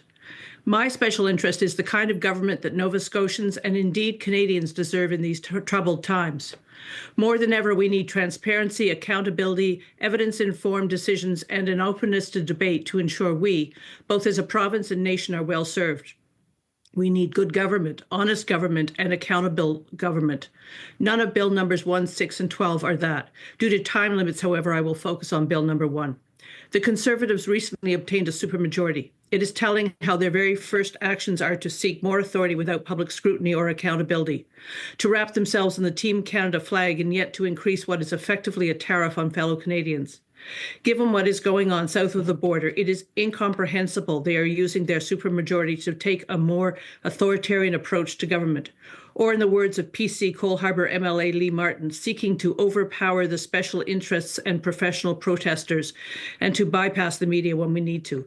Bill number 1 indulges the Conservatives' undemocratic instincts by attempting to gag the Attorney General and her officials, deny access to information, and discourage public servants from speaking truth to power.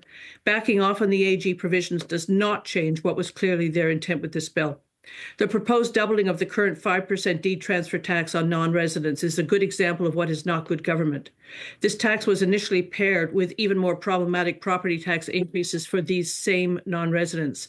In neither case was there any evidentiary basis for such policies or consideration of potential impact on Nova Scotia.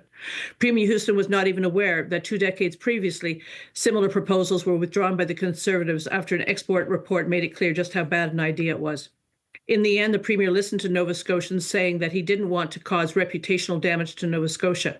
As the property tax was so much more egregious, the deed transfer tax increase for non-residents survived. However, it was a bad idea then and is a bad idea now. Perhaps the Conservatives are a little less concerned with the reputation of Nova Scotia given their supermajority. We need to be Team Canada now more than ever before. Our Premier has positioned himself as an early mover in the whole of Canada movement responding to tariff threats. He pledged that under his leadership, we would be taking the first meaningful step to eviscerate internal provincial trade barriers.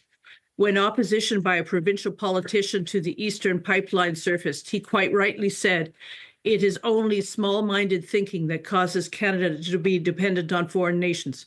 Debates on pipelines aside, both these statements are important nationally during this significant crisis. And yet the deed transfer tax on non-residents is clearly a form of tariff.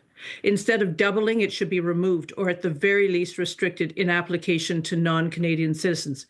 In the absence of evidence the tax is needed, it is hard to understand why now, when Canada is urgently working to come together, the government seeks to strengthen what is effectively an interprovincial trade barrier against the very people, fellow Canadians, that they pretend to open their arms to. Just how seriously do they think the rest of Canada will take us when our actions belie our lofty proclamations? The claim that this will support much-needed accessible housing does not fly, as it didn't last time.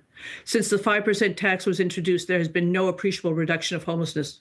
While we may need to seek new revenue sources, they must be examined for their net financial and reputational impacts, and there remains no such evidence. Indeed, there are other more effective options available to us. Why not prevent those owning two or more homes in a time when too many have no home at all from capping their property taxes at the cost of living? This protection was originally to ensure people were not taxed out of their homes and not to protect the bank accounts of those who can afford more than one residence. Or pull the cancellation of bridge tolls in Halifax, originally proposed to reduce congestion and traffic bottlenecks, contrary to the advice of expert traffic engineers. This strips millions from our budget for the benefit of Halifax residents at the expense of everyone else. Please, we need a statesman-like approach to governing now, not an authoritarian one. Please consider which side of history we will be on as a province. Please do not take away the right of the people of Nova Scotia to good, honest, and effective government. And we cannot and must not be out of step with our fellow Canadians during this crisis. In summary, please say go to good, honest, accountable, and transparent government, to evidence-informed decisions and openness debate. And please say no to writing off dissent as special interests and protesters. Thank you very much. I will now take questions. Thank you. And my note just showed Sarah Filber, so my apologies, Dr. Filber. We have 5 minutes left, so you did really good. Any questions? I see no questions around, so thank you very much, Dr. Filber, for coming here. And yeah, it's Dr. Filby. Oh, Filby. I'm sorry. If I looked down and read it properly, I'd be doing it correctly. Oh, actually, MLA Mumbercat has a question now. Thank you. Oh, hi. Hey, thank you for presenting.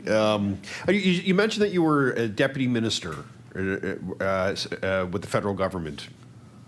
The reason why I'm asking is because there's a lot of, you would have a lot of experience around, dealing with the civil service yourself as in a senior leadership role. And I guess my question is, I want you to elaborate on the specifics around having the government having the ability to fire civil servants without cause. Is this something that, I would just want your thoughts on that as somebody who served in a senior leadership role within the civil service. Dr. Filby. Yes, well, thank you. Thank you for the question. It's a particularly good question. One of the things that is very special to Canada and the provincial governments, although we're seeing less and less of it in some provincial governments, is the idea of a nonpartisan public service. That is one of the key things for me in terms of maintaining our democracy. And certainly when you look south of the border, you see this is not the only thing that's happened down there, but one of the things that can happen when that gets lost. Originally, the protections for public servants were put in place so that they could give good, frank, honest, loyal advice. The second part of it, of course, is loyal implementation once the decision has been made. But speaking truth to power has always been a really key element. And to have insecure tenure is a huge impediment to speaking truth to power. Thank you. Any other questions? Is there time left if nobody else has one? Maybe. 3 minutes. So if no one else, then MLA Mumbercat. So, yeah, thank you. And again, so again, to follow up on that, and maybe this is more of a comment, and I really appreciate the fact that you have a lot of experience with this as a civil, as someone, as I said, in a leadership role.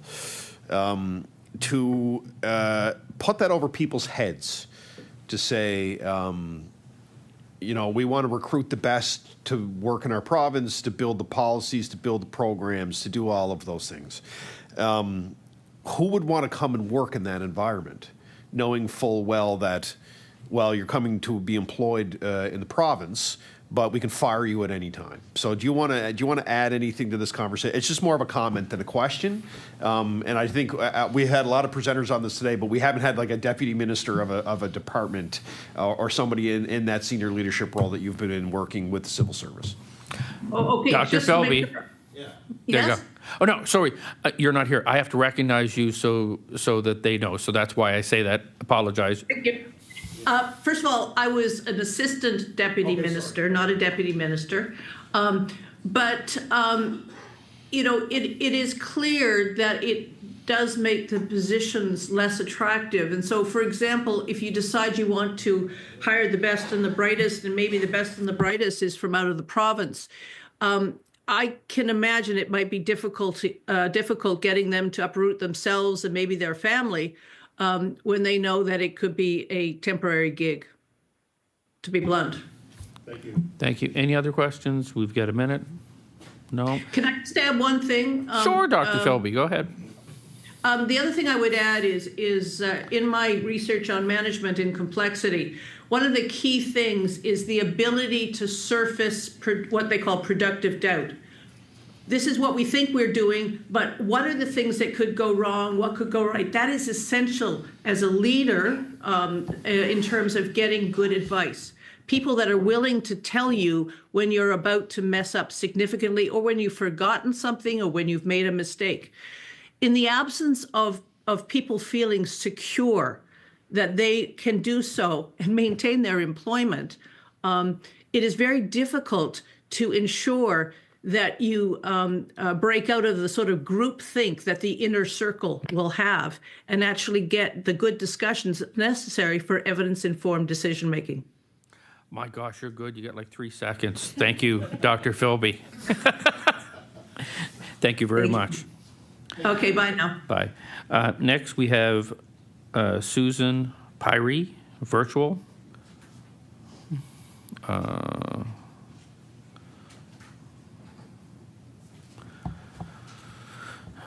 Susan Pyrie, can you hear me? Yes. Okay, can you turn your camera on? Sure. Perfect. Okay, and did I say your last name correctly? It's Piri, but that's Piri. okay. Okay. All right. You have a total of 10 minutes. It can be 5 minutes of your questions, or you can speak the whole time. So, Miss Puri. Yep. Okay. Can I start? You can go. Okay. I just have a little preamble regarding all the bills in general. I find this whole process to be undemocratic and regressive. Premier Houston did not mention any of the bills that are being amended in his recent campaign, and only introduced them after winning a supermajority. I've worked on many committees and volunteered with the Nova Scotia College of Physiotherapists in the past when we amended the Physiotherapy Act. So I know how long it takes to make amendments. So I question why the government kept these secret from the public. This alone is extremely concerning. Furthermore, I feel the bills give the government far too much power, which is how dictators like Trump operate. Why has the name of this committee been changed to public bills from law amendments? I question whether this feedback is going to go anywhere or have any real influence. Is this all lip service to be dismissed as coming from quote unquote special interest groups? The last time I felt compelled to speak at law amendments happens to be during the Ham government about 20 years ago. but I'm not a member of any political party. I'm a healthcare professional, a volunteer, and a taxpayer. Like most Canadians and Nova Scotians, I believe in democracy and a clean environment. And I believe that absolute power corrupts absolutely. Clause 16, A, define quote unquote sufficient.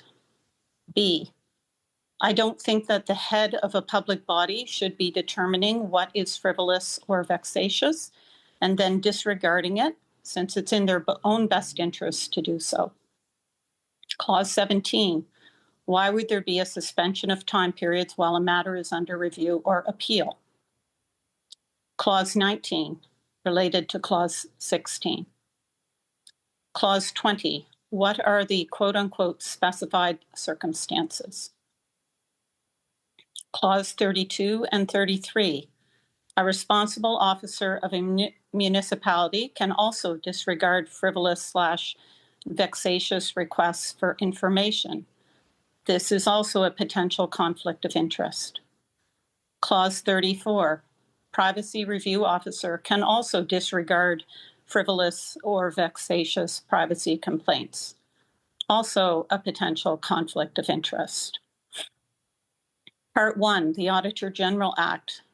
Most or all of the amendments appear to be made with the aim of limiting the power of the AG and increasing the power of the government. I fundamentally disagree with this, since the role of the AG is nonpartisan and to help prevent the government from spending taxpayers' money in a wasteful or corrupt way. This is a vital role in a democracy. The Civil Service Act. I disagree with the repeal of Section 25 of Chapter 70. A civil servant should not be dismissed without cause. The very threat is anti-union and pro-dictator. Will we have a Nova Scotia version of Doge? And finally, the Elections Act. Why has the government changed its mind about fixed election dates? This creates an incumbency advantage, which is well known. That's my, I'm done. Thank you. Do we have any questions? Thank you very much for, just a sec, sorry, MLA Armstrong. Great, but thanks for your presentation. I'm wondering, are you aware that most of the changes to the FOIPOP Commissioner's Office contained in Bill 1 were at the request of the Privacy Commissioner? No, I was not aware of that. Okay. MLA LaChance. Thank you. Actually, what I was going to clarify is that I understand there are changes coming to what's been presented by government based on conversation with the FOIPOP Commissioner. The FOIPOP Commissioner was not engaged prior to this bill being tabled. And so there are, I understand, supposed to be changes. And one of the things that I have been doing through the government house leader to make this process more effective and more transparent is we know that there are changes coming to the Auditor General section. We think there are changes coming to FOIPOP. I understand there might be other changes coming to other bills. And I really think it, the government could make this transparent. So whether you don't want to share the exact information or you want to just give people a summary or provide media a summary of what the changes are they're expecting, it is really hard to have folks come forward. But yes, my understanding is that the Premier did meet with the FOIPOP Commissioner after the bill was tabled and that there are changes, but we don't know what they are. So if there's a member on the government side that can be explicit on what those changes are, I think it would certainly facilitate this discussion.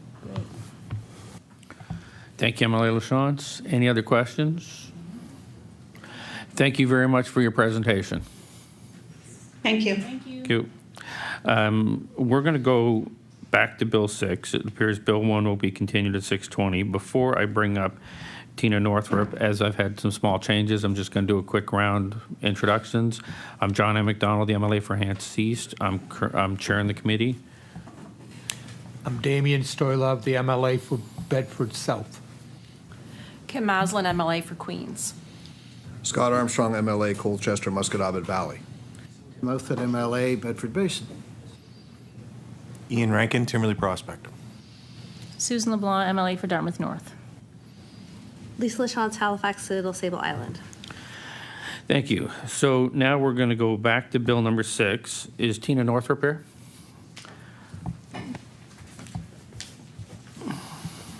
Oh, there's my pen. Smith Northrop, you'll have 15 minutes, just total. 10 minutes speak, 5 minutes for questions, or however you want to divvy it up. Ms. Northrop. Thank you, Mr. Chair.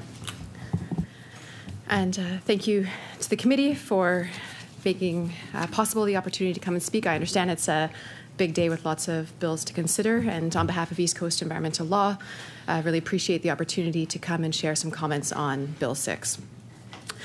My comments today are going to focus on the portions of Bill 6 that are designed to repeal Nova Scotia's Uranium Exploration and Mining Prohibition Act and the unproclaimed amendment to the Petroleum Resources Act that was written to prohibit hydraulic fracturing or fracking in Nova Scotia.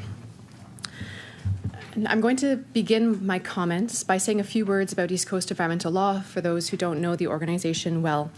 We are a regional charity that provides public interest environmental law services throughout Atlantic Canada. We have 3 lawyers who live and work here in Nova Scotia, one in the Annapolis Valley, one in Cape Breton, and myself, I live here in Halifax.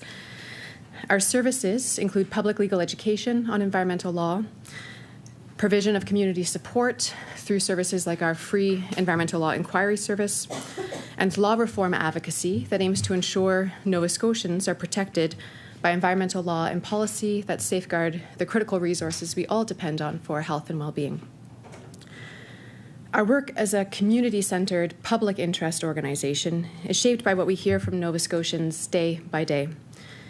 We know that for many Nova Scotians, the natural world is a source of spiritual connection, cultural expression, recreational enjoyment, and economic stability. The unique landscapes and seascapes of Nova Scotia shape community identities and family lifestyles throughout the province, and for many, shape our sense of what it means to be Nova Scotian. In our work, we have seen that when communities in Nova Scotia experience environmental harms, when estuaries, lakes, and rivers are polluted and community members can no longer fish or swim, when groundwater contamination makes rural well water unsafe to drink, when industries in and near residential neighborhoods emit smoke or fumes or dust that make it difficult for adults and children to work and play outside, community members feel devalued as members of Nova Scotian society. And we see this time and again when individuals and community groups from throughout Nova Scotia email us and call us and use our inquiry service to ask us to explain the laws of this province and answer why it is that those laws seem to be failing to protect them. I'm sharing this today as part of our comments on Bill 6 because we think it's important to address the provocative rhetoric that the government of Nova Scotia employed to herald the bill and prepare Nova Scotians for its controversial natural resource development aspects. Since late January, Nova Scotians have been told repeatedly that so-called special interests are working against them and standing in the way of the prosperity that Nova Scotia's natural resources offer. This rhetoric heralded the introduction of Bill 6 by telling Nova Scotians that outright bans on the exploitation of natural resources like uranium and shale gas are the product of former governments bowing to special interests that have had an outsized voice in policy creation. In the speech from the throne that was delivered on February 14th, Nova Scotians were told that in this province, we have, quote, allowed sectors of our economy to become captured by special interests, unquote, that these unnamed special interest groups have been given, quote, vetoes that impoverish our fellow Nova Scotians, unquote, and that these same groups are working to scare and polarize Nova Scotians at the expense of the most vulnerable in our province. It's been difficult, and it continues to be difficult, to reconcile this divisive rhetoric with the government's simultaneous calls in the speech from the throne for Nova Scotians to come together in unity and solidarity to face the uncertainties and challenges of our time. And it's also difficult to reconcile the rhetoric with the government's own repeated commitments to sustainable development and sustainable prosperity in Nova Scotia. Those commitments are expressed most clearly in the Environmental Goals and Climate Change Reduction Act, which the Progressive Conservative government enacted with all-party support in October 2021. They're also expressed in Bill 6 itself, where the government takes care to assure Nova Scotians that the Act as amended, the Petroleum Resources Act as amended, will support and facilitate safe and responsible onshore petroleum resources management consistent with sustainable development. So ultimately, the special interest rhetoric has been understood by many throughout the province as, unfortunately, a cynical attempt to create and control a narrative around the uranium exploration and mining and fracking elements of Bill 6. And regrettably, the government's use of this rhetoric has made it necessary for organizations like ours and many others throughout the province to say plainly that this narrative is untruthful. The independent review of hydraulic fracturing potential in Nova Scotia that happened roughly a decade ago illustrates the disingenuousness of the special interest rhetoric that Nova Scotians have been hearing for several weeks. In 2014, an independent review panel commissioned by the government of the time reported that Nova Scotians are divided on the question of hydraulic fracturing for the development of unconventional gas and oil, but with a majority against. The panel highlighted a trust deficit in Nova Scotia and the reality that most Nova Scotians of the day didn't believe that companies in the province were operating in an environmentally safe manner. The panel also noted that many Nova Scotians of the day were concerned about regulatory capture and insufficient integrity of government regulations. And although the panel concluded that fracking could potentially be explored in Nova Scotia to the benefit of Nova Scotians, the panel also recommended that significant preparatory work be done to address information gaps and build public trust. Among the preparatory work, there were recommendations for scientific and technical research, development of regulations, and use of public processes to seek community consent. The panel emphasized, and I quote, that having citizens and communities involved in the risk assessment and decision-making processes regarding unconventional gas and oil development would be an important first step, co-generating the knowledge that may help to unlock and mitigate potential problems before they occur, while increasing trust amongst stakeholders. So it has to be said that if previous governments decided ultimately that it was not in their interests or the collective interest to pursue industrial development that the majority of Nova Scotians were against, it can hardly be said that they bowed to special interest groups who have had an outsized voice in policy creation. And to say that is to belittle the legitimate concerns of Nova Scotians, which I believe this committee and other members of government have been hearing loudly for the past several weeks. It's to belittle those interests and to ignore the real reasons why many Nova Scotians doubt the effectiveness of environmental regulation. Now, transparency, accountability, and a commitment to respectful and genuine dialogue are all crucial aspects of strong decision-making by government, and I've heard that repeated several times, even in my short time sitting in this room. Not all Nova Scotians will agree with every resource decision made by the government, but dialogue, debate, and dissent are all part of a healthy democracy, and genuine discourse supports wise decision-making. Now, for many years, environmental assessment and regional assessment processes have been a key focus of East Coast environmental laws advocacy. And I explained this in some detail in the written submission that we circulated, and so I won't reiterate it at length today in order to leave some time for questions if the committee members would like to ask questions. Suffice it to say that good, well-done, inclusive, and participatory assessment processes like regional assessments that look at issues from a high level and project-specific assessments that look at the specific technical details and predicted impacts of a project, those processes are able to involve Nova Scotians in the assessment and consideration of projects. They are able to create good processes that build trust and help inform wise government decision-making. Assessment processes like these are all the more important when industries have established records of causing environmental harms that negatively impact human health and community well-being. And we recognize that statements and actions by the United States government in recent weeks threatening Canada's sovereignty and imposing economic pressures are deeply concerning, and we understand that the government of Nova Scotia, like governments throughout Canada, is facing enormous challenges.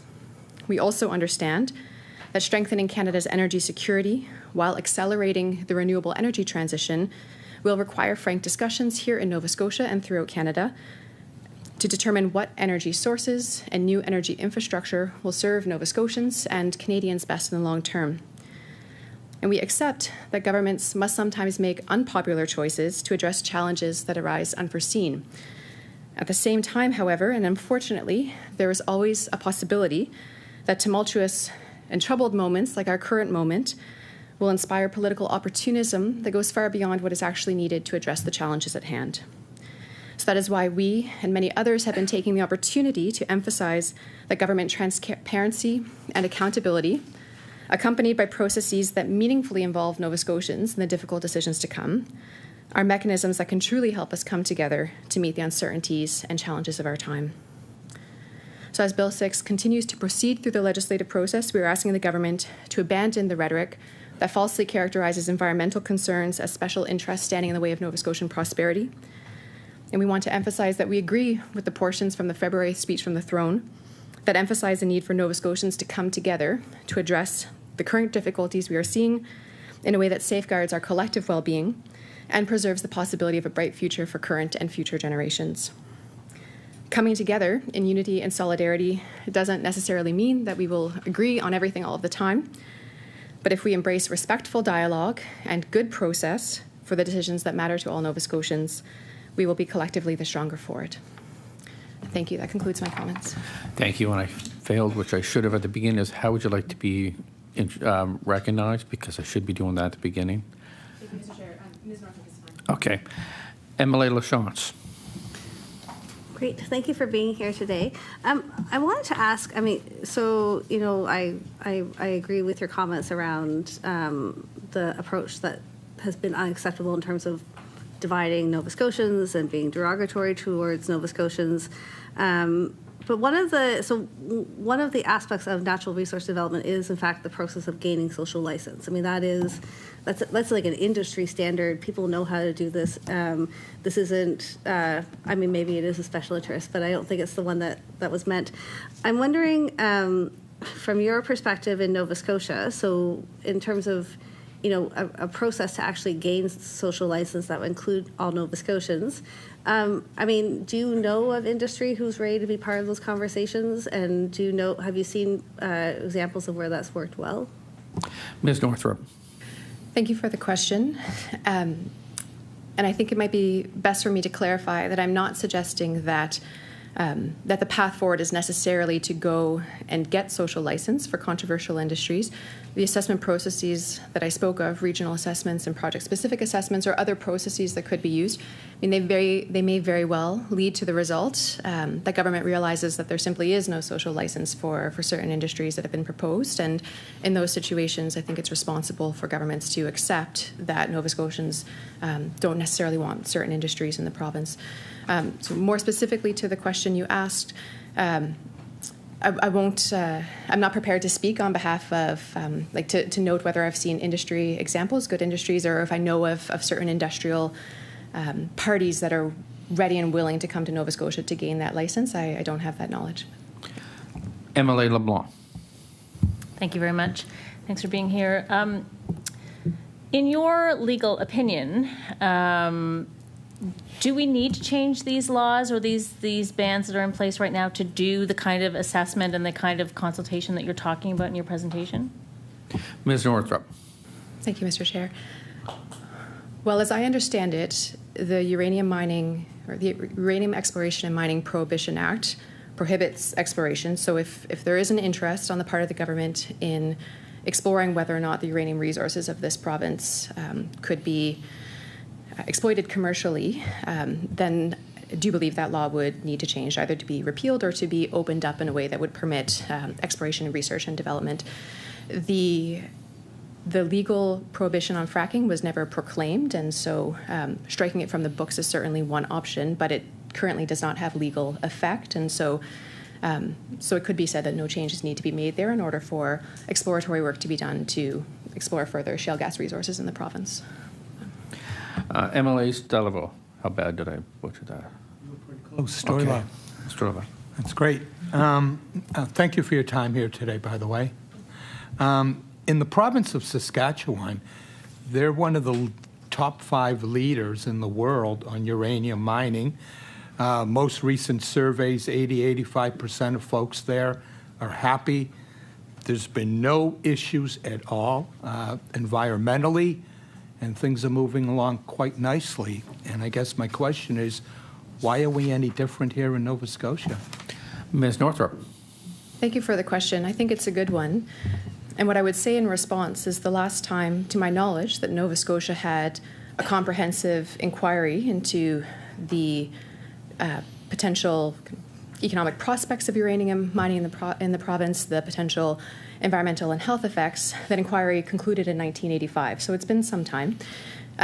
So one of the points that I'm making today and that our organization has been making is that if the government truly is interested in exploring today what it would mean to open up Nova Scotia to uranium mining, then good process is going to matter.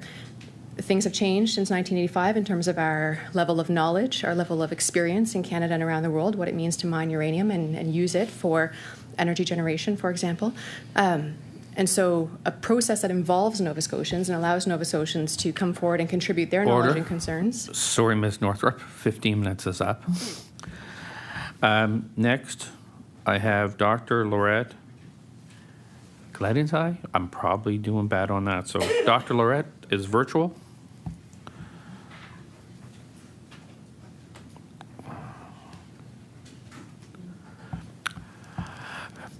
Dr. Lorett, can you hear me? Hello, yes. Oh, okay. I'll get you to introduce yourself and let me know how you want to be recognized. Thank you. I am Lorett Gledhill. I work as a pathologist at the QE2 Health Sciences Centre, and I am representing the Canadian Association of Physicians for the Environment. Okay. You have 15 minutes, 10 minutes presentation, 5 minutes, or however you want to break it out. Go ahead. Great, thank you. Good morning, honourable members of the legislature. I am, as I've mentioned, Dr. Lorett Gledhill, and I work as a pathologist at the QE2 Health Sciences Centre. I served as division head and service chief of anatomical pathology for 10 years. I'm also a past president of the Canadian Association of Pathologists. I'm here representing the Canadian Association of Physicians for the Environment. CAPE is a non-partisan, physician-led organization with over 36,000 supporters across the country. Here in Nova Scotia, CAPE represents more than 100 physicians and other healthcare professionals working in the province. I speak before you today not just as a pathologist and a representative of CAPE, but as a Nova Scotian deeply concerned about the health and well-being of our communities. I want to begin by acknowledging the challenging situation our government faces. The pressures of US tariffs, healthcare funding gaps, and the need to ensure prosperity for all Nova Scotians are significant burdens. As physicians, we regularly face crises and must make life and death decisions. We're guided by our commitment to serve the best interests of our patients and to do no harm. Today, I'm calling upon you, our government, to try not to solve one crisis by creating another. While the potential economic benefits of fracking and uranium mining may seem attractive, especially in these trying times, we must consider the hidden costs, particularly to human health and our environment. Recent medical evidence paints a disturbing picture of the health impacts associated with fracking. Pregnant women and infants near fracking sites face higher risks of preterm births, low birth weights, and congenital defects. Children living close to these operations have 2 to 3 times higher odds of developing acute lymphoblastic leukemia and increased rates of asthma. Adults in these areas experience higher incidences of cardiovascular and respiratory diseases, as well as increased overall mortality rates. Many of the chemicals used in fracking are known carcinogens and endocrine disruptors. groundwater contamination from these substances can persist for decades, affecting drinking water supplies and consequently human health. Uranium mining presents its own set of grave health concerns. Miners and residents face elevated risks of lung cancer and other respiratory diseases due to radiation exposure. The long-term environmental impact is severe, leaving behind radioactive waste with a half-life of tens of thousands of years. Even with modern safety practices, the risks of radon gas exposure, radioactive dust, and potential water contamination remain significant. It is crucial to understand that these health impacts don't affect all Nova Scotians equally. The most vulnerable among us bear the heaviest burden. Children, whose developing bodies are more susceptible to environmental toxins, pregnant women and their unborn children, the elderly, who often have compromised immune systems, Indigenous and African Nova Scotian communities, who historically have faced disproportionate environmental health risks, rural and low-income communities who may lack the resources to mitigate these health impacts. Beyond immediate health concerns, we must consider the long-term environmental impacts. Fracking can lead to long-lasting groundwater contamination, affecting our drinking water for generations. Uranium mining leaves behind radioactive tailings that require perpetual management, posing ongoing risks to surrounding communities. Both industries contribute significantly to greenhouse gas emissions, exacerbating climate change, which the medical journal The Lancet has identified as the greatest global health threat of the 21st century. While the economic allure of these industries is understandable, we must weigh short-term gains against long-term costs. The boom and bust cycle of resource extraction offers only temporary economic benefits. The health costs, in terms of increased healthcare burden and lost productivities, could far outweigh any economic gains. Investing in sustainable industries like clean, renewable energy could create more jobs per dollar invested while protecting our environment and health. As physicians, we're already seeing the health effects of environmental degradation and climate change in our communities. We simply cannot afford any further strain on our healthcare system. Therefore, I urge the government to maintain and strengthen existing restrictions on fracking and uranium mining. Invest in green, community-supported, clean, renewable energy and green infrastructure as a path to sustainable economic growth. Require comprehensive health impact assessments for any proposed resource extraction projects. Prioritize the protection of drinking water sources and ecologically sensitive areas. And respect the United Nations Declaration on the Rights of Indigenous Peoples and engage in meaningful consultation with Mi'kmaq communities. In conclusion, I ask you to trust the voices of physicians and healthcare providers who will be tasked with caring for those harmed if these industries are permitted to operate in our beautiful province. We must not be swayed by the promises of industries and corporations whose primary motive is profit. by maintaining our commitment to environmental protection while pursuing sustainable economic development, Nova Scotia can lead the way in innovative solutions that preserve the health, environmental, and economic legacy we wish to leave for future generations. Thank you for your time and consideration. I'm happy to answer any questions you may have. Thank you, Dr. Geldenhuys. Hopefully I did that right. MLA Armstrong. Well, yeah, thank you for your presentation. You mentioned in your comments of the dangers of mining uranium on the miners and people extracting it. Were you aware that a Government of Canada study followed uranium miners and concluded that overall workers had a lower mortality rate and cancer incidence compared with the general Canadian population? So that's a Government of Canada report, so that's in direct contradiction to what you presented here.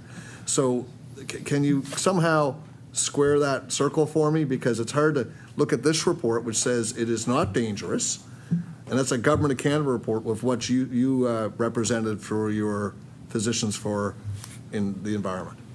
Dr. Geldenhuys. Yes, so currently, right now on the Government of Canada website, it states that that uranium miners had higher mortality rates than the general male population because of lung cancer. That is a direct quote. In addition, there is a study performed by Cancer Care Ontario that followed over 28,000 male uranium miners in Ontario. And this study showed a clear increase in deaths due to lung cancer and silicosis. It also showed a dose-response relationship, meaning that the higher the levels of exposure and the longer the period of exposure, the higher was the likelihood that the miners would die of lung cancer. And it specifically states that the relatively low doses experienced by these Ontario miners, particularly after better ventilation was introduced, would be similar to the levels of exposure experienced to present-day uranium miners. That is only looking at uranium miners. Then there is, of course, the general population. So these enormous amounts, tons of radioactive waste that is generated will remain in the environment, spoiling our beautiful natural Nova Scotia for tens of thousands of years, way beyond anybody's lifetime. And it would require perpetual upkeep by governments. Despite attempts to perpetually keep this up, this waste often gets into the environment. It gets into the water, and the radioactive dust gets transferred up to 1,000 kilometers away from its source. So even if you put a uranium mine at the one extreme end of Nova Scotia, if you live at the very other extreme end of Nova Scotia, you may still be at risk. And many people in Halifax, in Nova Scotia, use well water. So well water would be very at risk for contamination by uranium mining, but also by fracking. Thank you. Continue on and on, but there may be other questions. There is. So, MLA LeBlanc. Thank you very much. First of all, before I ask my question, my colleagues from the government seem to have been reading from reports, and I'm wondering if they could be tabled, Mr. Chair. But Dr. Geldenhuys was wondering, in terms of this, like, I know that your organization has been very active even before this threatening legislation, and I'm just wondering if you have any thoughts on sort of the wisdom or the lack thereof of this legislation coming forward now. Like, you did mention, you talked a little bit about the economic challenges and that kind of thing, but I'm wondering, I assume that you've done some speaking to government in, leading up to 2025, and I'm wondering if you can give us any sense of your understanding of why this, why now. Dr. Glendon Heist. Yes, thank you for your question. In fact, we have, when we heard about this proposed bill, we were actually quite shocked because many Nova Scotians, including physicians who are members of our organization, have worked for decades to place moratoriums and then bans on particularly uranium mining. There's a very long history. An enormous amount of study and effort has gone into it. So to disregard all of that scientific information and propose a bill like this was it was actually a great shock to us. So the only thing that I can imagine is that there must be pressure from industry who are wanting to use the attack of Trump and the United States on Canada, including Nova Scotia, through tariffs, as a moment of weakness where they can falsely promise economic prosperity, while claiming that there are no health effects. I've heard on global news a TV, a representative from the mining industry saying that these claims of health effects are baseless and there's no evidence. There are hundreds and hundreds of scientific articles demonstrating these health effects. So I am very concerned that the government has not looked at the existing evidence and have not spoken with Sorry, Dr. Glenn, your 15 minutes are up, so I'm sorry. Okay. Thank you very much. Thank you very much for coming. And to the point onto it, were you reading from a report, or were you reading, or was it? Okay. Okay. So MLA LeBlanc, he was reading from a media report on a report, and he will table that. Thank you. So next will be Sean Kirby. Sean Kirby will be virtual.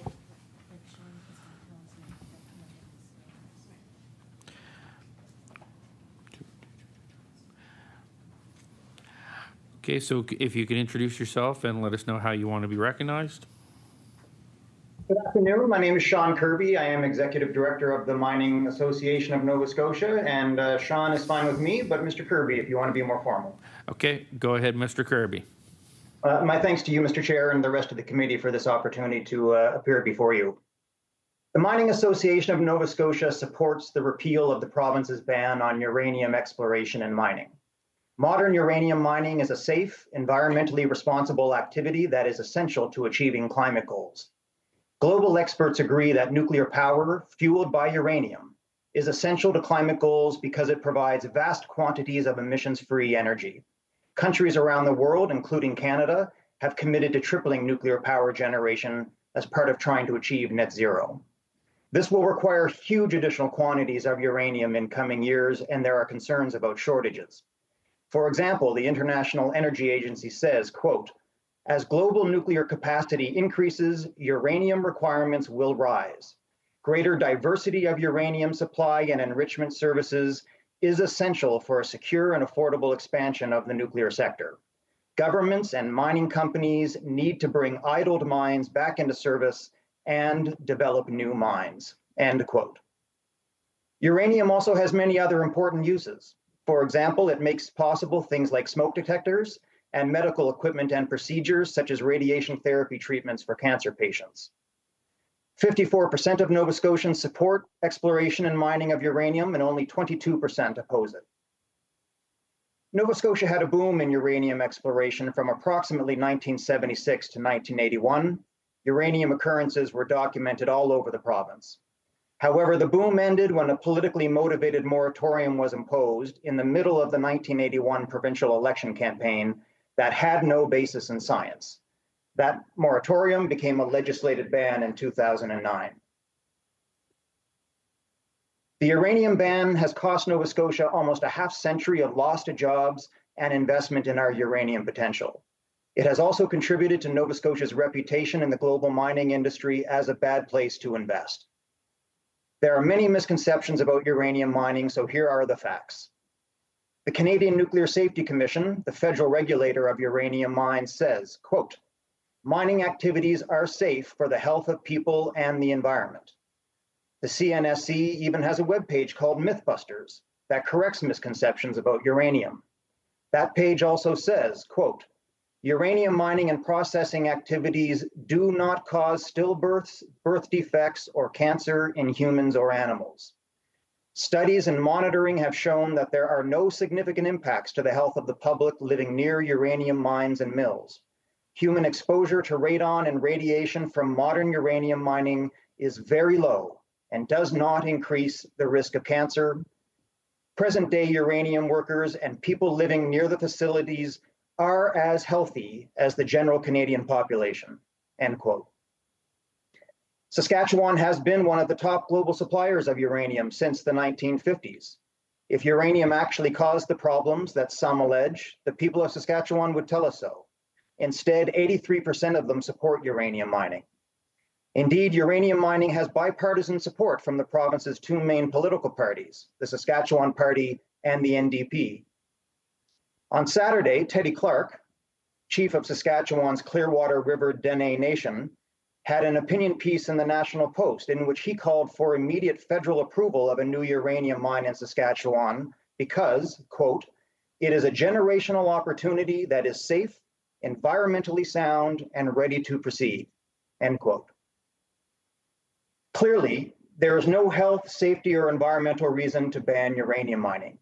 The people who are most knowledgeable about it support it. Ending the uranium ban would allow the industry to do exploration and determine whether our uranium deposits are economically viable.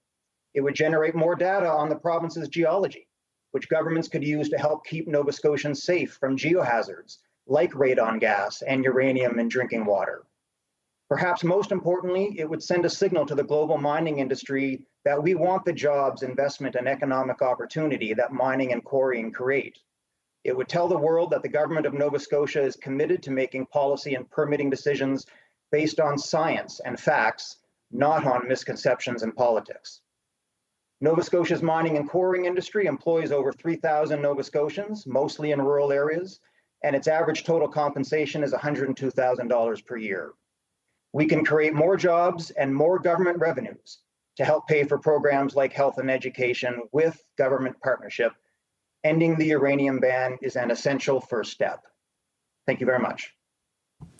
Thank you, Mr. Kirby. Emily Lachance. Thank you for your presentation.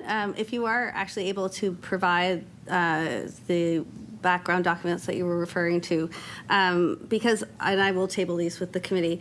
I mean, I have a number of documents about uranium mining in Canada that that are scientific studies that talk about, results. Lung cancer incidence was significantly higher in workers compared with the general Canadian male population, and this was from 2022. And so I will table all these documents.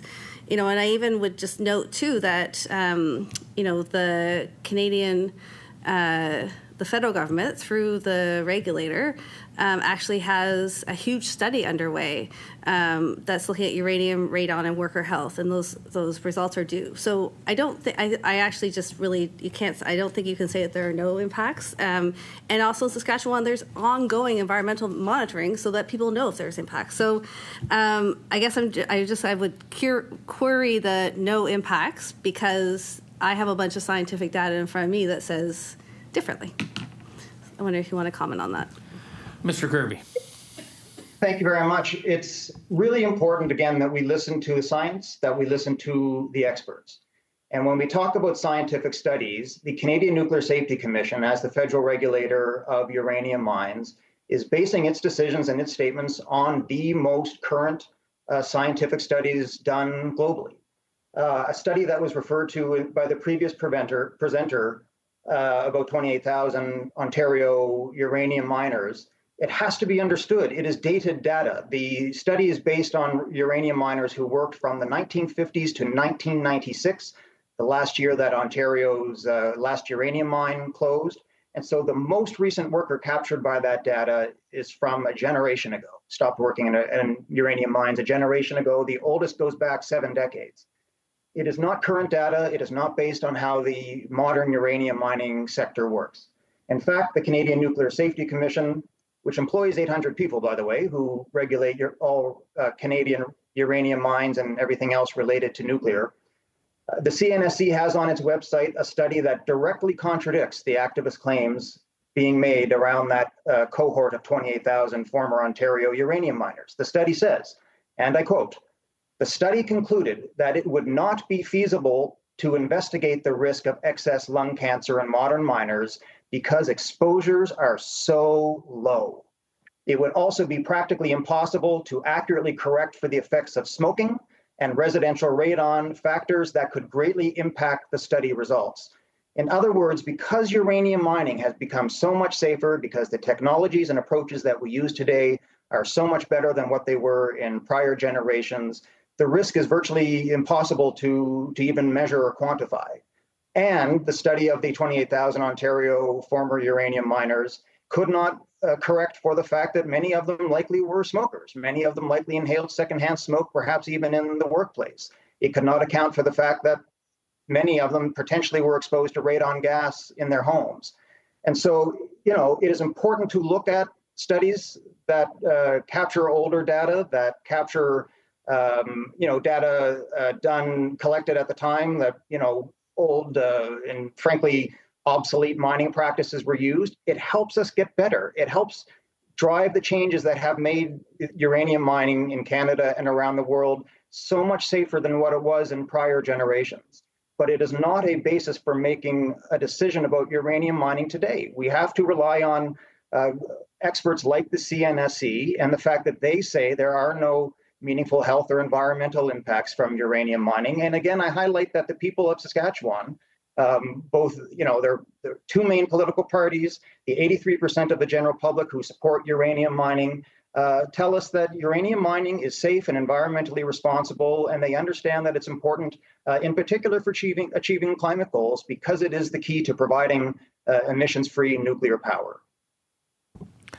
Emily Armstrong. Thank you very much, Mr. Kirby, for clearing up the discrepancy between the 2 reports. So we appreciate that. And I do, Mr. Chair, have the report to table here, so if you could pass it up. My question, however, is more about radon. Currently under the uranium ban in Nova Scotia, and radon, correct me if I'm wrong, you're the expert in this, radon is created by decaying uranium. So without the ability to properly map uranium throughout Nova Scotia, does that restrict our ability to know where radon is in Nova Scotia, and which could have a negative health effect upon the people of Nova Scotia? And would not us being able to properly map and at least detect where uranium is, would that not help us combat anybody that may suffer damage from radon in the future? Mr. Kirby. Thank you very much for the question. Yes, absolutely. We have, unfortunately, as a result of the uranium ban, had almost a half century in which very little data has been gathered on Nova Scotia's geology for uranium. As an industry, that concerns us, of course, because uranium mining is safe and environmentally responsible and an essential material in our everyday lives. But it also has other implications. It means that we know less about our uranium deposits than we would if the uranium ban had never been put in place. And there are geohazards, as they're called, that are associated with uranium that are particularly important. Radon gas is one of them. As you say, radon gas rises up through the ground. It is colorless and odorless. The main sort of health implication of this is that it can seep into basements of people's homes, and they would not know that it's there because it's colorless and odorless unless they actually get a radon testing kit and test for it.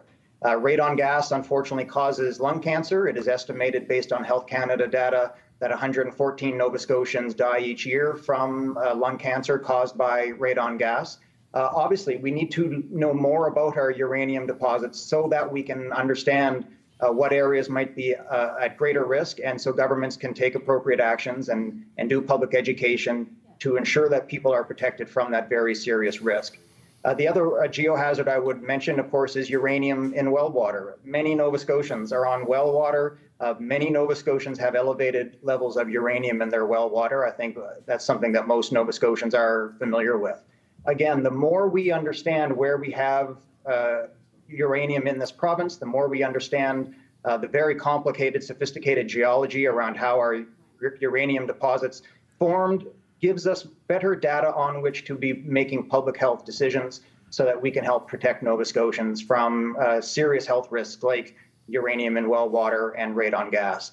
The uranium ban is, in effect, a ban on data collection. It is a ban on knowledge, and we are better off having more knowledge and data collection and understanding of our uranium deposits than less. And the ban, unfortunately, has made Nova Scotians less safe because it has been almost a half century in which we have not been allowed to learn more about our uranium deposits and to be able to use that knowledge, yes, for industrial purposes, to create jobs and to provide a mineral that is essential in our modern world, but also it has prevented governments using it to protect Nova Scotians from these geohazards. So it's really important to lift the uranium ban, and we're in full favor of it. Thank you. MLA Lachance. I was just checking to make sure. Yep.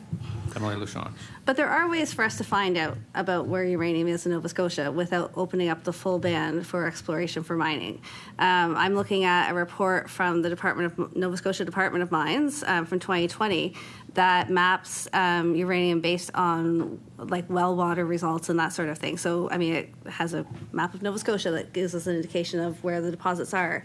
I also understand that this can be done remotely in terms of determining where uranium deposits are. We could do things like offer free well testing for all Nova Scotians to make sure that folks are doing the right thing. We could increase radon testing. So there are ways. We could change this ban in a way that allows us to better understand the health risks, but that's not really the goal here, I would say. But is there a way to change it so we can understand better where the deposits are without exploration? Mr. Kirby. So thank you very much, Dr. Lachance, and certainly we're in full agreement with you on the importance of educating Nova Scotians about things like uranium and well water and radon gas, promoting public education, promoting more testing. That's essential, and we are fully of like mind on that. At the same time, the data that we have on which to base our recommendations and our understanding of these risks is based on very limited data, much of it collected a half century ago. So yes, I'm aware of the map you're referring to about uranium in well water, but again, why we should have as much data and knowledge and information as possible in order to protect the health of Nova Scotians. And by preventing industry from doing exploration for uranium, the government loses out on potentially. Order. Sorry, Mr. Kirby, your 15 minutes are up. Thank you very much for presenting. Thank you. Have a great day. Thanks. Still on Bill 6, Bidanium. Thank you, Bidyanami. Thank you. If you want to come forward, introduce yourself, let us know how you want to be recognized.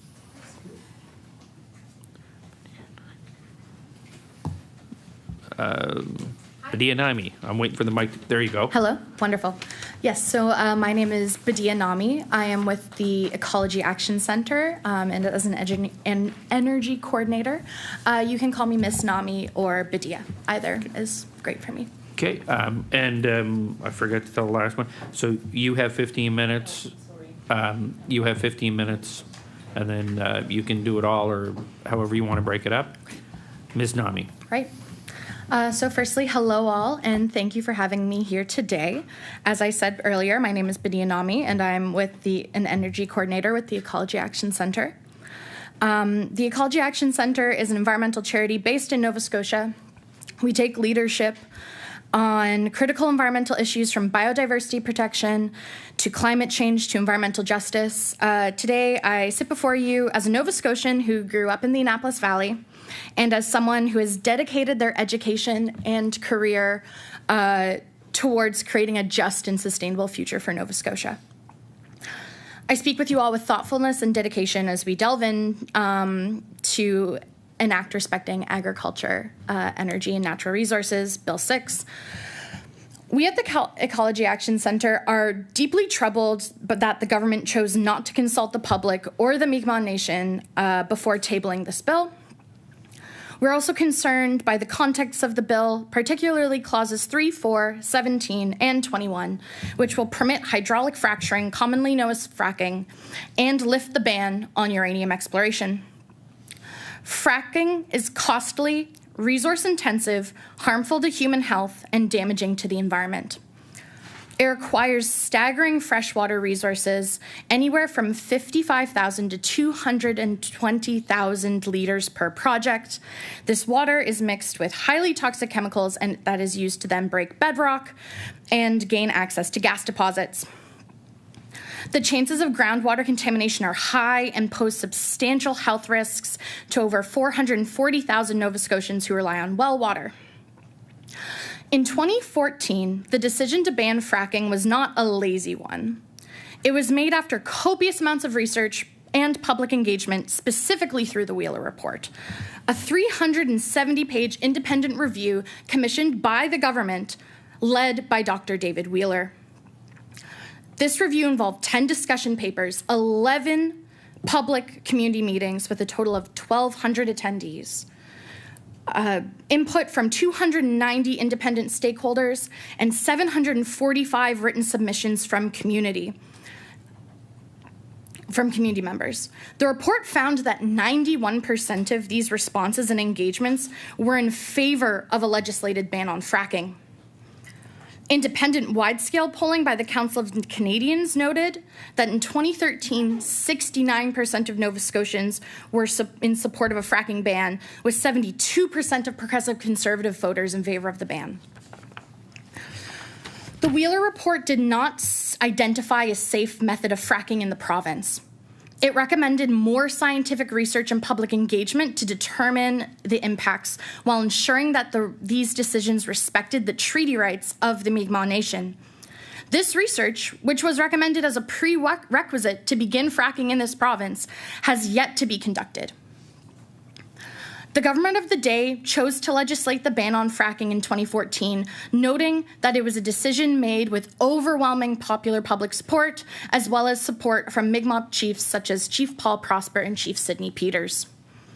Contrary to the rhetoric of the oil and gas industry, fracking has not been conducted safely in this country. According to Dr. Tim Takaro, former Associate Dean for Research at Simon Fraser University's Health and Sciences facility, current fracking practices in British Columbia have increased the risk of drought and wildfires in the past 5 years. Last month, 15 earthquakes linked to fracking were recorded in BC, and local farmers reported concerns regarding livestock stress, premature births, and water shortages. Higher concentrations of chemical contaminants have been found in groundwater used by BC residents near fracking sites. These findings should concern more than 40% of Nova Scotians who live in rural areas and are overwhelmingly reliant on well water. So too should the concerns of environmental contamination exist with regard to uranium exploration. It is also clear that these operations pose a risk to the economic health of Nova Scotians in a time of great uncertainty. Clause 17, which allows the Governor and Council to make regulations respecting orphan well funds. Such measure represents an acknowledgement that these companies could face bankruptcy and saddle taxpayers with the costs of cleaning up abandoned wells. This is a problem that Alberta continues to struggle with, spending over $1 billion in 2013 alone to clean up orphaned wells. In 2018, the Alberta Energy Regulator estimated that oil and gas industry liabilities were as high as $260 billion. Like Albertans, Nova Scotia could also be forced to pay for the cost of cleaning bankrupt oil and gas projects. Uranium mining has a similar history of public engagement to fracking. During initial exploration into uranium and mining and nuclear energy, 44 engagements took place in the early 1980s under progressive conservative Premier John Buchanan, and the ban was later upheld by another progressive conservative Premier Donald Cameron. The moratorium on uranium exploration was instituted and has remained in place for decades. It is a testament to the willingness of past Nova Scotian governments, regardless of political affiliation, to conduct robust public engagement processes and to respect the will of Nova Scotians.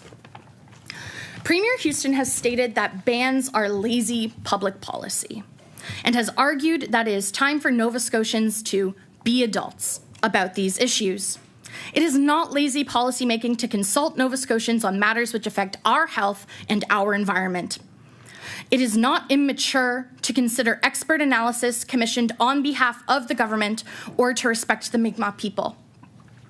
We at the Ecology Action Centre recommend that Bill 6 be withdrawn and that the moratorium on hydraulic fracturing and uranium exploration be maintained until the government has undertaken a formal public consultation, an independent expert review, as well as consultations with the Mi'kmaq Nation. Until this is done, the government does simply not have a mandate from the public to arbitrarily lift these bans. Thank you. Thank you very much. Do we have any questions? Oh, Emily LeBlanc. I don't really have a question, but I did want to thank you for pointing out the rhetoric around the lazy work, like the bans being lazy public policy, and I think it's quite insulting to the people that were doing that work at the time, that the government would label them as such right now. And I think I take your point very well that, if we are going to look at anything like this, then we need to do similar types of study and research before anything would possibly open up. So I really appreciate you putting that on the table. Thank you for being here. Emily Armstrong. So in the last 2 years alone, the Ecology Action Centre has accepted 16 grants from U.S.-based organizations. Now that there's been a trade war launched, are you willing to commit not to accepting U.S. dollars to influence Nova Scotia politics? Or are you going to continue to accept money coming from the U.S.? Going to see if I can get your NAMI right, or did I mess it up? Miss NAMI. Okay, I did it right. Miss NAMI. I'm not at liberty to speak of that. I am unfamiliar with that particular funding. The funding that I'm under is Canadian. So. Any other questions? Oh, Emily LaChance. Member table the list of organizations that he's referring to? Unless he's reading from a. Are you reading from a statement? No. Okay. You just know that off the top of your head. But any other questions? Yeah, you still have the floor, Emily LaChance. Then Emily. So my point is that we actually are not supposed to come up with numbers or ideas without the information. So wherever that information was gained in the PC caucus office or your MLA office, whoever found that information found it somewhere, and it should be tabled. Okay. Emily Mombercat. Yeah, thank you. Mr. Speaker, through you. Sorry I was late coming into your meeting, but I do want to say, just based on the line of questioning I just heard, thanks for coming in. I had the responsibility of resource development at one point in my time in Cabinet. It's a very balanced approach to how we look at things, but ultimately you take a lot of things into account, and a big part of that is public consultation. So I just wanted to say thanks for coming in, and sorry I missed the first part of your presentation. Any other questions? No. Thanks a ton for coming in, and you have a great day, Miss NAMI. Thanks. Okay. Next, I have Nancy Covington. If you could come forward, introduce yourself, and then let me know how you want to be recognized as.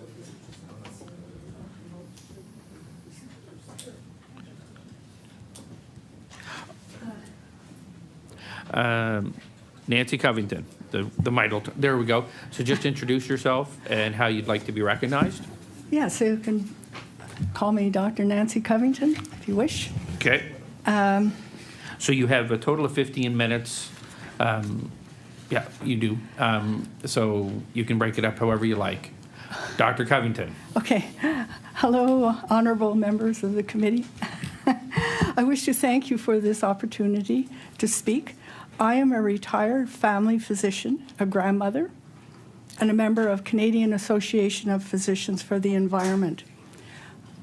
I was peripherally involved with the work that led to the 2009 ban, which grew out of its long-standing moratorium and was the result of extensive research, public engagement, and in the end, it garnered support from all political parties, all of you, the medical society, and many citizens groups.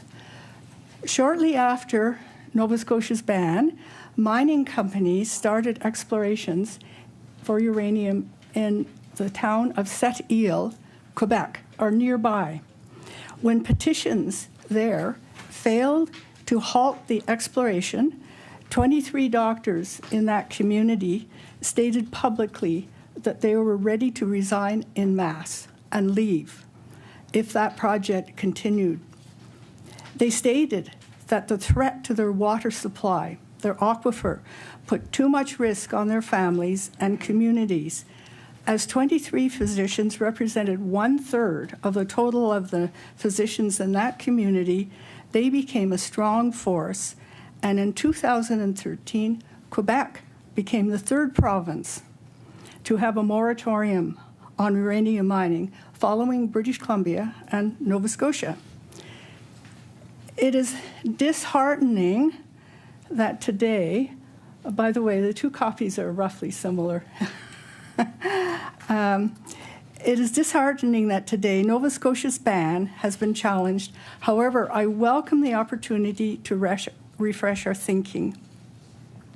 Even the act of exploration with boreholes for uranium can release gas, radon gas, which is odorless and invisible, radioactive and carcinogenic. When it decays, it gives off a particle which, if ingested or inhaled, can cause significant cellular damage, including damage to DNA or genetic material. As was mentioned before, it's the 2nd leading cause of lung cancer. The decay products of radon, all radioactive and carcinogenic,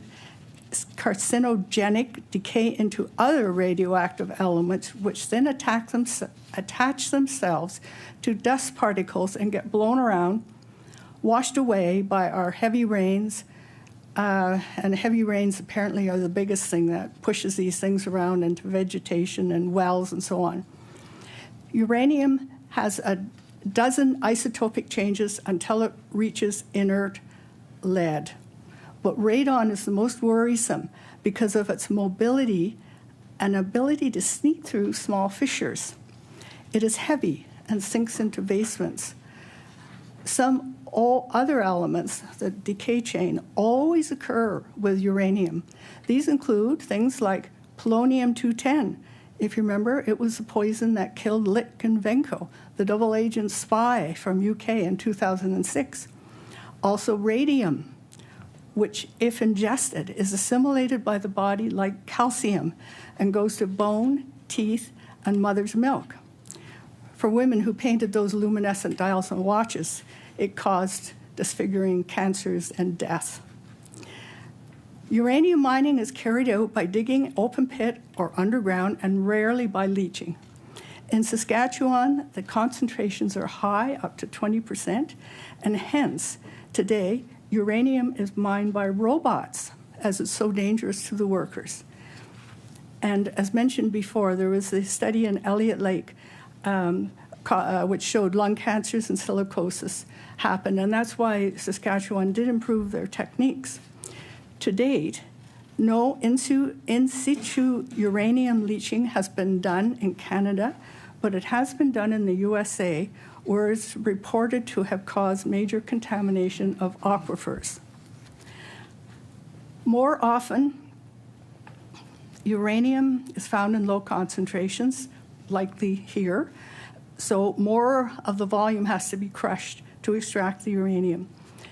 Uranium ore itself constitutes 15% of the radioactivity, and this is what's taken away from the mine. The majority, 85%, remains in the tailings, which then can be blown or washed away. Tailing ponds to contain the waste, do break and can happen spectacularly, as occurred in Elliott Lake, contaminating the whole of the Serpent River watershed. And once a watershed is contaminated, remediation is extraordinarily difficult, like finding needles in a haystack. So milling and refining the ore is usually done on, some is done on site, but then it's transported to Ontario for further processing. Every step risks more scatter of the radioactive laden particles, and the radioactivity can actually enter the food chain. For years in Saskatchewan, in northern Saskatchewan, one study showed that lichens around a mine site had absorbed enough radioactive material that the caribou that ate the lichens were also contaminated. I'll point out this is the First Nations lands. The study calculated the additional risks of cancer for people who ate this traditional meat. Other studies showed fish in the area have heavy metal contamination. Now, Saskatchewan, that we keep being compared to, is 12 times as large as Nova Scotia, with approximately the same size population. Most Saskatchewans live in the south, and the mines are in the north. Nova Scotia is the second most densely populated province in Canada, with 45% of people dependent on wells. This means that a mine or uranium exploration anywhere in Nova Scotia would affect a large percentage of us. So after the mine is closed, you're left with the 85% of the total reactivity sitting in a pile and the tailings. One particular element left, radium, would be particularly noxious as this decays directly into radon gas. The responsibility and cost of remediation for that tailings would fall to the province. And this is so long that we can't even think about it. It's more than our civilization. Another long-term cost would be the delayed onset cancers. Okay, so radon, second leading cause of lung cancer. Many buildings, including schools in Nova Scotia, have readings above this level, and an industry in Nova Scotia has developed to help homeowners. Now, maps do exist, and some builders sometimes rough in radon mitigation systems in anticipation. And in terms of a single road can have one house affected and the other house not affected, so it's very spotty. Uranium is used either for nuclear power or nuclear weapons. A minuscule amount, now this is contrary to what Kirby said, a minuscule amount ends up as radioisotopes for medical use. Most medical isotopes can be made in a cyclotron or a particle accelerator without using radioactive material. In other words, large nuclear power plants like Bruce Power are not needed to make these tiny amounts. Radium is sometimes used, but they can be found in tailings ponds. And there's one that can be made in a small research reactor. Canadian Nuclear Safety Commission does regulate the uranium mining. However, unfortunately, it also has a promotional function. So as a regulator, it has a clear conflict of interest. The recent president of Canadian Nuclear Safety Commission, Pierre Tremblay, this is just indicative of how they are slanted towards the nuclear industry, was a industry, he'd worked in industry, the nuclear industry for 40 years. And unfortunately, Canadian Nuclear Safety Commission at the moment appears to have, last time we checked, no physicians on its board, and yet it is the one that regulates not Health Canada, but it is the one that looks at radiation as an effect on us. Of note, permissible levels of radon in Canada are twice as high as many other countries and twice as high as the World Health Organization recommends. Permissible levels themselves, not necessarily safe level, but permissible, are derived from old data and ignore the fact that low-level ionizing radiation causes disproportionate harm to women and children. You know, most of the studies on the miners are always on males. The bottom line is that no matter how carefully newer mining techniques are used, mining or exploring for uranium would affect our health and the environment and much of Nova Scotia for a long time. Healthcare costs would increase. Lastly, uranium is when used to create power, it ends up transformed into waste which is extremely toxic and radioactive. Nobody in the world has figured out how to put this waste successfully back underground despite many attempts. This waste will haunt generations to come.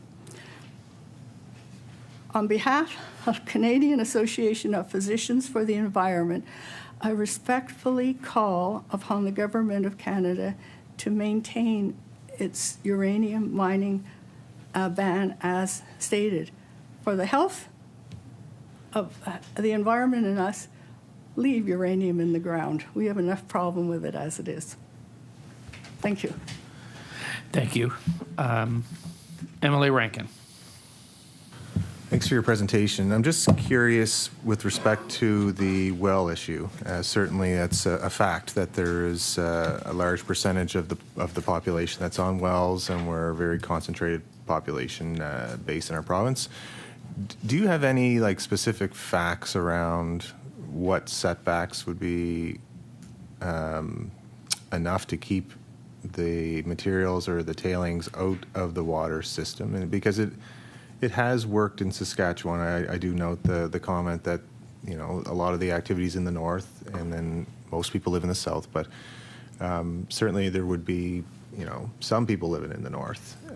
So is there a range of, is it multiple kilometers? Are we talking about, because it is mined somewhere in the world, right? And Saskatchewan is just the example we're using for Canada, but and I get your position that you don't want uranium at all, but I'm just trying to understand where does it become safe in terms of a distance? Dr. Covington, so I have to recognize you so the mic's on. So don't worry, we do it. Okay. So go ahead, Dr. Covington. In Saskatchewan, it's a much, much drier climate. So these piles are not so affected by rain right away. That's why it's a favored place in the world, in fact, the particular mines of Saskatchewan. If a mine happened here, with our torrential rains, it would just wash into wells quickly. Aquifers. Any other questions? Okay, seeing none. Thank you very much for coming, Dr. Covington. Have a great day. Thank you. Thank you. Next, I have Barbara Harris, who is virtual.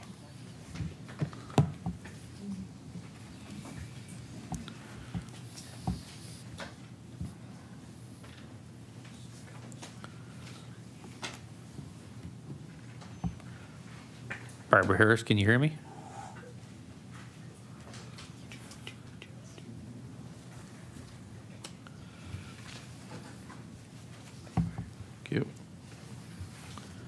Barbara Harris, if you're talking, you're on mute.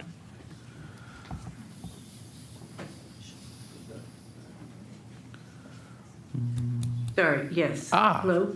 Great. Can you turn on your camera, please? I can do that too, yes. Thank you very much. Oh, okay. So, Barbara Harris, if you could introduce yourself and let us know how you'd like to be recognized.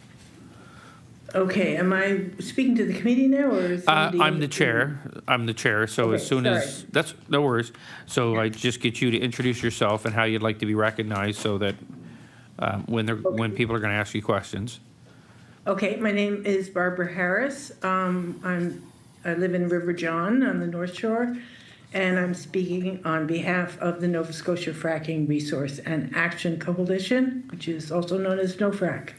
So would you like to be known as Mrs. Harris, Ms. Harris? Oh, no, you could just call me Barb Harris. Okay, Barb Or Harris. Ms., alternatively Ms., but I'll go with Barb Harris.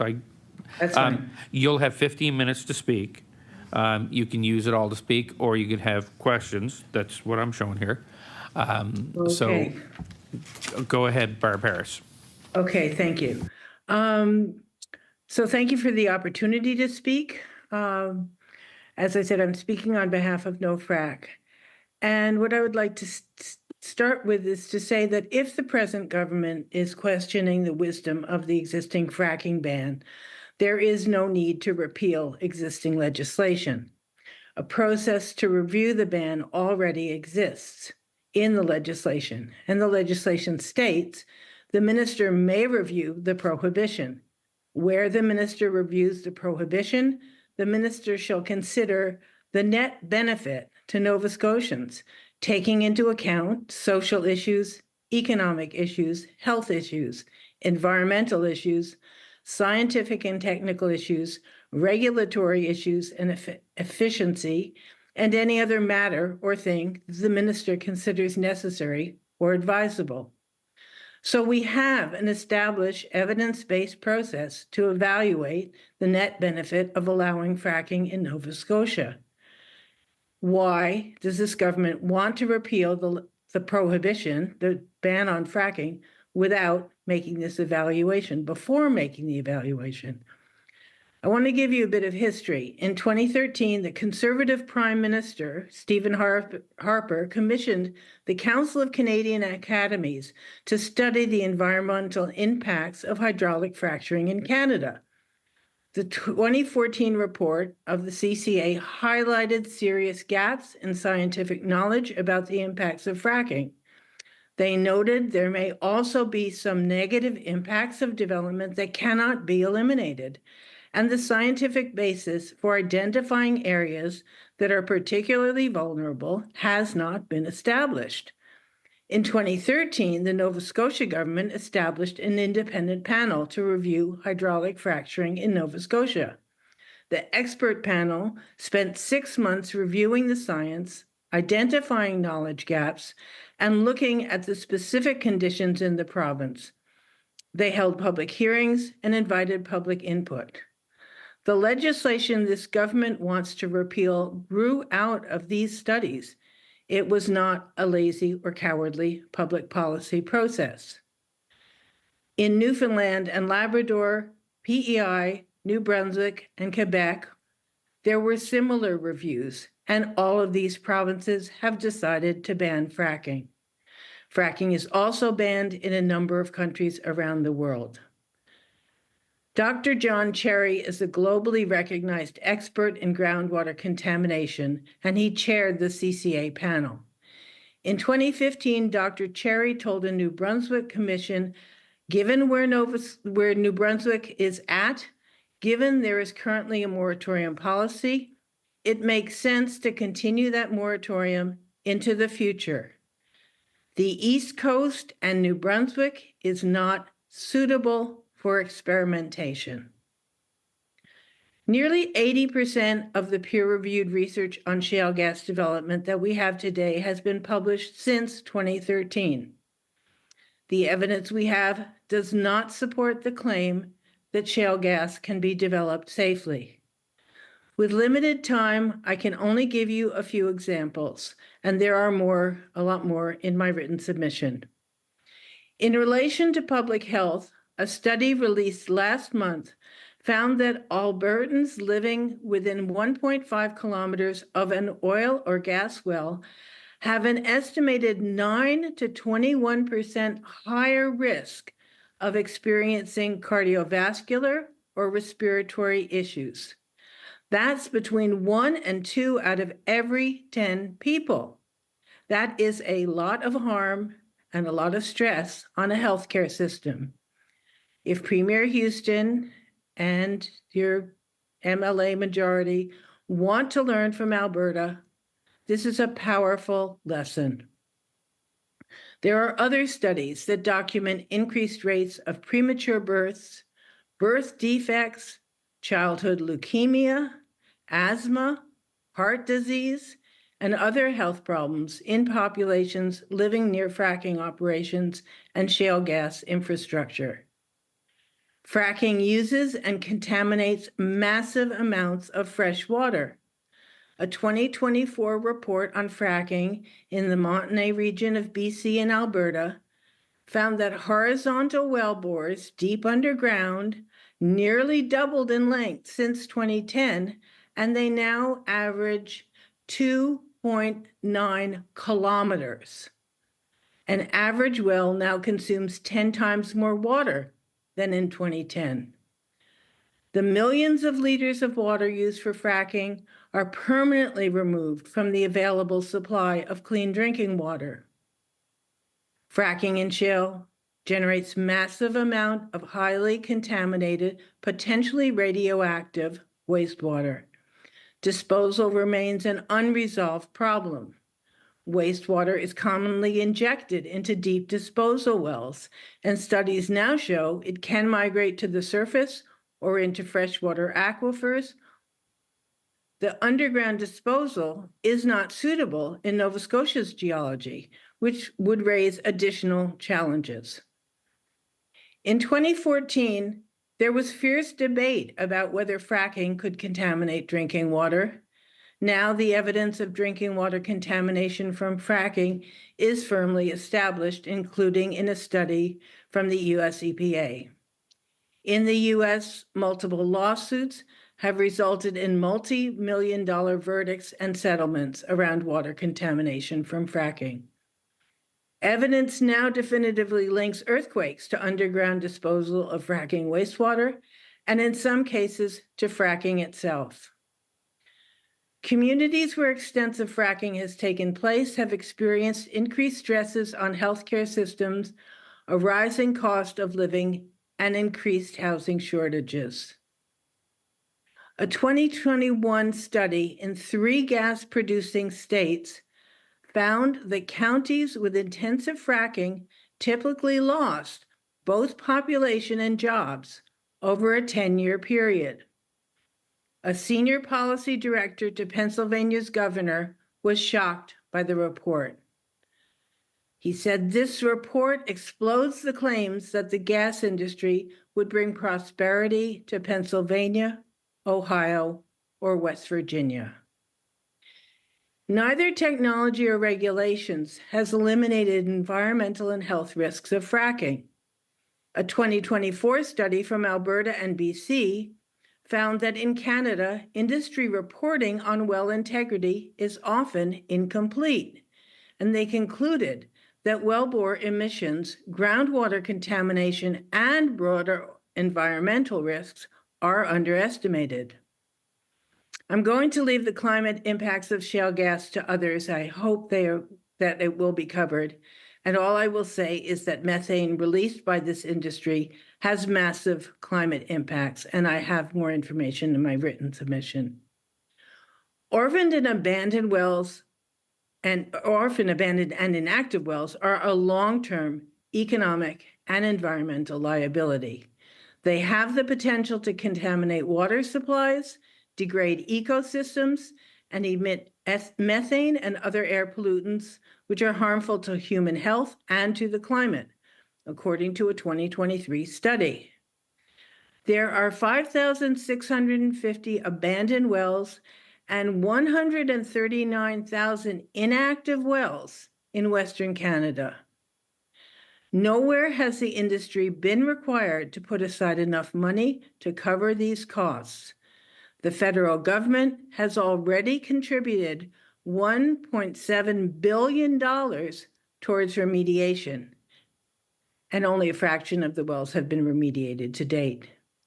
Tens of thousands of abandoned oil and gas wells in Western Canada should set off warning bells when we consider this issue. Finally, it has been argued that good regulations could prevent the problems experienced elsewhere. It has become clear over the last 10 years that many aspects of shale gas development cannot be effectively regulated. And this has been documented in some of the science. You cannot regulate what will happen when rock is repeatedly exposed to pressure designed to fracture it 1 kilometer underground and 2 kilometers away. You cannot regulate where crevices and fissures will open underground and allow toxic fracking water to infiltrate aquifers. All too often, fracking is exempted from environmental regulations in the US and Canada, where regulations do exist. The information I've presented is truly the tip of the iceberg. My written submission includes additional information on most of these topics and links to the studies I have mentioned. NOFRAC believes the bans on fracking and also on uranium remain wise public policy supported by science.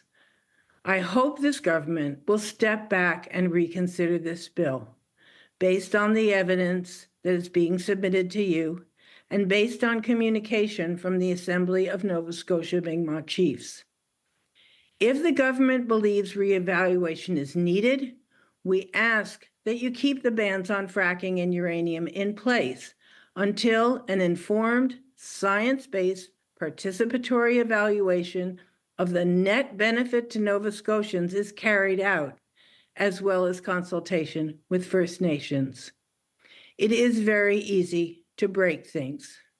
It is much harder and more costly to repair them. We only need to look at Boat Harbor to know how long it can take. In that case, it was 53 years, and how financially costly it can be at $500 million and counting to correct problems after they have occurred. We are a small province and we do not have room to make big mistakes. Thank you. Thank you, Barb Harris. Do we have any questions for Barb Harris? I'm not seeing any. Barb, everybody does have your presentation that was submitted, so thank you very much, and have a great day. Thank you very much. Thank you. So next, I have Dr. Mary Lou Harley. Oh.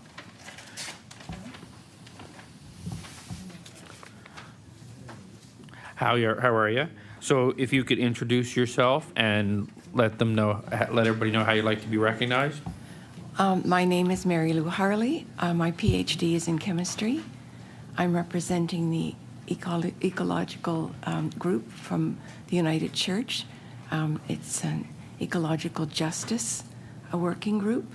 And I have represented the United Church for some decades now on nuclear issues.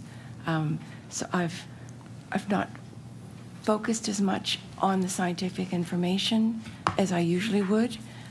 There are a lot of other aspects to the way the bill has been brought forward that I wanted to stress.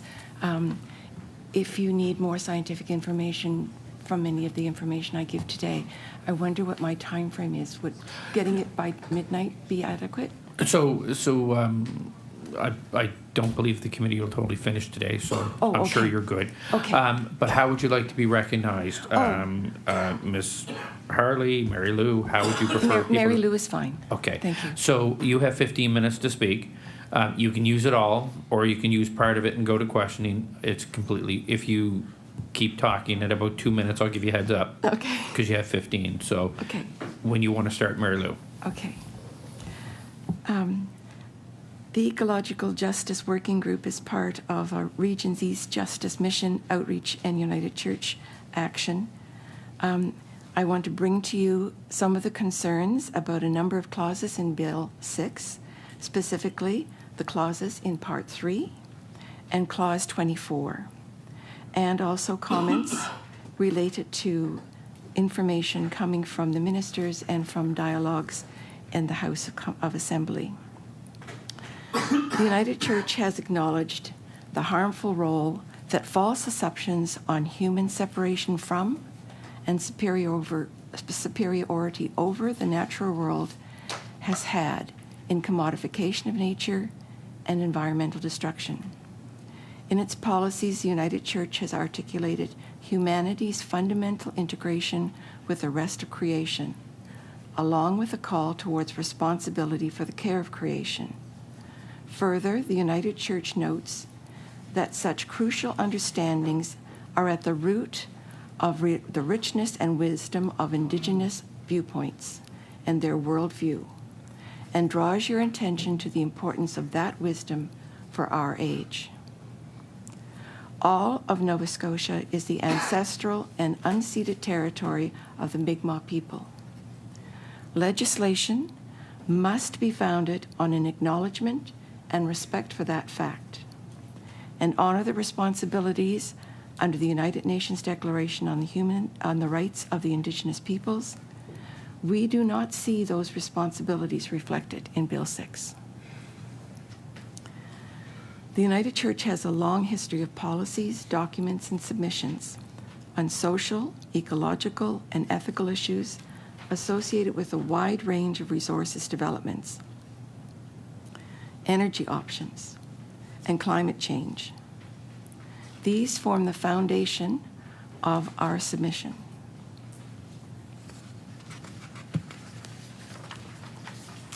With respect to Bill 6, Part 3, the United Church urges a transition away from fossil fuels, raising serious concerns about the clauses in Bill 6, Part 3 that would amend the Petroleum Resources Act to expand fossil fuel production and to eliminate the moratorium on hydraulic fracturing to access methane.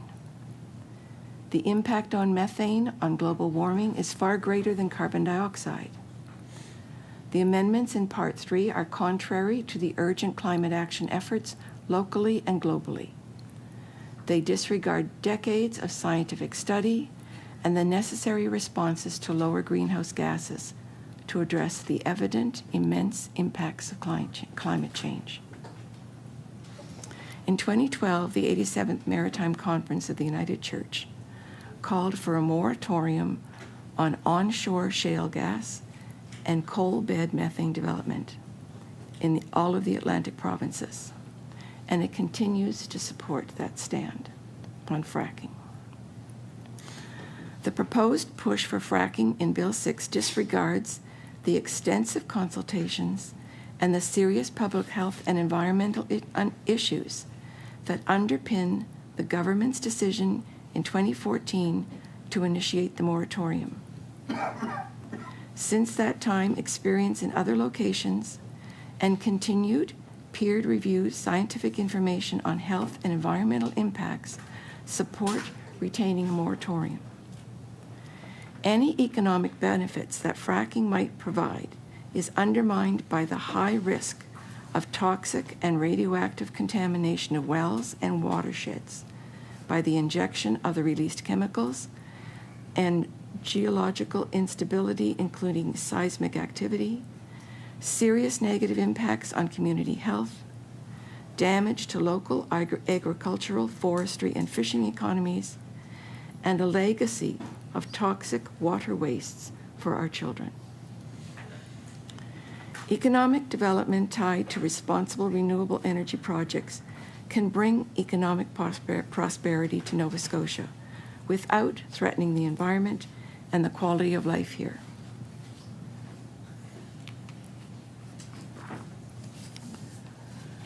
Nova Scotia news release of the 18th of February 2025 at 2:23 p.m. states, any hydraulic fracturing activity would be subject to strict regulation to minimize any environmental threat. Any such activity would only happen after the province had conversations about how to do it safely. The United Church says, have those conversations before removing the moratorium and include the Mi'kmaq people and all interested Nova Scotians in the consultations. Bill 6, Clause 21. The United Church of Canada strongly supports the existing prohibition stated in the Act to prohibit uranium exploration and uranium mining in Nova Scotia. This is imperative for protecting the health and the safety of Nova Scotians and the quality of our environment. This legislative prohibition on uranium mining and exploration in this province was not done out of fear or on a political whim. It was done by consultation, and due process, establishing the law with the agreement of the three political parties. The repeal of this act has not been justified.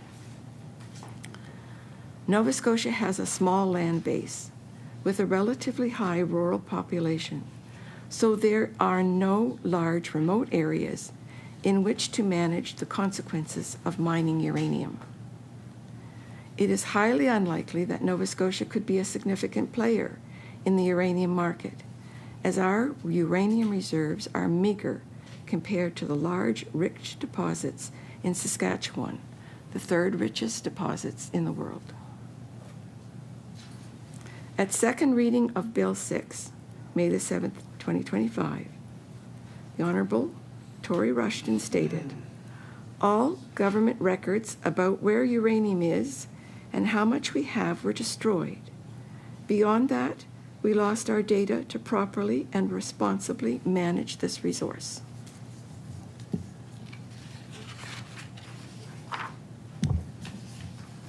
He continues, "We know there is uranium in Nova Scotia that can impact people's wells, and we know that as a byproduct, radon can impact people's indoor air quality. Without knowing where the uranium is in our geology, it's hard for us to help protect people from these health and safety risks. In fact, the past 40 years of government activities related to the issue of uranium in well water are documented in open file reports. Example, a review and summary of activities related to uranium in Nova Scotia well water by Energy and Mines Geoscience.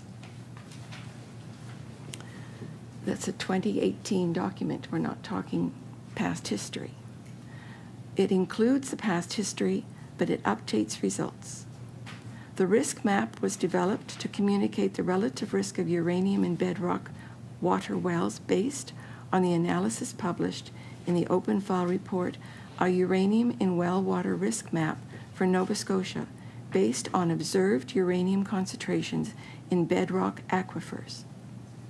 An interactive risk map exists and is available online entitled Uranium Risk in Bedrock Water Wells, so that people can look up their own properties. The map is there showing the distribution of uranium. To say that the research is not present is simply untrue. The review and summary of activities related to uranium in Nova Scotia well water also includes geogenic sources of uranium and results of research from the 1950s to 2018, including radiometric surveys, which is a way you can take these informations without having to take the samples, and findings on uranium concentrations across the major rock types in Nova Scotia's geology. The repeal of the prohibition is not needed for research to locate uranium deposits in the name of protection for health and safety purposes.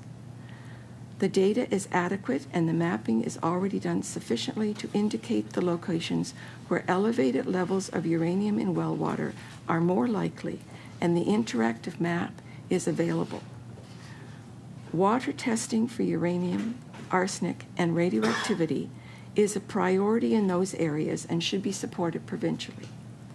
And it is a standard recommendation for all wells in Nova Scotia that the water be tested to ensure it meets the guidelines for Canada drinking water quality.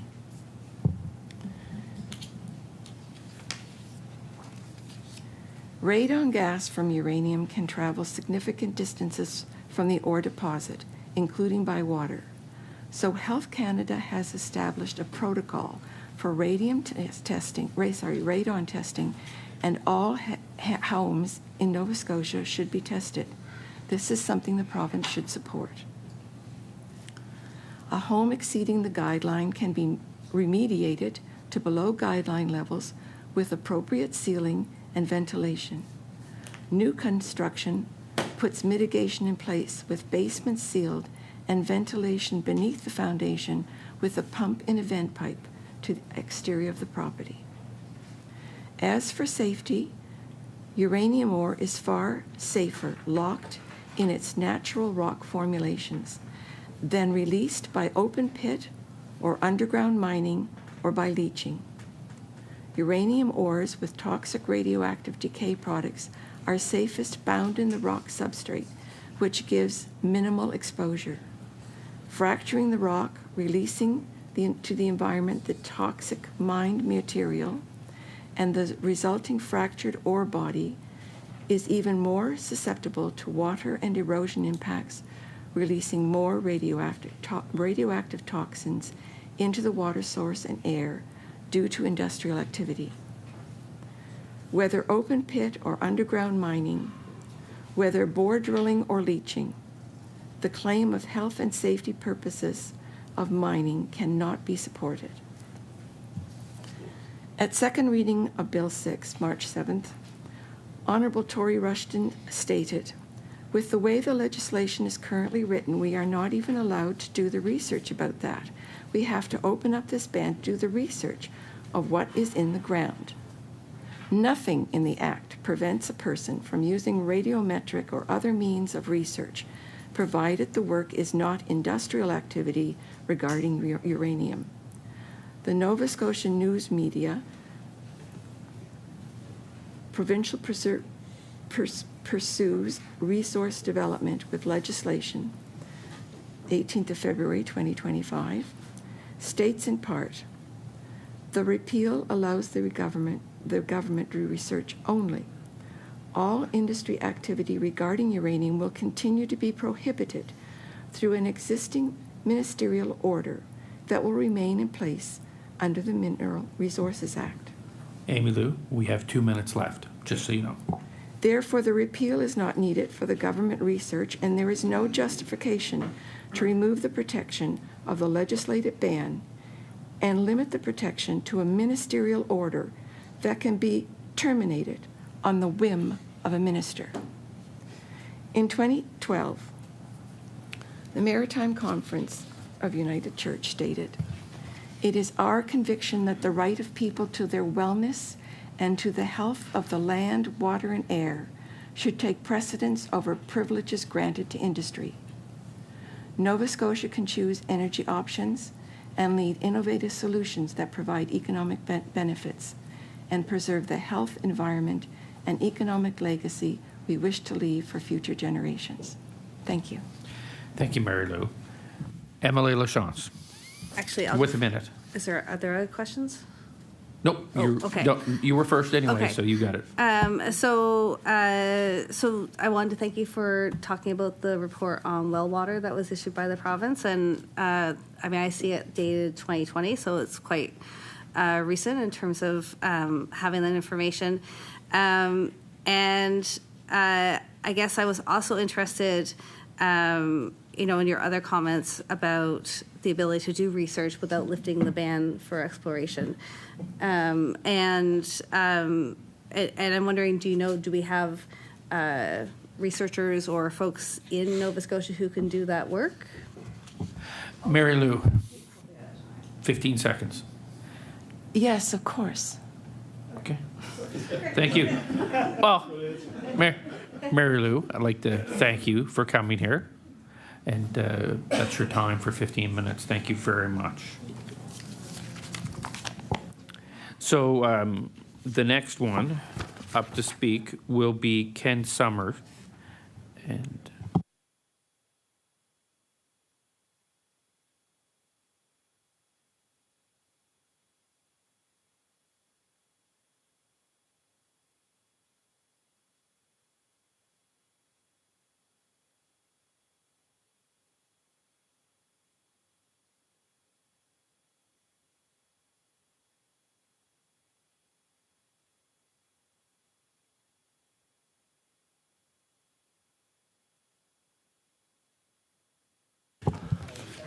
Good afternoon, Mr. Summers.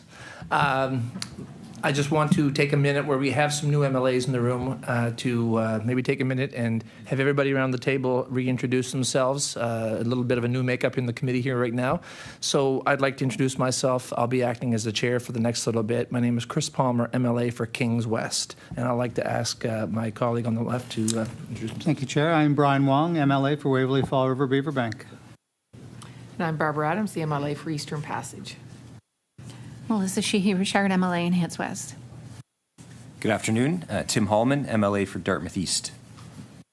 Good afternoon. Derek Marquette, the MLA for Sydney Member 2. Ian Rankin, Timberley Prospect. Lisa Lachance, MLA for Halifax, Little Sable Island.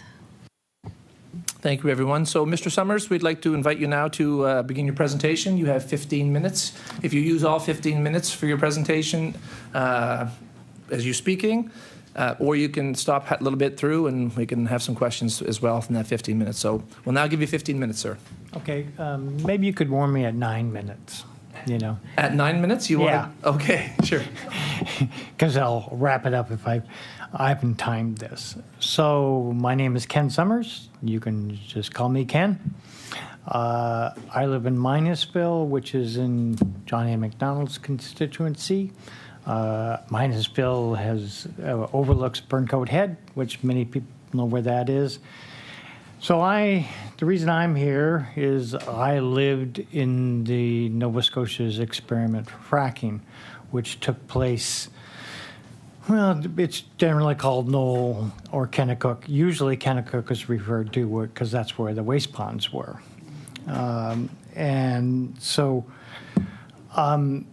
It wasn't a big deal while it was going on. Over the course of a couple or 3 years, you know, a few drill rigs went up. I would see them when I went to and from work. I could actually see one of them from home. I was a building contractor at the time. What we could see was nothing compared to what we didn't know about and found out later after basically the quick little experiment was gone. And so I'm going to skip ahead. Just some of the things have been covered by other people. So shale gas fracking, when it's fully developed, there was actually one of the things that came out in the 1,000 pages of documents that we got through a FOIPOP, a number of people got, was a map, you know, showing of what it would look like if shale gas fracking was successfully developed in our area. So that would be 200 wells on 50 pads in, you know, a stretch of 15 to 20 kilometers by 3 or 4 miles. So that's 3 or 4 kilometers. So that's, you know, and that's 200 wells. There's not just the wells themselves. Fracking is a very intensive industrial process. So there's pipelines, there's between all these places, there's trucks coming and going on a constant basis. Fracking is not something that just happens once. Wells are fracked and refracked because they only last about 3 years on average. One of the things that came out in the Wheeler report with an Energy Department document where they gave a sort of low to medium scenario of if fracking happened, and they talked about 4,000 wells in over the course of 40 years. 40 years, we haven't even had fracking now for 40 years. It's 30 years since it started in Texas of shale gas. Fracking has been around forever, hydraulic fracturing, but shale gas fracking has only been going on for 30 plus years. So the experience in Pennsylvania, where there's tens of thousands of wells, 4,000 wells would take place usually in an area about the size of the northern belt of Hants County along the shore, East Hants and West Hants municipalities. So that would be about a 60 square kilometer area, 30 kilometers across, 15, 20 kilometers deep. That's the kind of scale in which fully developed shale gas fracking would have thousands of wells. The Energy Department document was 4,000 wells. So, as has been mentioned a couple of times, the Premier said saying no is just lazy public policy. This has been anything but and lazy public policy. The process up until 2014, 2015, and I want to think one of the members brought up, I was outside, but I heard it, it's insulting to people who put a lot of time into that process, and I am duly insulted personally. So, but, you know, we still have a chance to continue doing the public policy. That was the, other people have mentioned how many people spoke to the Wheeler Commission.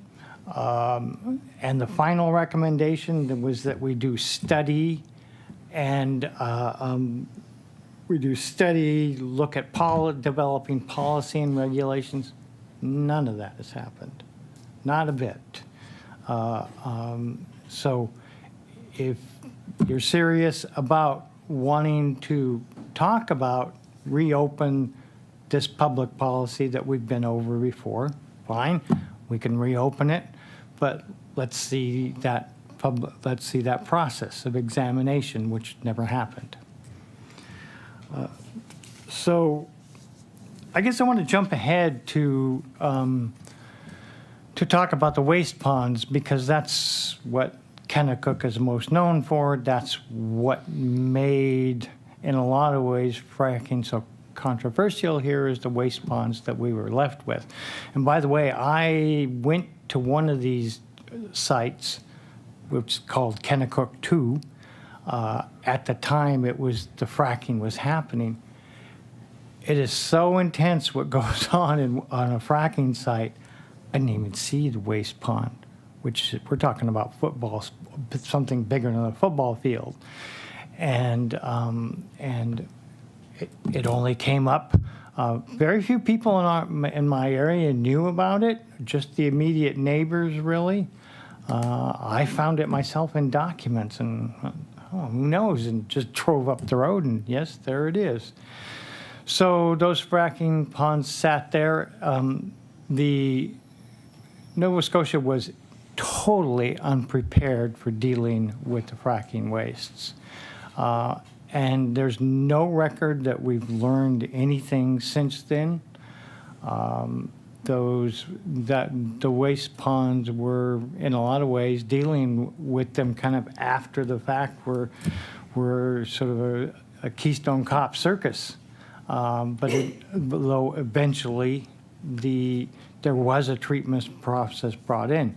But before the treatment process was brought in, the Nova Scotia Environment industrial approval for the project gave an approval for a brine pond, salty water. And yes, these waters that come up are ancient sea waters that have been down below for millions of years. And they are salty, but they have a lot more in them than salt. One of the things that they have a great deal of is NORMS, naturally occurring radioactive material, which sounds nice and benign, naturally occurring, and it's true, it's naturally occurring. And it was nice to hear Sean Kirby being so concerned, the mining person who spoke earlier, about radon gas. The kind of radon gas which we can get in Nova Scotia, which fortunately not that many people get, but we can get, those levels that come from shallow water. What we bring up with fracking wastewater, we're talking a much more intense radiation and arsenic, plus all the fracking chemicals. And none of that was ever dealt with ahead of time. They're sort of scrambled to deal with the wastes. We still don't have a process approved. And by the way, Alberta has the sort of gold star of oil and gas regulations for our province.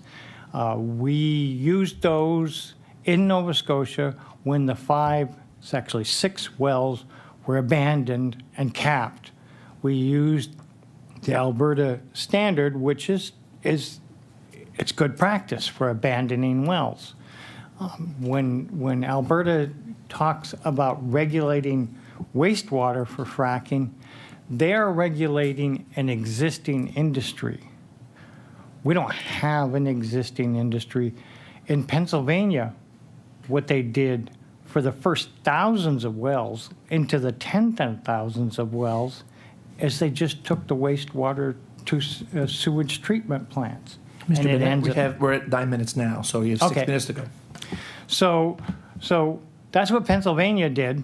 It was a long time before they had a regulated wastewater process. So that would be the top of the list. If we're talking about thinking about shale gas fracking again, what are we going to do about the wastewater process? We don't have one that exists here. And we're talking about a lot of it. So I think I'll just wrap it up there and mention that aside from the fracking wastes that we know we have to deal with, which is tens of millions of liters, and these were, by the way, the 3 wells that were fracked in Kennecott Knoll area, those are just test fracks, basically. Nothing like the intensity of a full frack. The only full frack that is there were 2 full fracks in New Brunswick of 15 million liters apiece. In one of those 2, virtually entire 15 million liters just disappeared underground because we have a highly fractured geology in the Maritime Basin. One of the 3 fracks here in the Kennecott Knoll area, the entire amount of went down, none of it came back up. It just disappeared. Yeah. I think I'll just close it there. Something that interests me but I don't want to spend time on because the big issue is about whether we should do this, whether we should reopen this. But, another thing that interests me is seeing the fantasy figure of 7 million cubic feet of gas that we're passing on. So if anybody wants to talk to me another time, I would address that, or gold mining, which I didn't know much about the oil and gas industry, but I got on a very fast learning curve starting in 2011. Thanks. Thank you, Mr. Summers, for your presentation. We have about 3 minutes for questions, and I understand MLA LaChance would like to ask a question. Is there anybody else that would like to ask a question? Just let me know. MLA LaChance. Great, thank you. I think I think I'll take you up on your invitation to talk about the economic side of the argument, right? And so I've heard from lots of folks in and around Kennecott and Knoll and Rawdon and you talked about the impact, what a huge operation this is. And they also talked about the incredible amount of truck traffic that just destroyed the roads and the water and people's wells and that sort of thing. But was there any economic benefit? And with this fantasy figure that you've referred to, is there a possibility that there's an economic argument here, or what do you think? Mr. Summers. The short answer to that is that it takes dozens of wells to try out a new area before they give up or say we've succeeded. Dozens. We've had 3, and 3 test wells, not full fracks. Is there 7 trillion cubic feet potentially down there? Well, anything's possible. But you only find out by actually having a fully developed industry going at it. That's the bottom line. More experiment. Thank you, Mr. Summers. MLA Sheehy Richard, with about a minute and 20 seconds left. Thank you, Chair. I just wanted to, my colleague brought up the economic benefit, and I do know that, like, in the town of Windsor former, they accepted fracking water into their new wastewater treatment facility. So I guess my question to you is that if we can build facilities that treat and manage solid waste, and do you believe that it's possible offshore or on land well that holds the water, if it doesn't go into those holding ponds, if you will, and it went directly to a facility, like that economic benefit for the town of Windsor was huge. Is that something that you think could work? Excuse me, sorry, Mr. Summers. So I have to be quick. I question the benefit for Windsor, but basically, I'm Pennsylvania and every other jurisdiction, North Dakota, anywhere that has taken this seriously, municipal treatment plants are not places to treat fracking wastes. It takes a sophisticated many $1 million facility, to do that. Before any of these new places, like it was new in Duke, they just dumped it anywhere. So. Order. That concludes our 15 minutes with you, Mr. Summers. We'd like to thank you for your presentation today, and drive safe going home this afternoon. Thank you for coming. Thank you. Good to see a constituent of MLA McDonald here today. Yeah.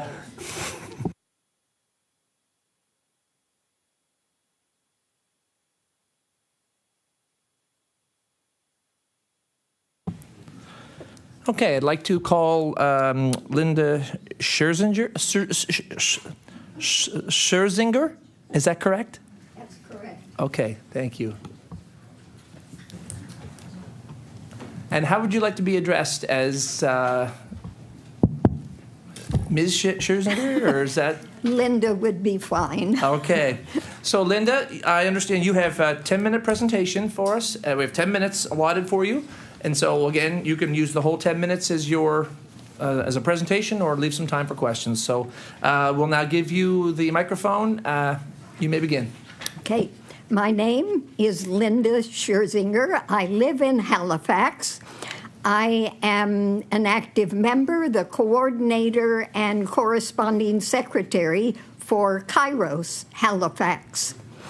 I am speaking today on behalf of Kairos Halifax, which is a local group related to Kairos Canada, a coalition of 10 Canadian national churches and religious organizations, working with others for ecological justice and human rights, locally and globally.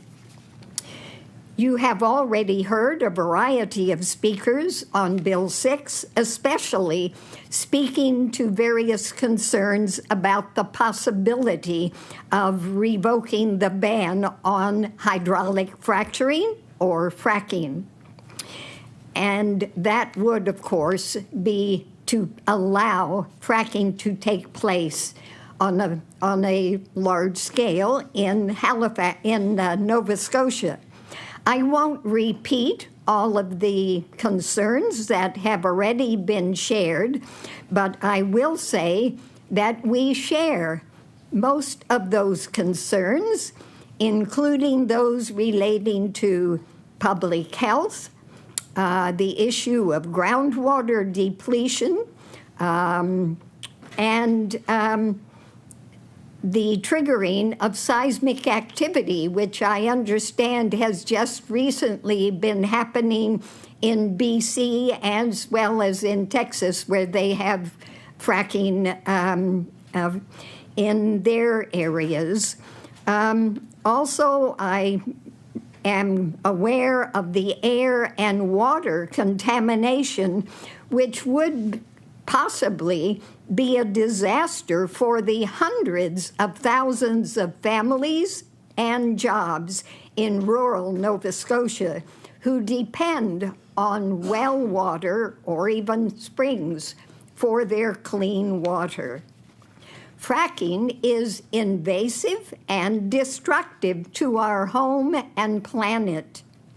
As a faith-based organization, we are called to be vigilant in our efforts to protect God's creation and to live sustainably within natural limits. We honor our indigenous neighbors' spirituality, which holds the earth, water, and all of Mother Earth to be sacred. For Kairos, ethics is a big issue. There has been a large consultation and report written on the ethics of fracking. Ethical values and core Christian beliefs are the basis for Kairos discerning positions and taking actions. We believe that the way we treat the poor, the vulnerable, and all of creation is a reflection of our faithfulness to God, and that God wants people to live with mutual respect with other humans and all creation, and that this will be the basis for peace and justice.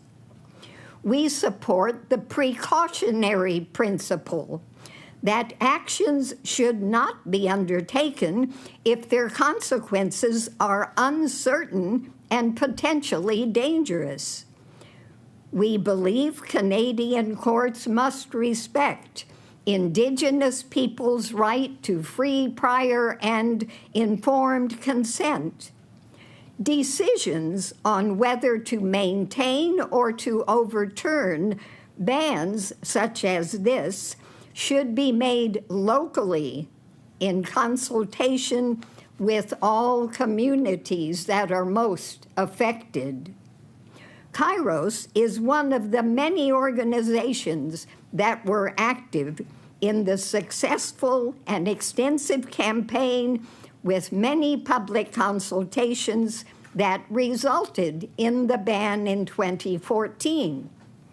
That campaign was throughout the province, included all political parties, many communities of faith, Indigenous peoples, and others.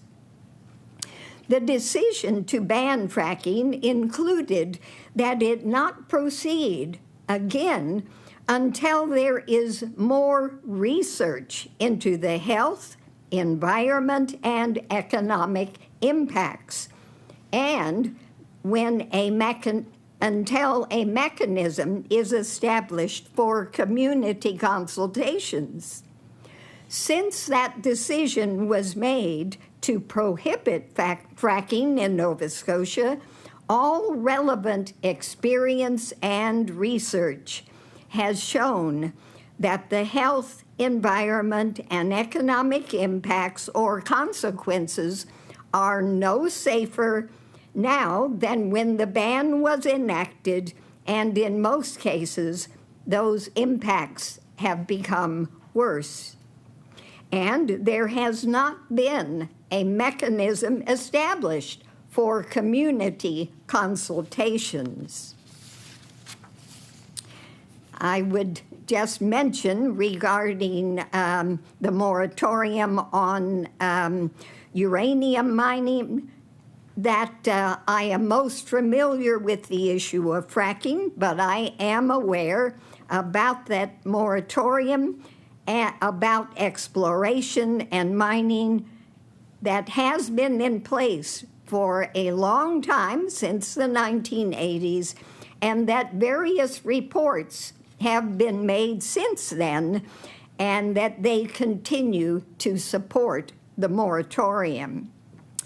That mining uranium comes at a high cost, environmentally, and also to the health of people in Nova Scotia.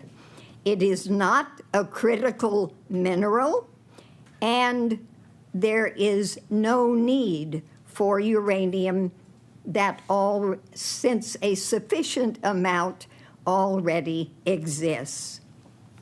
We understand and we support the need for Nova Scotia to look for economic development opportunities and for ways for the people of our province to have good income and sustainable jobs, especially as we are concerned about facing the uncertainties of tariffs. But this is not the way to proceed. The risk from lifting the bans and moratorium would be greater than any of those benefits. We are in a time of climate crisis. We are all aware of the impacts of climate change that are growing here and all around the world. Fracking provides more greenhouse gas producing fossil fuel, and it produces methane, which is a more powerful greenhouse gas to be released into the environment. A far better investment for our province is to invest in renewable energy. There would be directly related jobs and direct and indirect economic growth. It would also increase the clean, sustainable energy supply for all of us. 1 minute. Our health, land, air, and water would not be endangered, and it would be for the common good of all Nova Scotians now and for our children and grandchildren in the future.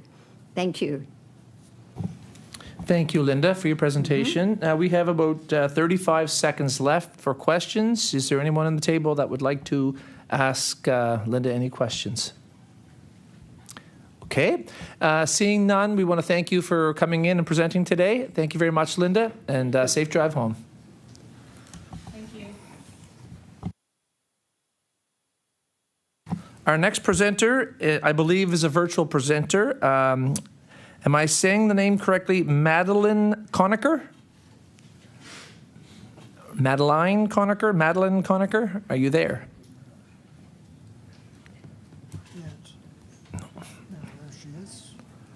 There we are. Madeline, could you put your video on for us?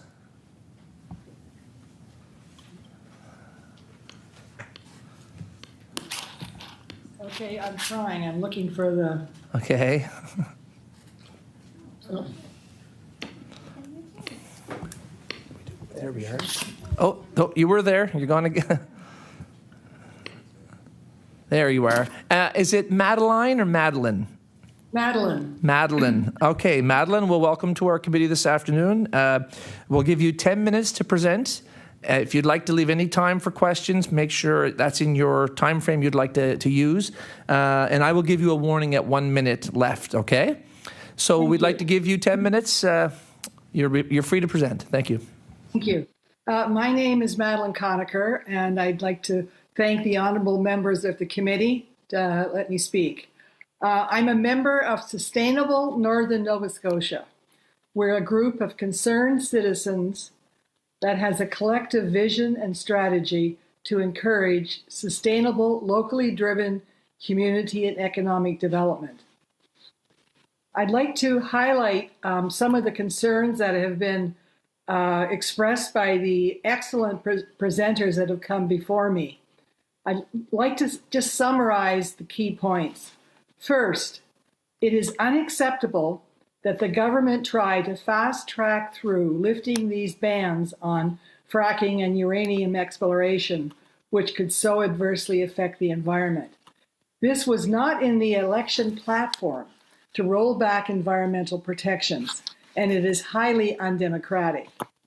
Second, the government should not cynically leverage a time of crisis using the trade war with the U.S. as an excuse to advance an anti-environmental deregulation agenda. Third, Premier Houston has cynically referred to people concerned about the environment and health as special interest groups, saying they are harming the province, claiming they've had an outsized voice in policy creation. Basically, he is just trying to silence any genuine opposition, and this is highly undemocratic. Fourth, Indigenous rights.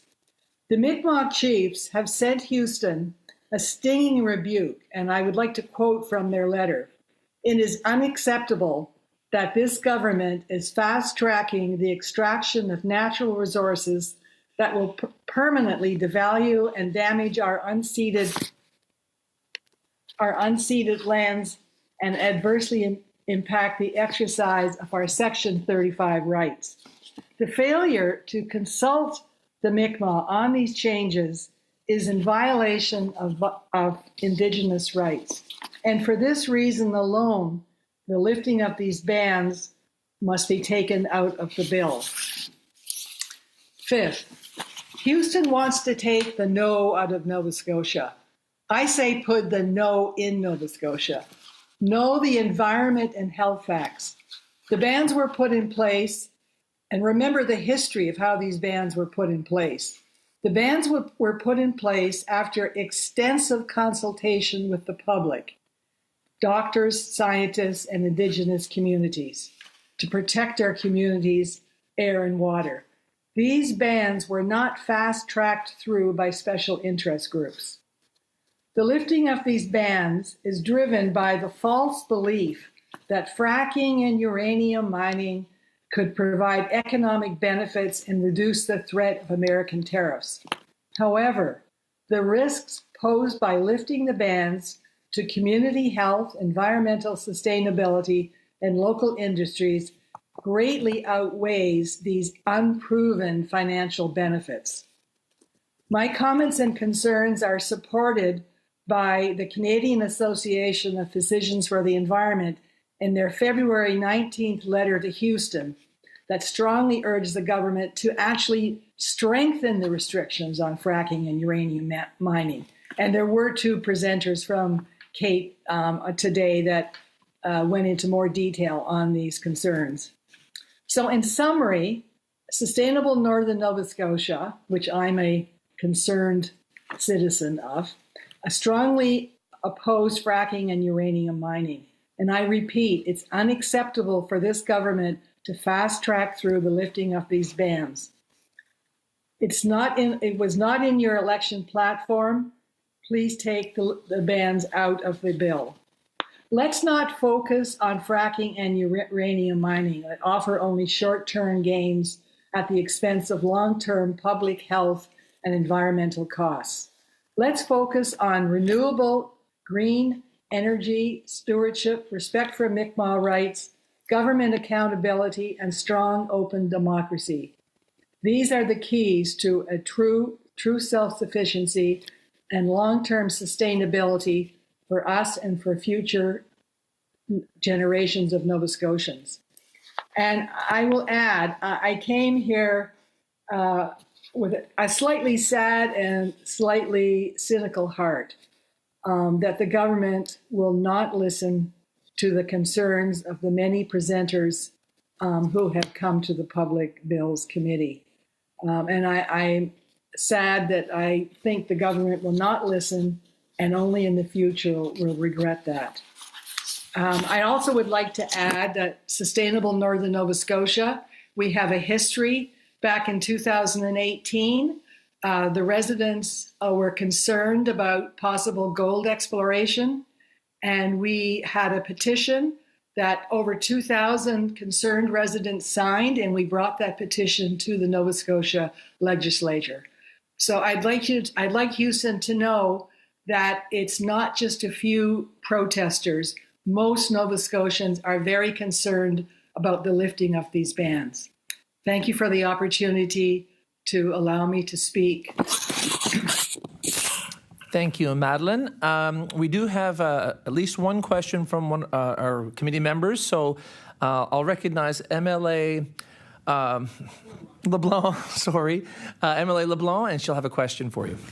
Well, thank you. And Madeline, thank you very much. I just wanted to, because there's a bit of time here with your presentation, I just want to say that in the last couple, we've run out of time. And so I wanted to remark, actually, that there's been a number of presentations by women, and dare I say, older than me, women, so older than 50.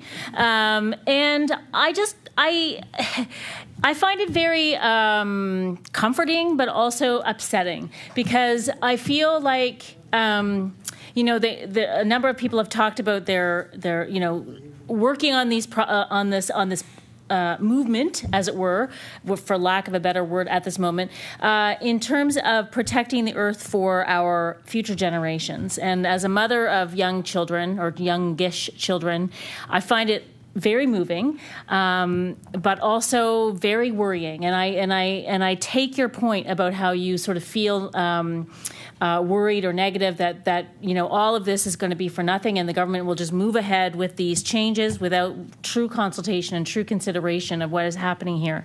So I just want to take this moment, first of all, to thank you all. I didn't think I'd get emotional when I was talking about this, but I would like to know,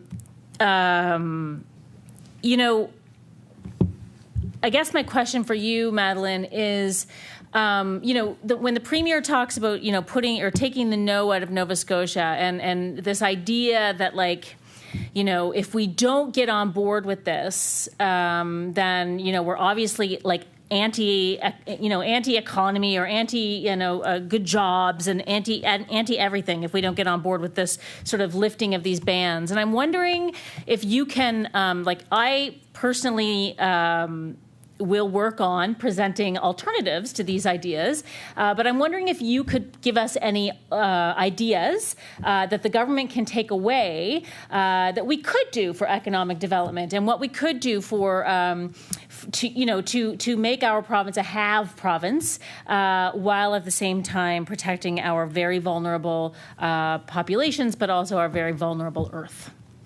Thank you, Emily LeBlanc. Madeline. An economic expert, and I would hope that the Nova Scotia government would put as much energy and put as much thought into hiring people who can actually look at new green technologies and areas where we could develop. That's not up to me. I'm not an expert in that, but Nova Scotia has a population of intelligent, educated people, and we could attract people. It's a good place to live. We should be attracting people who have the knowledge and the skills to develop green technologies, and there's lots of opportunity in those areas. But as I said, the government should be actually doing something rather than just going back to the 1980s. It's a bit like Trump. Their mindset is in mining and industries from the 1980s that are destructive. So that's really all I have to say on that. Thank you, Madeline. And that's like 2 seconds left. You did very well. We appreciate your presentation today. And everyone else, I'm saying drive safe going home, but you're already home, so you're good. Okay. Thank you, Madeline. We'd like to now call Margaret Matcham. Am I pronouncing your name correctly? Macomb. Okay. So, Margaret, you've seen how our presentations run. You have 10 minutes. I will give you a warning or a reminder at 1 minute, I guess, if you're still going, or you could have time to present to or have questions for our members. So, Margaret, the floor is yours. Okay, thank you. I just want to thank everyone here for inviting me to the committee to present to you. I'm speaking to you today as a member of the Earth Spirit Action Committee of St. Matthew's United Church here in Halifax.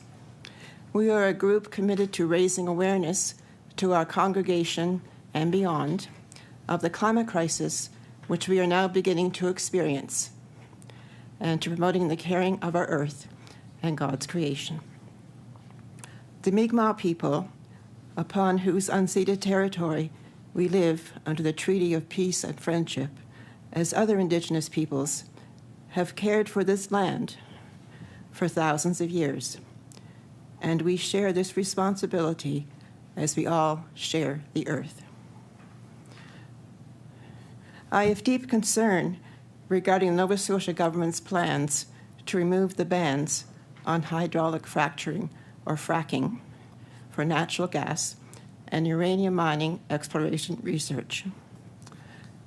As a country, we are facing challenges from the United States with regard to trade and an attack on our economy through tariffs. Pursuing resource extraction that has a negative effect on our environment with activities that cause environmental harm are not the answer to these challenges. Bill 6, which promotes dead industries, is dangerous to our environment and economically unrealistic. Many of the chemicals used in fracking are known carcinogens, and the contamination of groundwater would impact our sources of fresh water needed to support life. Uranium mining causes radioactive materials to be released into the air and water and leaves radioactive waste, toxic waste, as tailings, which remain for thousands of years. The Nova Scotia government's plans to expand fossil fuel extraction and consumption in Nova Scotia is unrealistic at a time when we need to continue with our transition away from fossil fuels. This expansion plan is fraught with concerns about our future, as climate change is the greatest global threat that we face. Instead, the government should be building an economy based on environmentally friendly strategies, pursuing a goal to net zero, promoting a sustainable transition to renewable energy in order to provide a safe and healthy environment for Nova Scotians. Supporting green energy is the path to financial stability and protecting our water and land, the way to provide health and food security. The Nova Scotia government, through its low-carbon community grants, supports innovative solutions to create long-lasting greenhouse gas reductions. Much of this good work will be undone by Bill 6. As people of faith, we believe in the spiritual nature of life. We also listen to science. We understand that human beings are one part of an interdependent, interconnected web of life, which we have profoundly disturbed through extraction industries and reliance on fossil fuels. The awareness of our place in the universe calls for both humility and responsibility. As people of faith, we remain committed to the care of all that God has given us, to thoughtful stewardship of the waters, the soil, the oceans, the forests, wetlands, and all the creatures of land and sea, without which our lives would be impossible. We care deeply about the future for our descendants. Care for creation is a sacred responsibility which belongs to all human beings. We are in the season of Lent, 40 days of preparation for Easter, 40 days in which Jesus spent time in the wilderness being tempted by the devil. The devil offered Jesus food, power, and protection. Jesus resisted. It is a call to resist imperial delusion and political empires. Our reality is the temptation of Jesus. We are being asked to choose power and wealth, as in Jesus' own temptation. Lent is about standing with Jesus over and against the enticement of empire, power, and wealth. For us and for the environment, the stakes are higher than any of us can fully comprehend or anticipate. History has shown and documented the destruction caused to lands, water, forests, wildlife, people, and climate by extraction and mining. Nature is our asset. Mining destroys it. Mining is unsustainable and provokes environmental crises. Our task today is to protect nature, the earth processes that provide us with all that we need to survive. The protection of nature, the path to a just transition to net zero, is our responsibility and a necessary goal if life on Earth is to continue. Given that, for the past few years, the average temperature each year has been hotter than the year before, given that carbon levels have exceeded 350, the number considered to be the tipping point for greenhouse gases in the atmosphere, and given that natural disasters, including fires, floods, and storms, are increasing in both occurrence and strength, the age of extraction and our reliance on fossil fuels must end. We must work towards an electrified world based on renewable energy. Thank you. Thank you, Margaret. So we'll have about 3 minutes for questions from our members, and I understand MLA Wong would like to maybe ask you a question. So MLA Wong? Thank you, Margaret. I do appreciate the presentation. I know you did mention that green energy, environmentally sound. Are you familiar with our projects that are the projects going on in Nova Scotia for green hydrogen?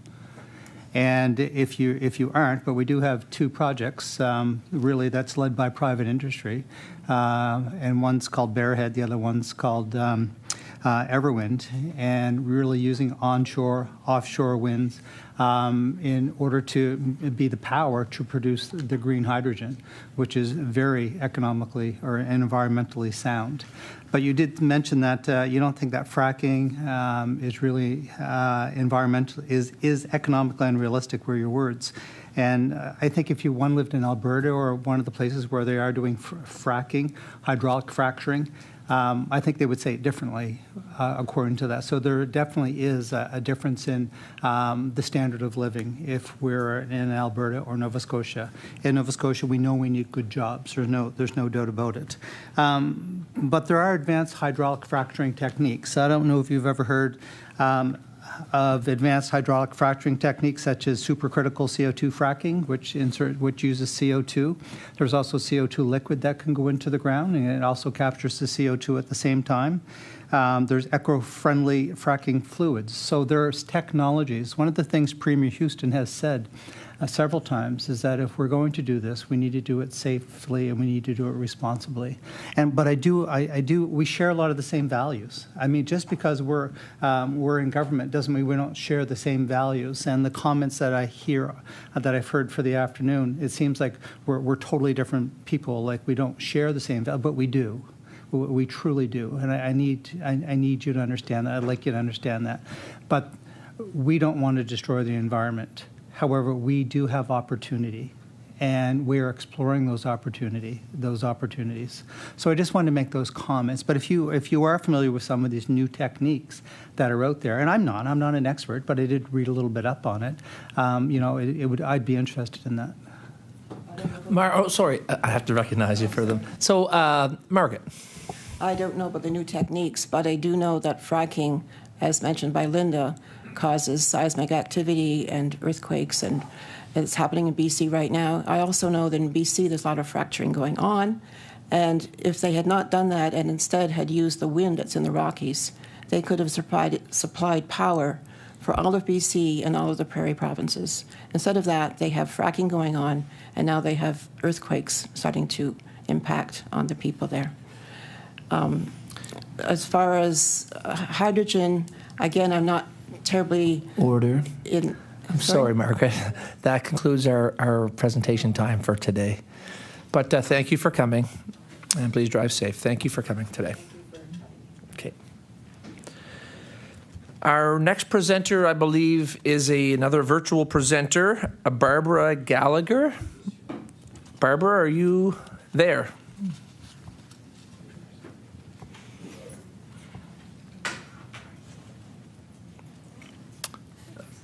Barbara, can you hear? There you are. Yes. Hi, Barbara. Am I pronouncing your name right? Barbara Gallagher? That's correct? Right. Okay. So, Barbara, you have a 10-minute presentation time. You can use all that time to do a full presentation, or if you'd like to leave time for questions from any members as well, but there's 10 minutes total time, okay? Okay. Okay. So, I will allow you to begin right now. You have the floor. Okay. Well, good afternoon to all of you, and thank you for giving me this opportunity. I assume that you have received my papers, and I hope that the reference to Dr. Maxwell has been attached as well, because I have referenced him in my document. So, Barbara, we're having that distributed to the members right now currently, okay? That your documents that you said. It is attached, yes, okay? Okay, well, we that's just wanted to good confirm that for you, so you can keep going. So if I basically just have 5 minutes to present, I'm going to just hit the highlights. Barbara, you have 10 minutes total. You have 10 minutes total. You can use the whole 10 minutes for your presentation. All right, great, thank you. First off, I'm here to represent Citizen Action to Protect the Environment, and we are not a special interest group. We're basically a group of retired professionals, I guess, most of us, who have grandchildren, and we're here basically to show our support for a healthy environment. We live in a local agriculture community that includes several organic farms, and we recognize their dependence on a healthy environment. And we understand that the current Prohibition Act that's in place is to protect the health and safety of Nova Scotians and the quality of their environment. And we have not seen any real credible material to support Clause 21, that we could verify that our health and quality of environment would not be compromised by lifting this ban. I have listened to some of the presentations, and I do want to talk a bit about how the opportunities in Nova Scotia differ from those in Saskatchewan with regards to uranium mining. First off, northern Saskatchewan is a sparsely populated area, so they have certainly a different risk profile from here in Nova Scotia, where numerous towns and natural watersheds would be geographically close to potential uranium mines. And I did quote Dr. Maxwell on this point because he found in his presentation that information from Germany found that uranium mining adversely affected the population surrounding the mine up to a distance of 400 kilometers. And this information became available after the Berlin Wall was taken down. Another thing we need to keep in mind is that the quality or the grade of the ore in Saskatchewan varies vastly from what we have here in Nova Scotia. I understand there it can be close to, if not 20% pure uranium, while here, the couple of hot spots that were found in Nova Scotia just before the ban were around 0.2%. So that's a difference of 100 times. So you can just imagine the amount of leftover waste that we would have here in order to get a quality or a quantity of uranium that would be marketable. I'm going to skip the part about France for now. I can get back to it later if we have time. We first found out about attempts at uranium mining back in the 1970s and 80s, where farmers and woodlot owners found evidence in their fields and in their forests where somebody had taken some samples. So with the conclusions of the inquiry, Judge McLeave had suggested that with the recommendation from the Medical Society of Nova Scotia, that just exploration could be possibly be carried out safely if they incorporated the comprehensive system of monitoring and inspection of all explorations, but at the same time maintaining that the mining itself would be an unacceptable risk for Nova Scotia. Well, I've looked to see if I could find any evidence about what is being planned about a comprehensive system of monitoring and inspection. I looked at and read thoroughly the End the Uranium Ban report from the Mining Association, that was for 2025, and found no information about such a system. And the public needs to have confidence that these exploration activities could be carried out in a manner that protects the health of those doing the work and the nearby environment. And one thing that was quoted in my paper, uranium is usually found buried in the ground where rock and soil contain most of the radioactivity. But when drill holes are present, the radioactive products are released to the environment. And the Saskatchewan Labor Department says that exploration crews searching for uranium will receive radiation exposure from uranium and its associated radioactive decay products in the drill core cuttings, but also when the drill holes are capped after drilling, the damage to the environment is minimized. We have no idea how many of the drill holes that were made in the 1970s and 80s were properly capped. Now,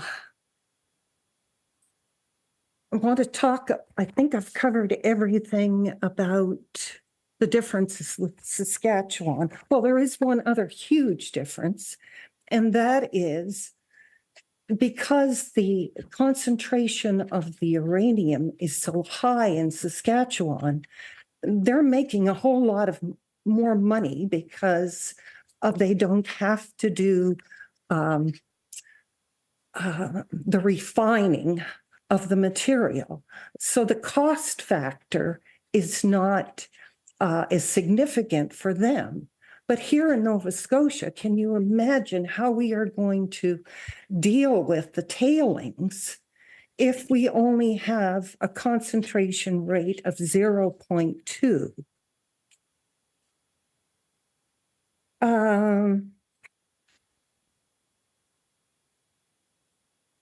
One way of controlling the tailings that Dr. Maxwell agreed with was that under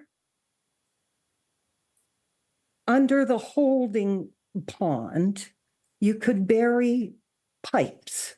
And these pipes, when the dissolved uranium went down through it, these pipes could pump all of this uranium liquid back into the pond. But the problem, and this would avoid contamination of the water table, but the problem is it would be necessary to keep these pumps going for the next 10,000 years. And he called this highly improbable. He questions whether any country, any company is going to trade 10 to 20 years of production for 10,000 years of pumping the tailings pond. And we all know in practice what can happen. And the history of the industry has shown they consistently walk away from contamination, leaving the public purse with the task of trying to clean up the mess. Another problem in Nova Scotia is our wet climate. We have a generally high water table, generally acidic waters that may pose special problems to radioactive waste management. Barbara, 1 minute. Oh my God. Climate change is making a huge difference in West Hants. We had unprecedented flooding events in 3 of the last 4 summers. So we could have thousands of acres of farmland that could be sacrificed for tailings if this became part of the floodwater. I just want to talk a second about Virginia.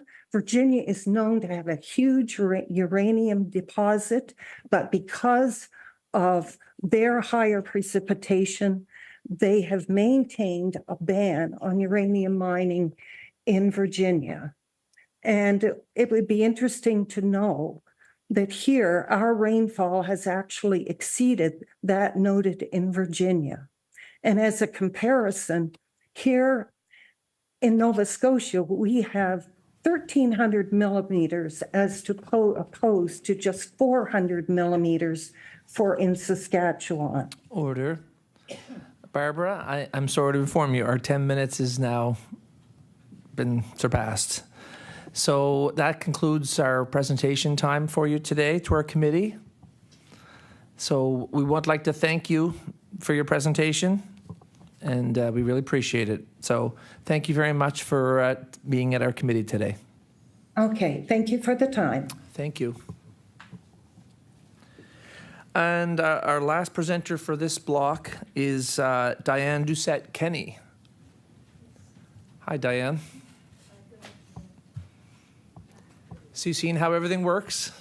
I'll give a 1 minute little reminder to you, let you know what we have 1 minute left. Thank you.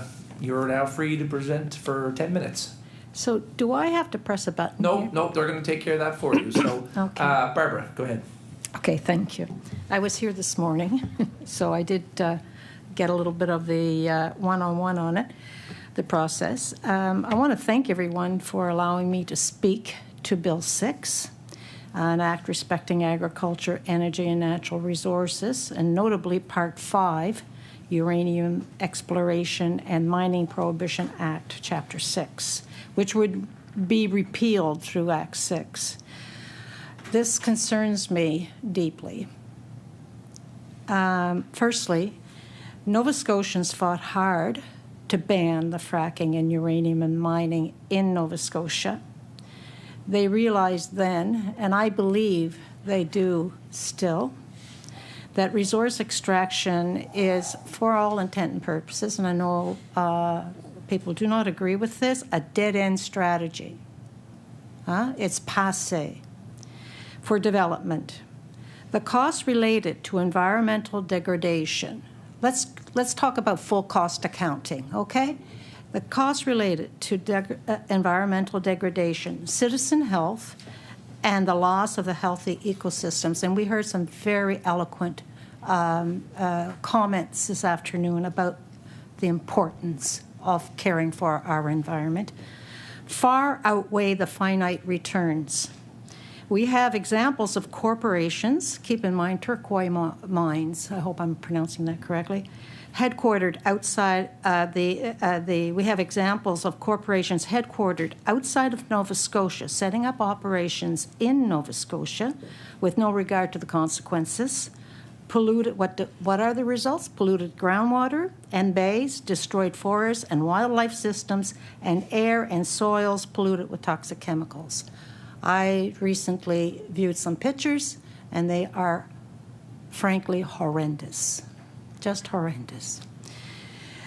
Nova Scotia is small. It's 300 kilometers square. It's an elongated landmass measuring 575 kilometers long and a mere 130 kilometers wide. That's 80 miles. That's less than from here to Truro. Okay? So, There is no extraction industry in my mind that can operate in our province without being, for all intent and purposes, in someone's backyard. The freshwater systems, and Nova Scotia has a very wide and diverse freshwater system, is connected through networks of lakes, rivers, streams, and wetlands, draining into the vast area of coastal waters, all 4 coastal areas.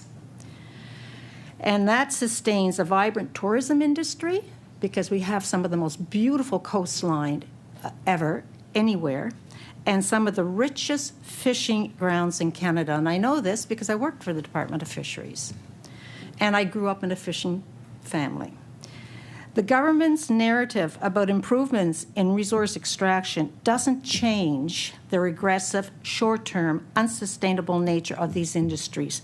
There are better options. There really are better options for economic growth.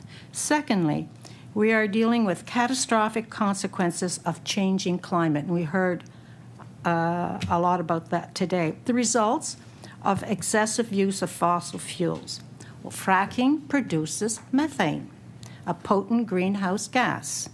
Nova Scotia should be aiming for truly innovative, environmentally friendly, and visionary ideas. We heard that already, followed by committed action. I want to say, for the record, I am for development.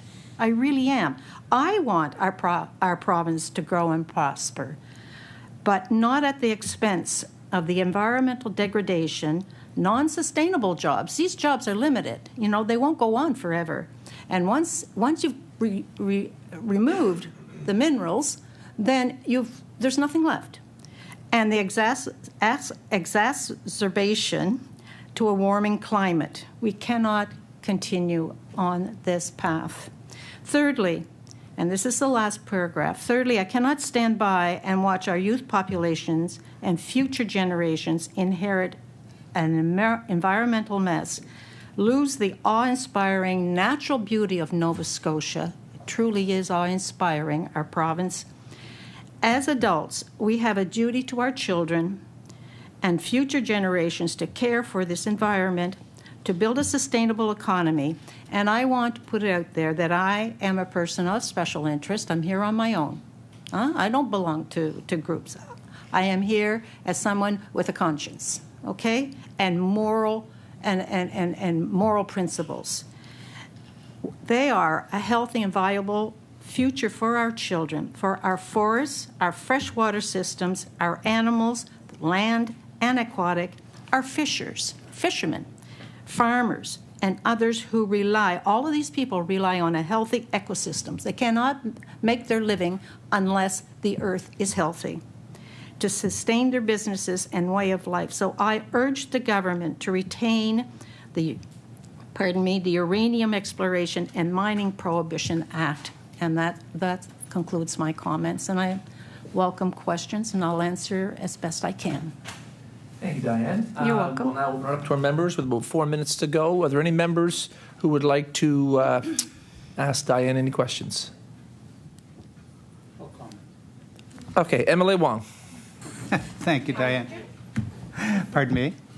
Well, Diane, I know you were sitting back there when I commented earlier, but it's something that our government is very interested in, and we do share a lot of the same values and the same interests. We don't want to destroy the environment. That's one of the first things that Premier Houston did was absolutely set up a green hydrogen facilities and allow our Nova Scotia economic environment and our policies in order to accept that. That means windmills. That means onshore windmills. That means offshore windmills.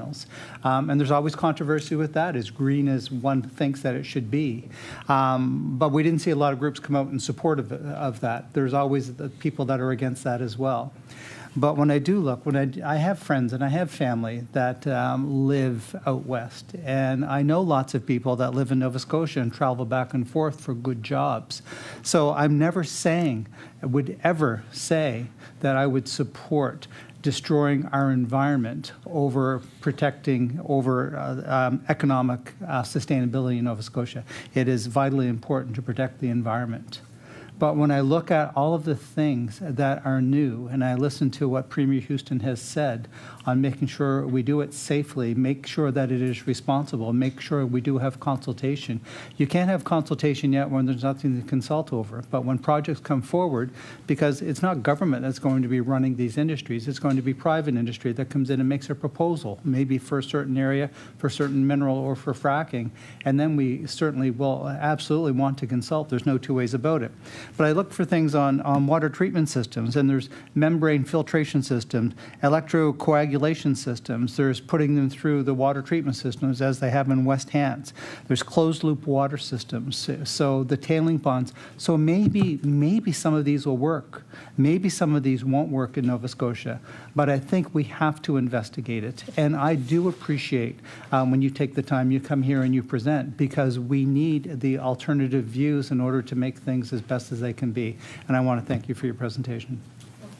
Diane, oh, sorry. I have to recognize you for them to turn your mic on. It's okay. Diane, would you like to make a comment? Thank you for the comments. I would only say I'm not an expert in the field. I don't believe you are either. Yes, exactly. The thing is that with my brief crash course in trying to understand some of these things, hydrogen is very, very costly.